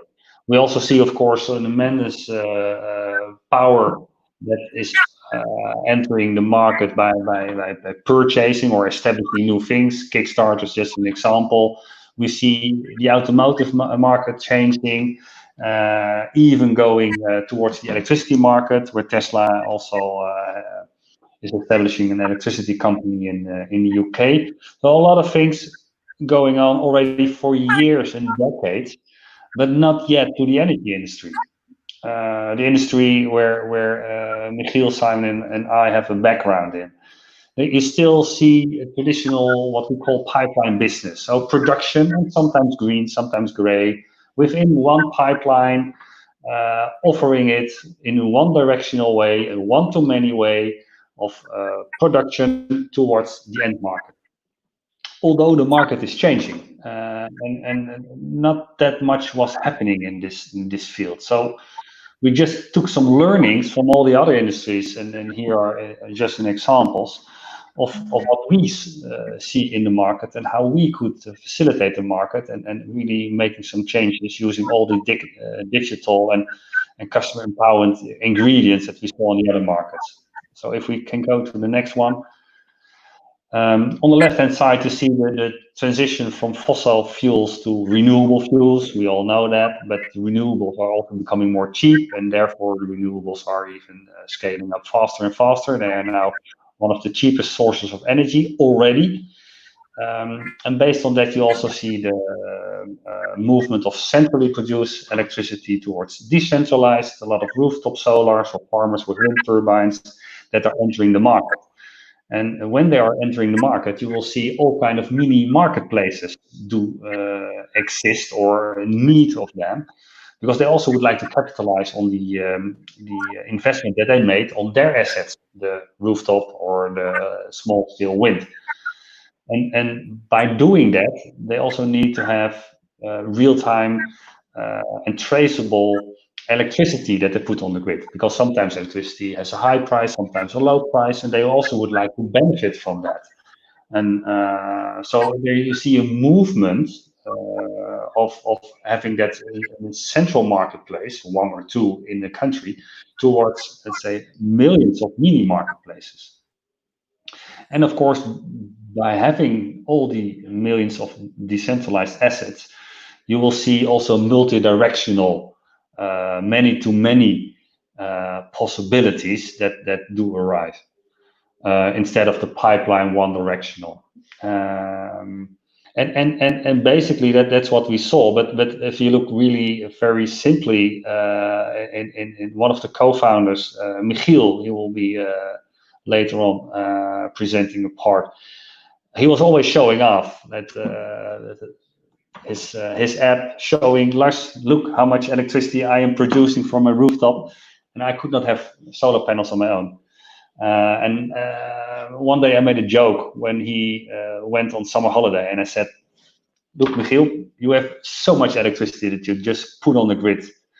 I would like to get it from you, and I will take care of your plants in return. And 2 years later, Powerpeers, the retail company, did establish and offering exactly that people can really choose and offer green electricity and share it and sell it amongst each other. Next slide, please, Simon. Though we were working at a very large energy company, and that energy company, Vattenfall, really liked the idea, but it was also a little bit frightened by establishing something that could compete as well.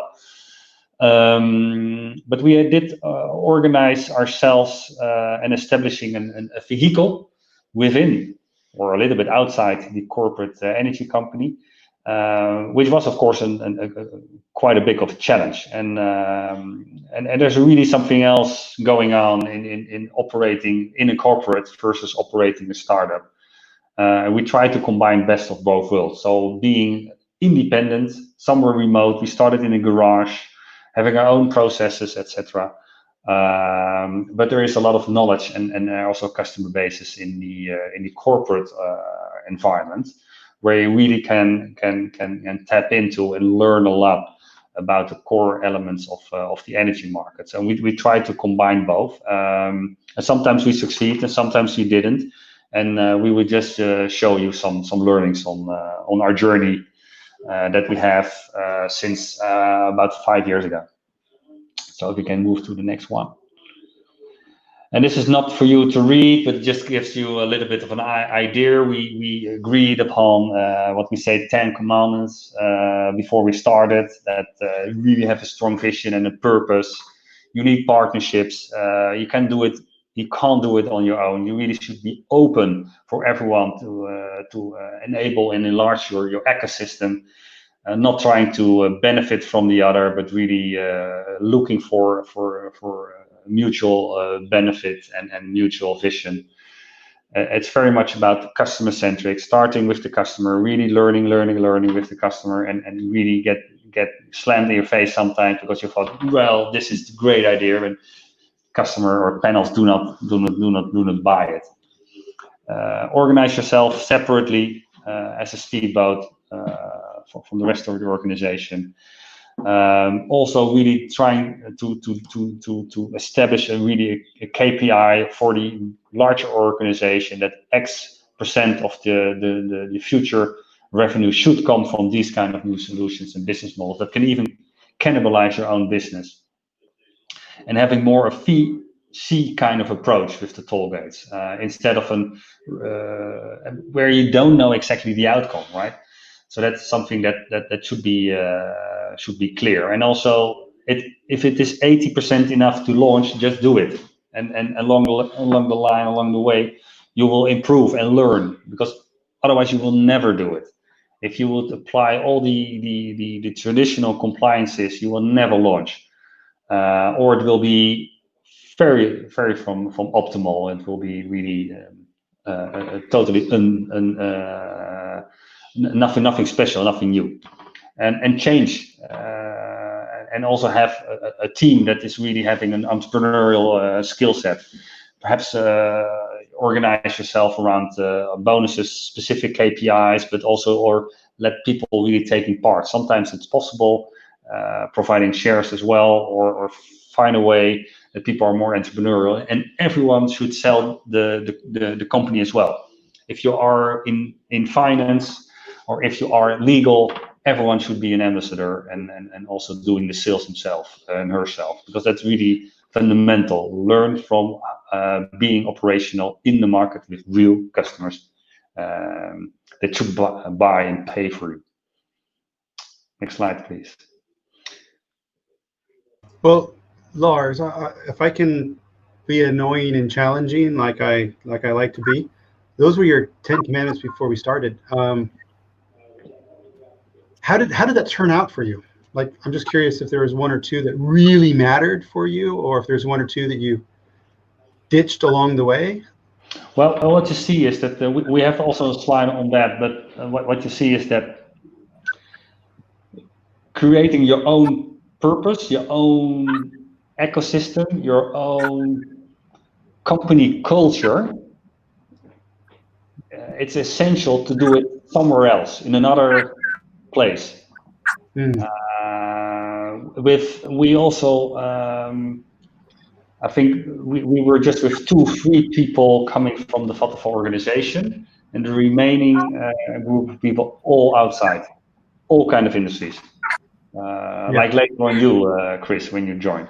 Totally different industry, share the same vision. Yeah. So yeah, interesting. Yeah, so because I think also maybe we'll touch on it later, but the when we were talking about the purpose, even debating, arguing sometimes the definition of democratizing, and what does that mean? So sorry for the interruption, but yeah, keep going. It's I'm enjoying this. I'm enjoying this to hear history. Yeah. Having, let's say, being active in the market with real customers, but also have an organization with sometimes new people, new stories, new insights, is really helping. I think innovation, doing new stuff, is really combining all the new insights in something combined. Is adding new value, and that is a constant loop. So you should be open for that. Sometimes difficult because you are on a sort of path, or you have something in mind, and it is always, of course, let's say, the team that should decide what next steps should be made. But I think you should be open always for criticism, new insights, etc. It's tough sometimes, but I think it's very worthwhile doing that. Great, thanks. Okay. Michiel? Oh. Wait, what is the squeak we're hearing? Mickey Mouse? I thought that was Lars squeaking, but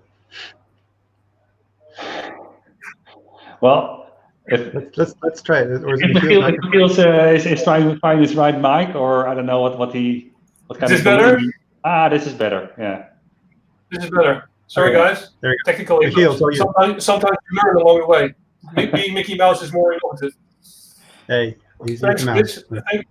Thanks, Chris, for facilitating, and thanks everyone for joining and listening in.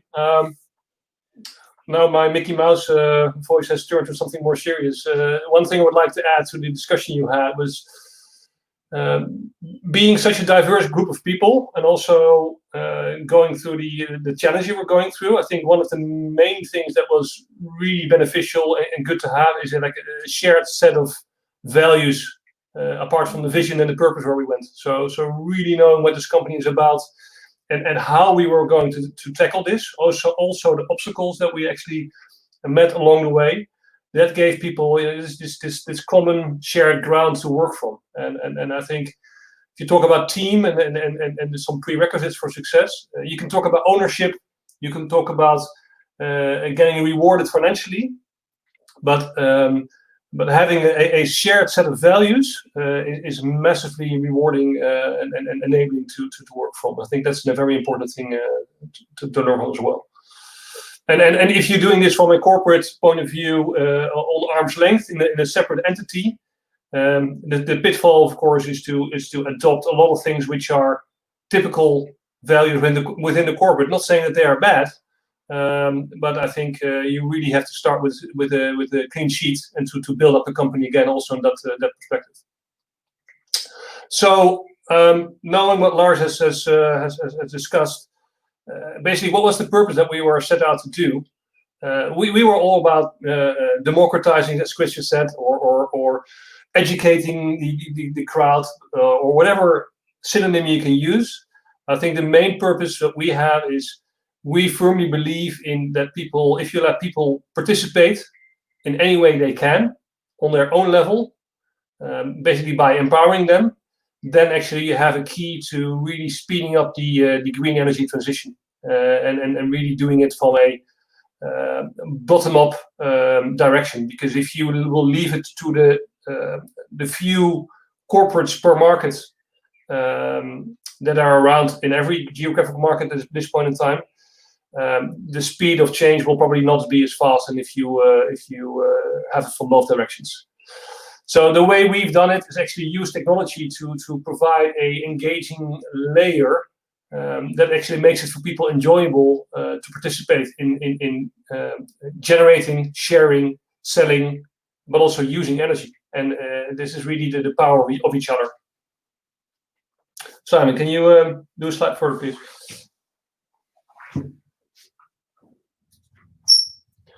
So, of course, as Lars said, you learn along the way, and there's lots of times that you get the door slammed in your face because you're trying to sell a concept to a potential customer, and he basically says after 5 minutes, "Sorry, I really don't understand what you're trying to convey here. It's too complicated. After all, it's just energy." So there was a lot of testing, a lot of using different methodologies to really understand the types of customer, to identify which things we were solving for which customers, and actually was the thing that we are solving big enough to actually make a viable business model out of it. We took, I think, more than a year to actually really fine-tune with market research what the proposition would be. And that really included, as Lars said, people from finance, people from all different layers of the company, even though we were very small, to really go in the evenings along the doors of people that have solar PV on their roofs, you know, looking at being in a neighborhood, looking at houses. Hey, you have solar PV, let's ring the bell and, you know, try to pitch this concept and see if it works. And you get amazing reactions from a lot of people. You also get amazing disappointments from a lot of people. So actually it's a very steep learning curve, but very valuable. Simon, can you move on, please? So what was the result? The result was that when we started out, we really tried to really break through all the convention of the standard energy industry in the Netherlands. And of course, the way energy has been organized is all around stability. Large energy networks, like the national grids and the national power companies, they thrive the best by providing stability. After all, that is what makes sure that your refrigerator works in the evening, or actually that economy can run. So having a proposition that actually breaks through all kinds of conventions that have been agreed in those kinds of ecosystems is probably not the way to go. We found out very quickly. So the way we went about is fine-tuning a proposition in the way we had something that we actually could apply to all the current regulations and conventions which were in the market present in the Netherlands in 2016. So that resulted in a energy retail company, basically us selling power contracts to consumers as a large testing bed for Powerpeers as a concept. And of course, this was not a testing bed that was only in there for losing money. No, it should have a business case that is sustainable on its own. So that is one part of the company. And the other company, which is a separate legal entity we raised, was what we call the SaaS platform, so software as a service, where we fine-tuned the concept and all the learnings that we had in the Netherlands and offered this as a service to any energy company in the world that actually wants to use this to engage with their customers and actually believes in this transition of the energy company by including as many customers as possible. So was it a success? Yes. The energy company in the Netherlands was quite successful, quite fast. If you are able to do things in a very different way, you will probably find, if you look back, that you've tended to do things because they were always done like this. And now, if you can do it in a different way, and you can reinvent some things, then you basically say, well, why do we need this? And nobody can give you the answer. Well, if you don't need it, why don't you use it? So we launched in the Netherlands in 2016. In 2019, we reached 60,000 customer contracts, which is quite fast in growth rates. What you see is that the platform, because it was all about social engagement and how to interact people with each other, to connect people with each other, is that the typical KPIs that are used in the retail energy market, like retention and acquisition rates, were very favorable in this concept, because people were inviting each other to share each other's energy. And if you do that, then people tend to stick around much longer than being basically attracted by a somewhat more anonymous energy company, because they basically are inclined to switch every year or every 2 years.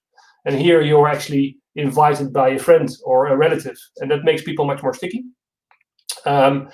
And if you look at the typical Net Promoter Score, NPS, in the Dutch market, which is a KPI for customer satisfaction,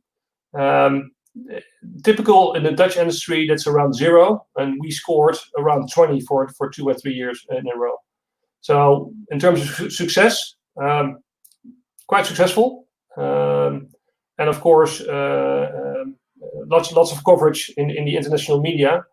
And that's also a thing that we found out, is that if you engage with regulators or with the typical market actors, it's much more difficult to talk about change on a theoretic basis. So if you basically discuss your concept, but you don't have it actually working in the market today, than if you would have it. Because the moment we had this in the market, and the moment people saw that actually there was success or there was interaction going on, the approach towards us became completely different. We were invited to share our vision on how we saw the energy market changing, not only in the Netherlands, but actually in the EU and in separate countries as well.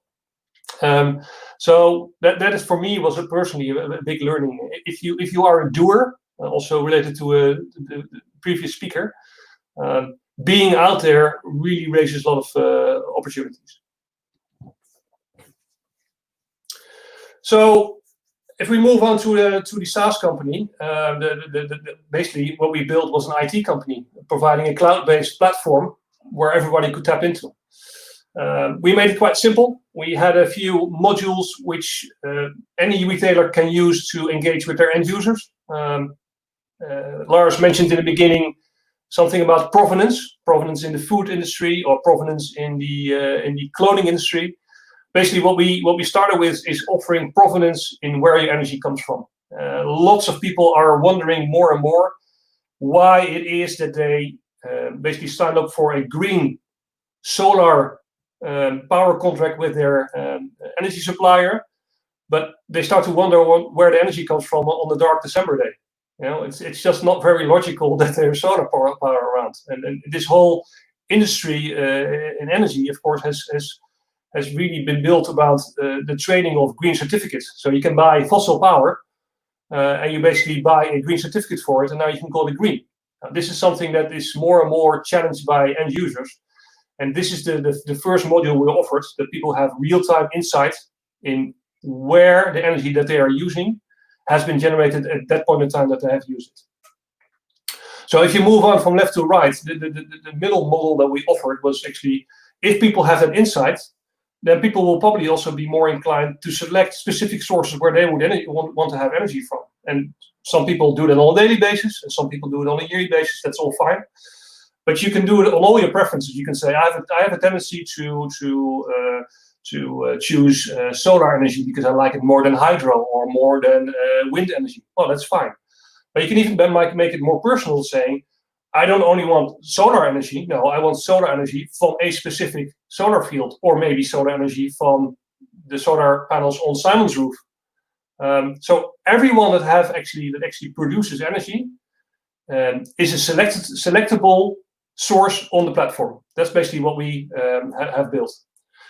And if you move on even further to the right, and you take into account that the prices on the energy market fluctuate on a daily basis, actually on an hourly basis, then you could really start looking into marketplace concepts where people really, based on local scarcity, can offer energy to a certain price.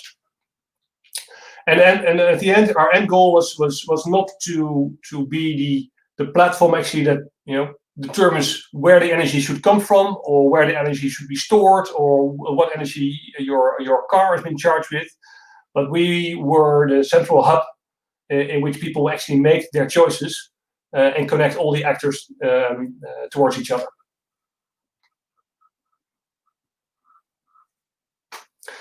So back to over to you, Simon.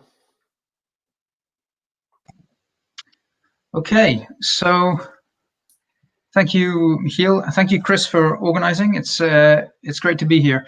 So this was quite a journey, and we wanted to share some of the things we learned along the way. I'm also very interested if anybody has questions to put in the chat and so on. Happy to address those later on.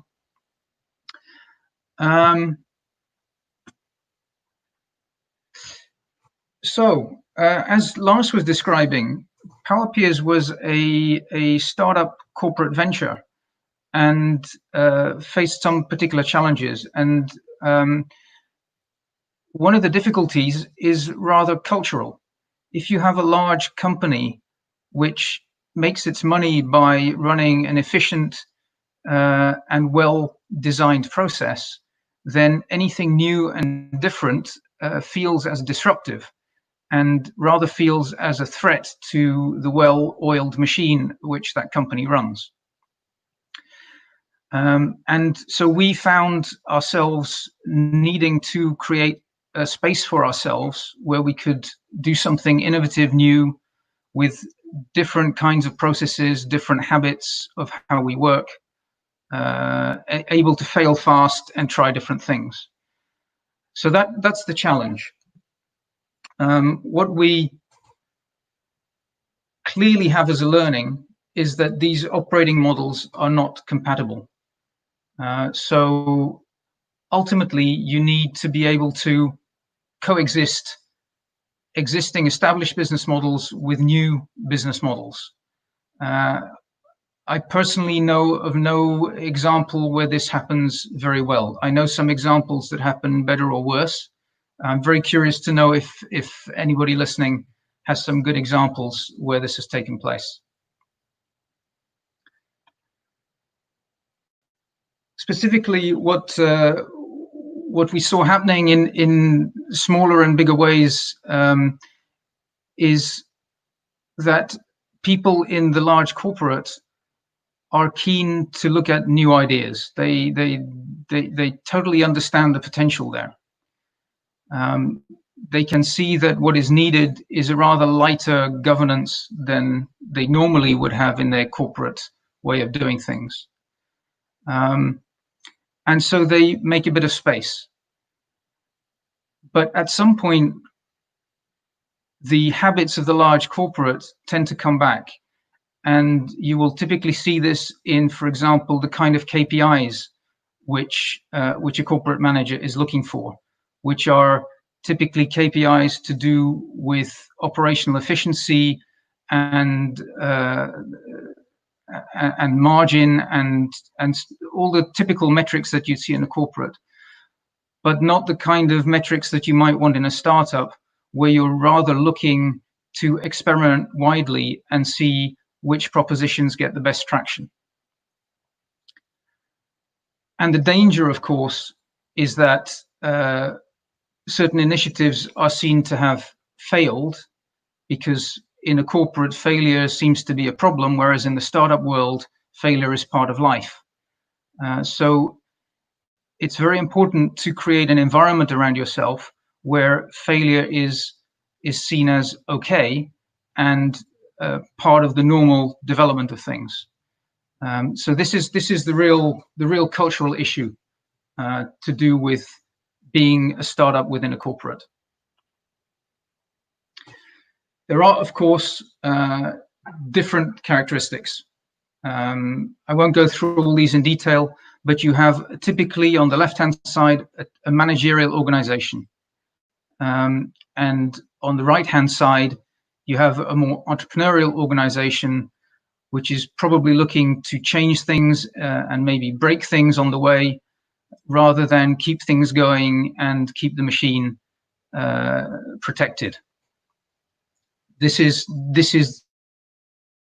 the challenge. So what did we find? One of the key things we found is that simplifying your life gets you a long way. And this is also where we got a lot of help from Chris on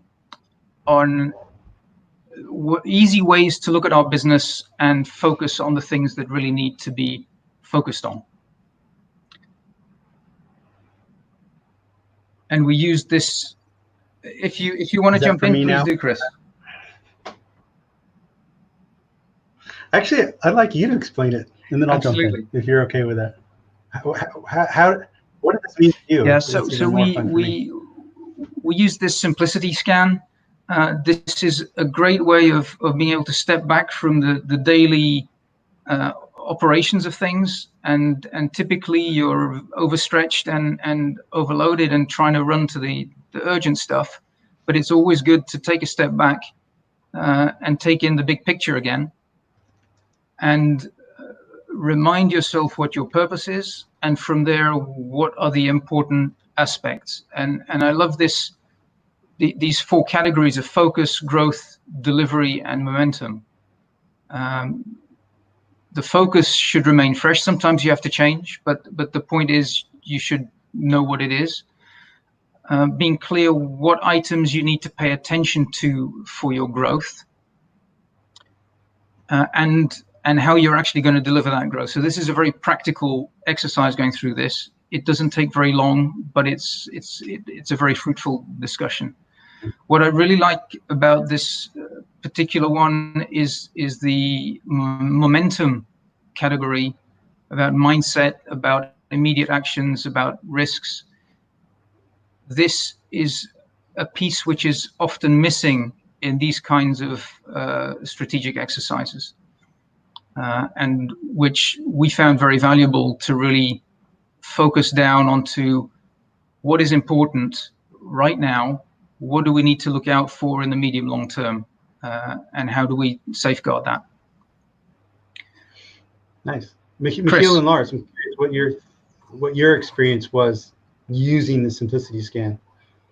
Yeah, two elements to add to what Simon mentioned, and one of the elements is that I like the iterative process as well, and having also the viewpoints of your colleagues and others, and having the discussion. So that is of course very worthwhile. And what I also wanted to say is that also startups becoming scale-ups and having their way to operationalize their business and could have the tendency as well in becoming a corporate environment as well, right? Because every corporate environment also was, let's say, a sort of startup in the beginning. And one of the learnings is you really have to, once in a while, I don't know, have every year or year and a half, having really time to seriously work on your own organization and stay fresh, stay open, stay agile. It's fine if you really have to change some things, but really be open for everything what's happening around you, and not as an autopilot trying to optimize the existing constantly. So I think that's the second part I wanted to add. Yeah, for me, is yes, you can refresh this every now and then, but as the responsible for the platform functionality, for me it was a guideline as well to base the decisions on priorities of development on, what helps growth at this point in time the most. What are the key things we need to do for growth? Is that researching new technology, or is that something that we do the day after tomorrow? So for me, it's also something that you can use on a daily basis in your everyday decisions, saying, no, this is what we agreed on growth. This is what we agreed on how to deliver growth. So with that in our back of our minds, these are the priorities I set on product development, or in market research, or in other decisions you can prioritize on a daily basis. Cool. So how's your feeling? Well, I think the scan sucks. It's no, it's the simplicity scan is something that I have developed with you guys and many other people over the last couple of years, in a way to keep me out of trouble. And we have gotten in trouble in Powerpeers, and so I'd like to jump into some of those things as well. Having been involved in multiple initiatives, and sometimes I get a little geeky and I want to build stuff before they come, and so that's why I'm such a fan of the principles, the 10 principles that you guys had when you started, and also like Francisco's work, lean startup, and basically really validate before you start to build. As I've been observing large and small organizations and suffering and having joyful experiences, this sort of architecture, if you will, sort of came out over time, and it's gone through many iterations. And what we did, which I thought was brilliant, is multiple times, not only us as a management team, but other people as well, in particular sales, filled these out independently. And then we came back together and had sometimes arguments, sometimes debates, but some dialogue about where are we not on the same page, and then tried to force ourselves into, like, okay, if we're not on the same page, is that because somebody is just wrong or not aware, or is it because someone, maybe we're making different assumptions, or maybe we have to validate something? And so what I really appreciated is that everyone leaned into that. So, I think we probably did it 4 or 5 times. And you've done the business model canvas, and you did the value proposition canvas, and you did the EXO canvas. And it wasn't for the sake of doing the paperwork, but what I really liked was the fact that these were conversation starters. These were sources of dialogue.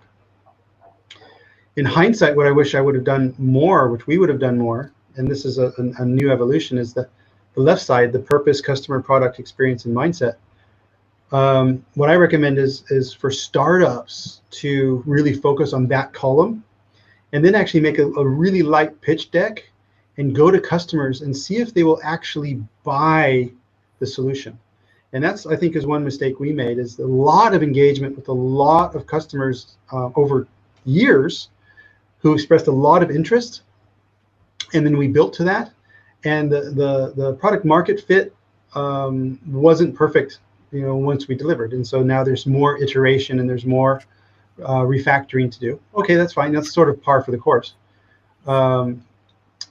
But for me, next time, when we, go to market with something like this, not only would I want to go out to the customers and validate, but then actually ask them to, put ink on paper. The growth part is, and that's probably more where Powerpeers is probably for scale ups, because once you have your purpose, customer, product, once you know what you're focusing on, then the question is, okay, how do you turn on that machine of growth? And then larger organizations, of course, look at delivery. And it's been fascinating for me that when I started using this myself to keep me out of trouble, because something I promised myself was before I get into any initiative meaningfully, like a participant, I will make sure that the players have completed this. And that's why, like we did this and we had that debate. Not that we all have to agree on it, but that we have to know where we are on the topics. As I've been exposing this to more and more different organizations, it seems like the people who are really either solopreneurs or starting with a concept seem to focus on the left, and then the larger organizations seem to be more fixated on the right. But of course, you have to look at all of them across one. So for me, has been super helpful. So I think that's good for me. I'm just really enjoying this because I joined Powerpeers after you guys have been busy for like 3 years or so, and the mission was to take an existing successful new entrant in a market that has been disrupting and had a top NPS, and try to and we achieved that, and basically cut the organization in two, which is not an easy thing, and refactor the platform so it was available as a white label SaaS solution. And essentially we did that in 9 months. And I think that's really a testament to the culture and the people that you had around you and you guys as leaders. So let's get back to the presentation, because I'm also just enjoying this whole the whole discussion. Okay, thanks, Chris. I have a couple of more about learnings, specifically on growth. A few more generic learnings here, but to share a couple of stories. When we talk about planning, there's also some pivoting to do, and it's unlikely that you're going to get the plan that you made 100% right first time. That just wouldn't be real. For example, on our sales planning for the platform company, we at a couple of points revisited what the characteristics of our best target customers should be, and we subtly shifted our attention to a different class of customer, without abandoning specifically any classes, but it's more a shift of emphasis. We did that based on evidence from discussion, so it wasn't based on any hunch or anything else, but go in a direction, actually have those conversations, find out what you need to find out, and if you then think it's the right thing to do to change direction, then change direction. And that, of course, leads to the importance of monitoring what you're doing, actually getting results, knowing what it is you want to measure. Sometimes you can't measure end results because end results take a long time to achieve. So in our Powerpeers case, we're dealing with very long sales cycles. That means that you can't wait until you have the first 1, 2, 3, 10 sales to know how your sales activity is doing. You have to measure intermediate things along the way. We found that partnerships are a great way to enhance the business on the sales side, but also on other aspects. But of course, your partners need to be incentivized. If it's more just something that everybody likes to be connected with because it's a cool idea and they like to show off about it, but not actually take action, then it doesn't help so much. We all enjoyed having a purpose-driven brand, and I would strongly recommend anybody to attach their brand to a set of values which reflect what they believe in. And I would add that we need to, this is where the simplicity scan also comes in, it's important to focus on the things that really matter. A couple of comments about delivery as well.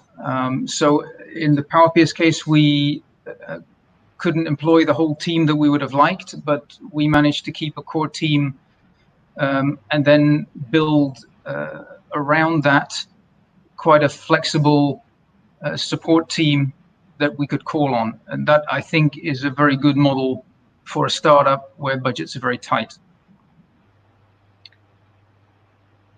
We're of course dealing in a very much data-driven part of the industry, and it's tempting to do a lot of things with that data. But we focused on this initial product of ours with behind it a very long roadmap of things we would like to add or to combine with other offerings in the market to create new products.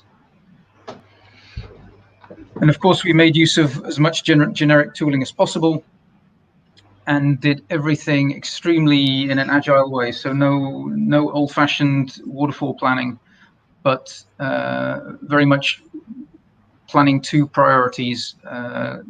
And that's where Chris was able to give us a real boost in getting that kind of organization in place.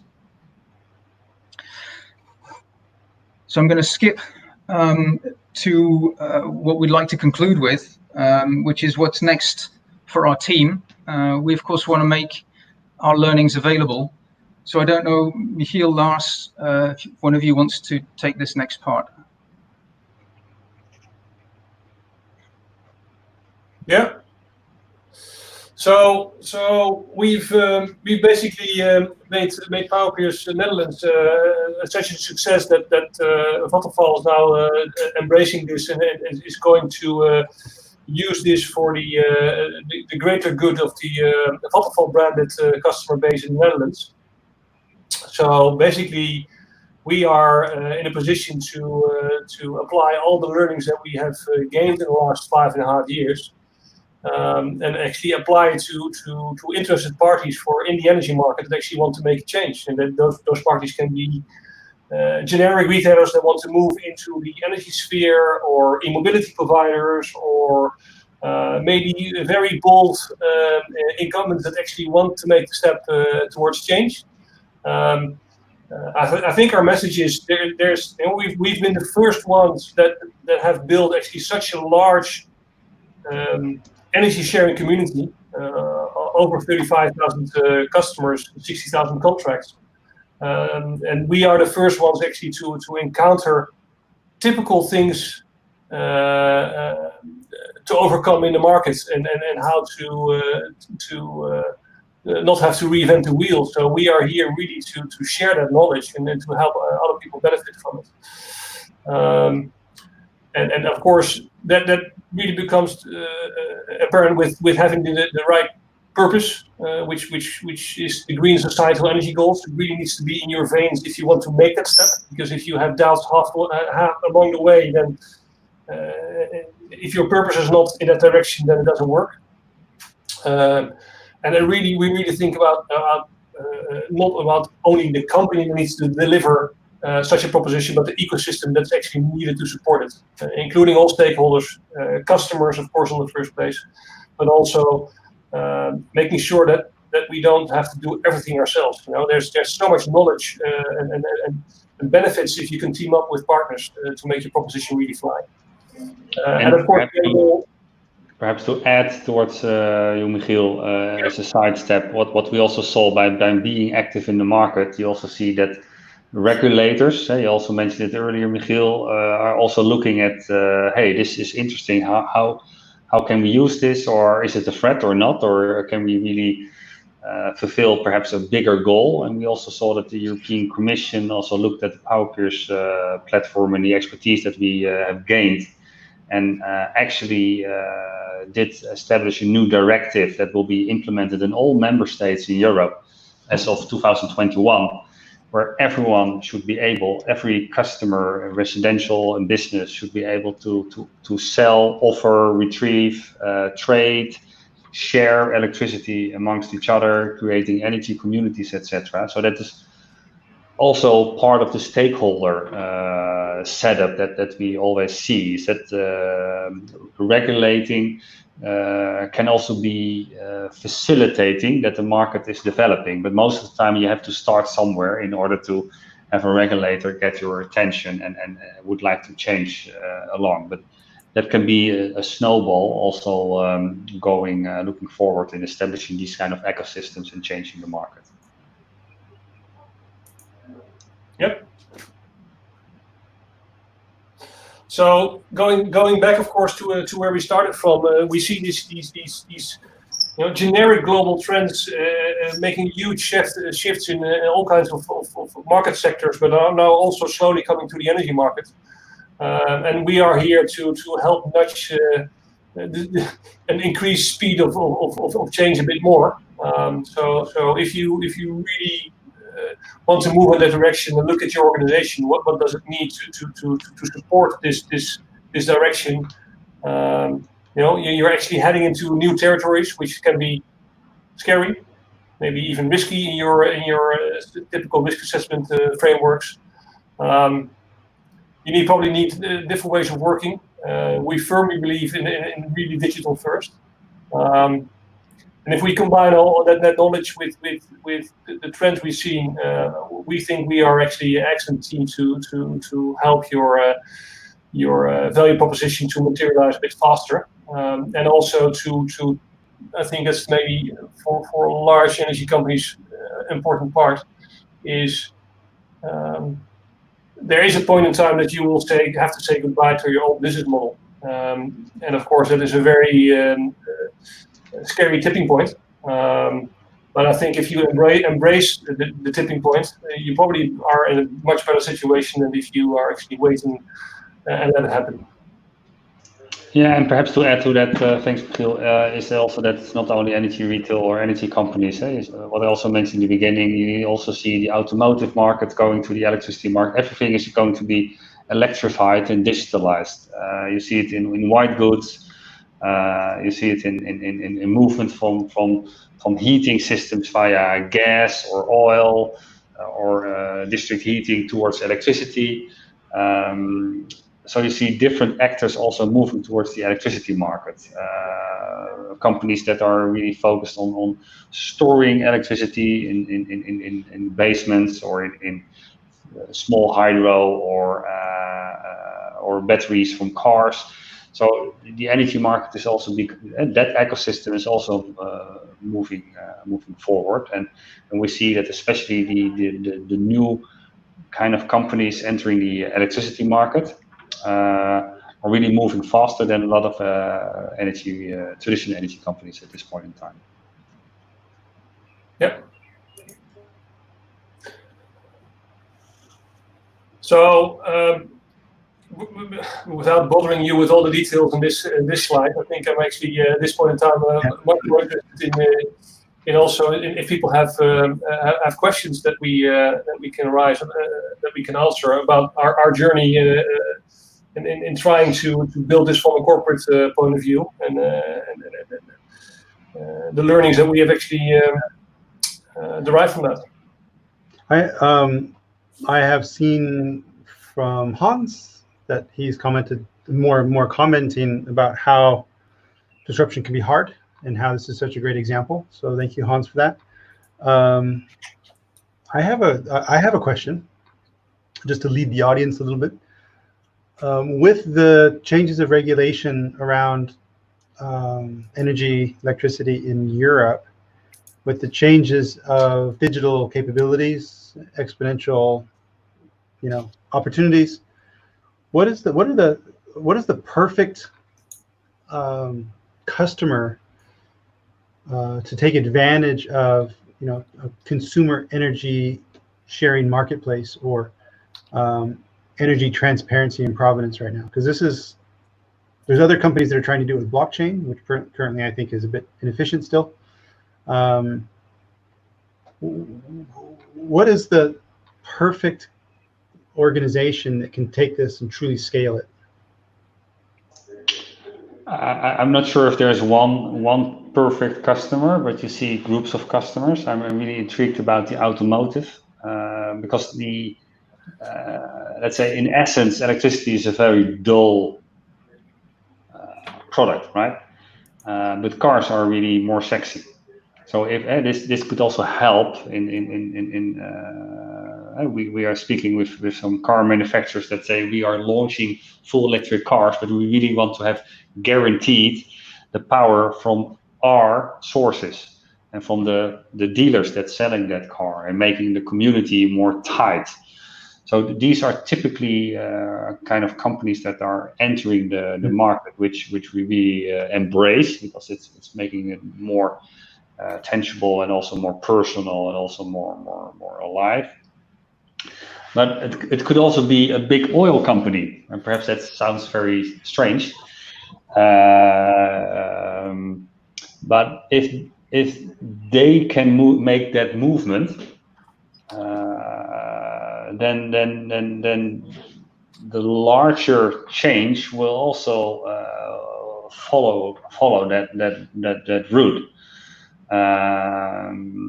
because they have the power, and they also need to switch, and then the impact could be bigger. And of course, there's a lot in between of energy retail companies that really want to embrace sustainable, but also want to embrace and are open to enable and to optimize it with their end customer base, and not seeing it as a connection point, right? A meter or a building, but are really actually people behind it. And what we really learned is that the power of people, and we saw a lot of our customers becoming an ambassador. We didn't have to do the sales; they do the sales, because they like the product. It's also, they have the feeling that it's also their product. They can tweak it a little bit, creating their own environments, etc. So companies that are typically open for these kind of customers, these kind of interactions, we see and we believe are the ones that will have the largest impact for society, but also the largest impact on their own business going forward. Great. Maybe I could add to what Lars is saying, a couple of categories that are increasingly interested in traceable energy with proof of provenance in this way. So Lars mentioned a couple of categories, but I also see among corporate energy users, so typically any business that uses energy and has its own consumers looking at what it's doing and wanting to obviously assure its customers that it's being as environmental as possible. These kind of companies are increasingly looking for traceable energy, and this is something that's going to get much bigger over the next years. And another category which is directly being facilitated by the change in the European legislation is local energy communities, where people are able to group together to invest in a community power generation asset and maybe also a battery storage with it. And what is really important in those cases is to be able to show that you're allocating the power that is generated within the community first in an optimal way before you need to import any energy. And there's no comparable systems today that can do that. So these are a couple of areas which are up and coming. I'm sure there will be many more because this is a fast evolving area. Michiel, before you go, it's almost 4 o'clock. We might get thrown out of here at 4 o'clock. I honestly don't know, but because the global main stage is starting at 4. Assuming we don't, let's just keep going. But if we do get dropped off in the next 30 seconds, thank you so much, everyone. But on the hope that we don't, Michiel, I'm curious what your answer is, and then we can wrap up in the next couple minutes. Well, apart from the typical customers or segments that Lars and Simon raised, I think we will probably come at a point in time that not only people are identifiable, but even devices are becoming identifiable entities that actually come with certain energy provenance guaranteed. So you buy a washing machine with green energy during its lifespan. Technology to have that in your washing machine is $2. The chip that can actually communicate with the internet in the washing machine is already there today. So if you can really promise as a retailer that the device your consumer buys is actually foreseen with green energy, and if you can prove it all the way through its lifespan, well, I think you probably have a very unique proposition that actually builds trust, but also, you know, makes verification almost at some point in time, if there's enough volume, makes verification self-evident. Yeah. So you know, we still are a market that actually measures on a household level, but in some markets, the majority of energy is not consumed within the household, but by the electric car already. So if you draw that a bit further, that line towards the future, then you could see people actually setting their preferences for the different devices. And I don't believe people will log in on day-to-day basis, but they set their preferences, and the moments in time that they actually want to check if it's correct, then you have to provide the trust, but also the insight in a very easy, viewable, transferable way. And that's actually all what we try to do. Nice. I think I would add a different perspective to that. The people who seem to be embracing these evolutions is actually a different mindset of person. Meaning it seems to be the leaders who are, and I think innovative is too cheap of a term here, but it's people who are aware of the trends as opposed to just the quarterly sales. They're aware of the change of consumer preferences, you know, the need for consumers to trust more, and the slow evolution away from price only to green, to trust, confidence, and also a bit more digital savvy. So people are realizing that when you digitize, you know, that kilowatt hour, if you will, when you digitize that, you open up new opportunities, new ways of engaging, new business models, and I think that's basically what we've been talking about all day here. You know, going from, you know, Craig's Awake session about the, you know, exponential opportunities, and we talked about exponential leadership, and Michiel was on that one. No, you weren't. You should have been. Sorry, I spoke for you. You were there in spirit. And then, you know, Paul talking about basically new fundamental economic models, and Francisco talking about how to go from zero to hero, and essentially what Francisco has sort of codified is really what you guys have already done. You know, drawings on some of the same books and inspiration, but you guys just sort of followed your intuition and followed your passion, and so I love it that we're ending with this story, this meaningful story in the market, and I really appreciate, with everything else that's going on, you guys took the time to come and share this story together. I'm very appreciative. Thank you guys. Thank you for giving me that for facilitating. Yeah, thanks. So it's really a pleasure. And now I see I've been online for 7 hours. I'm gonna go lay down for a bit, and then we'll see everyone back on this stage at 6 o'clock, where we're going to hear from the Dutch National Police, actually, and how they are using VR to help train them to prevent ethnic bias in their actions, which is super relevant. Really looking forward to that. Gentlemen, I appreciate it. Have a great afternoon. Thanks all. Thank you. Thanks. Thank you. Very complimentary. Bye. Bye.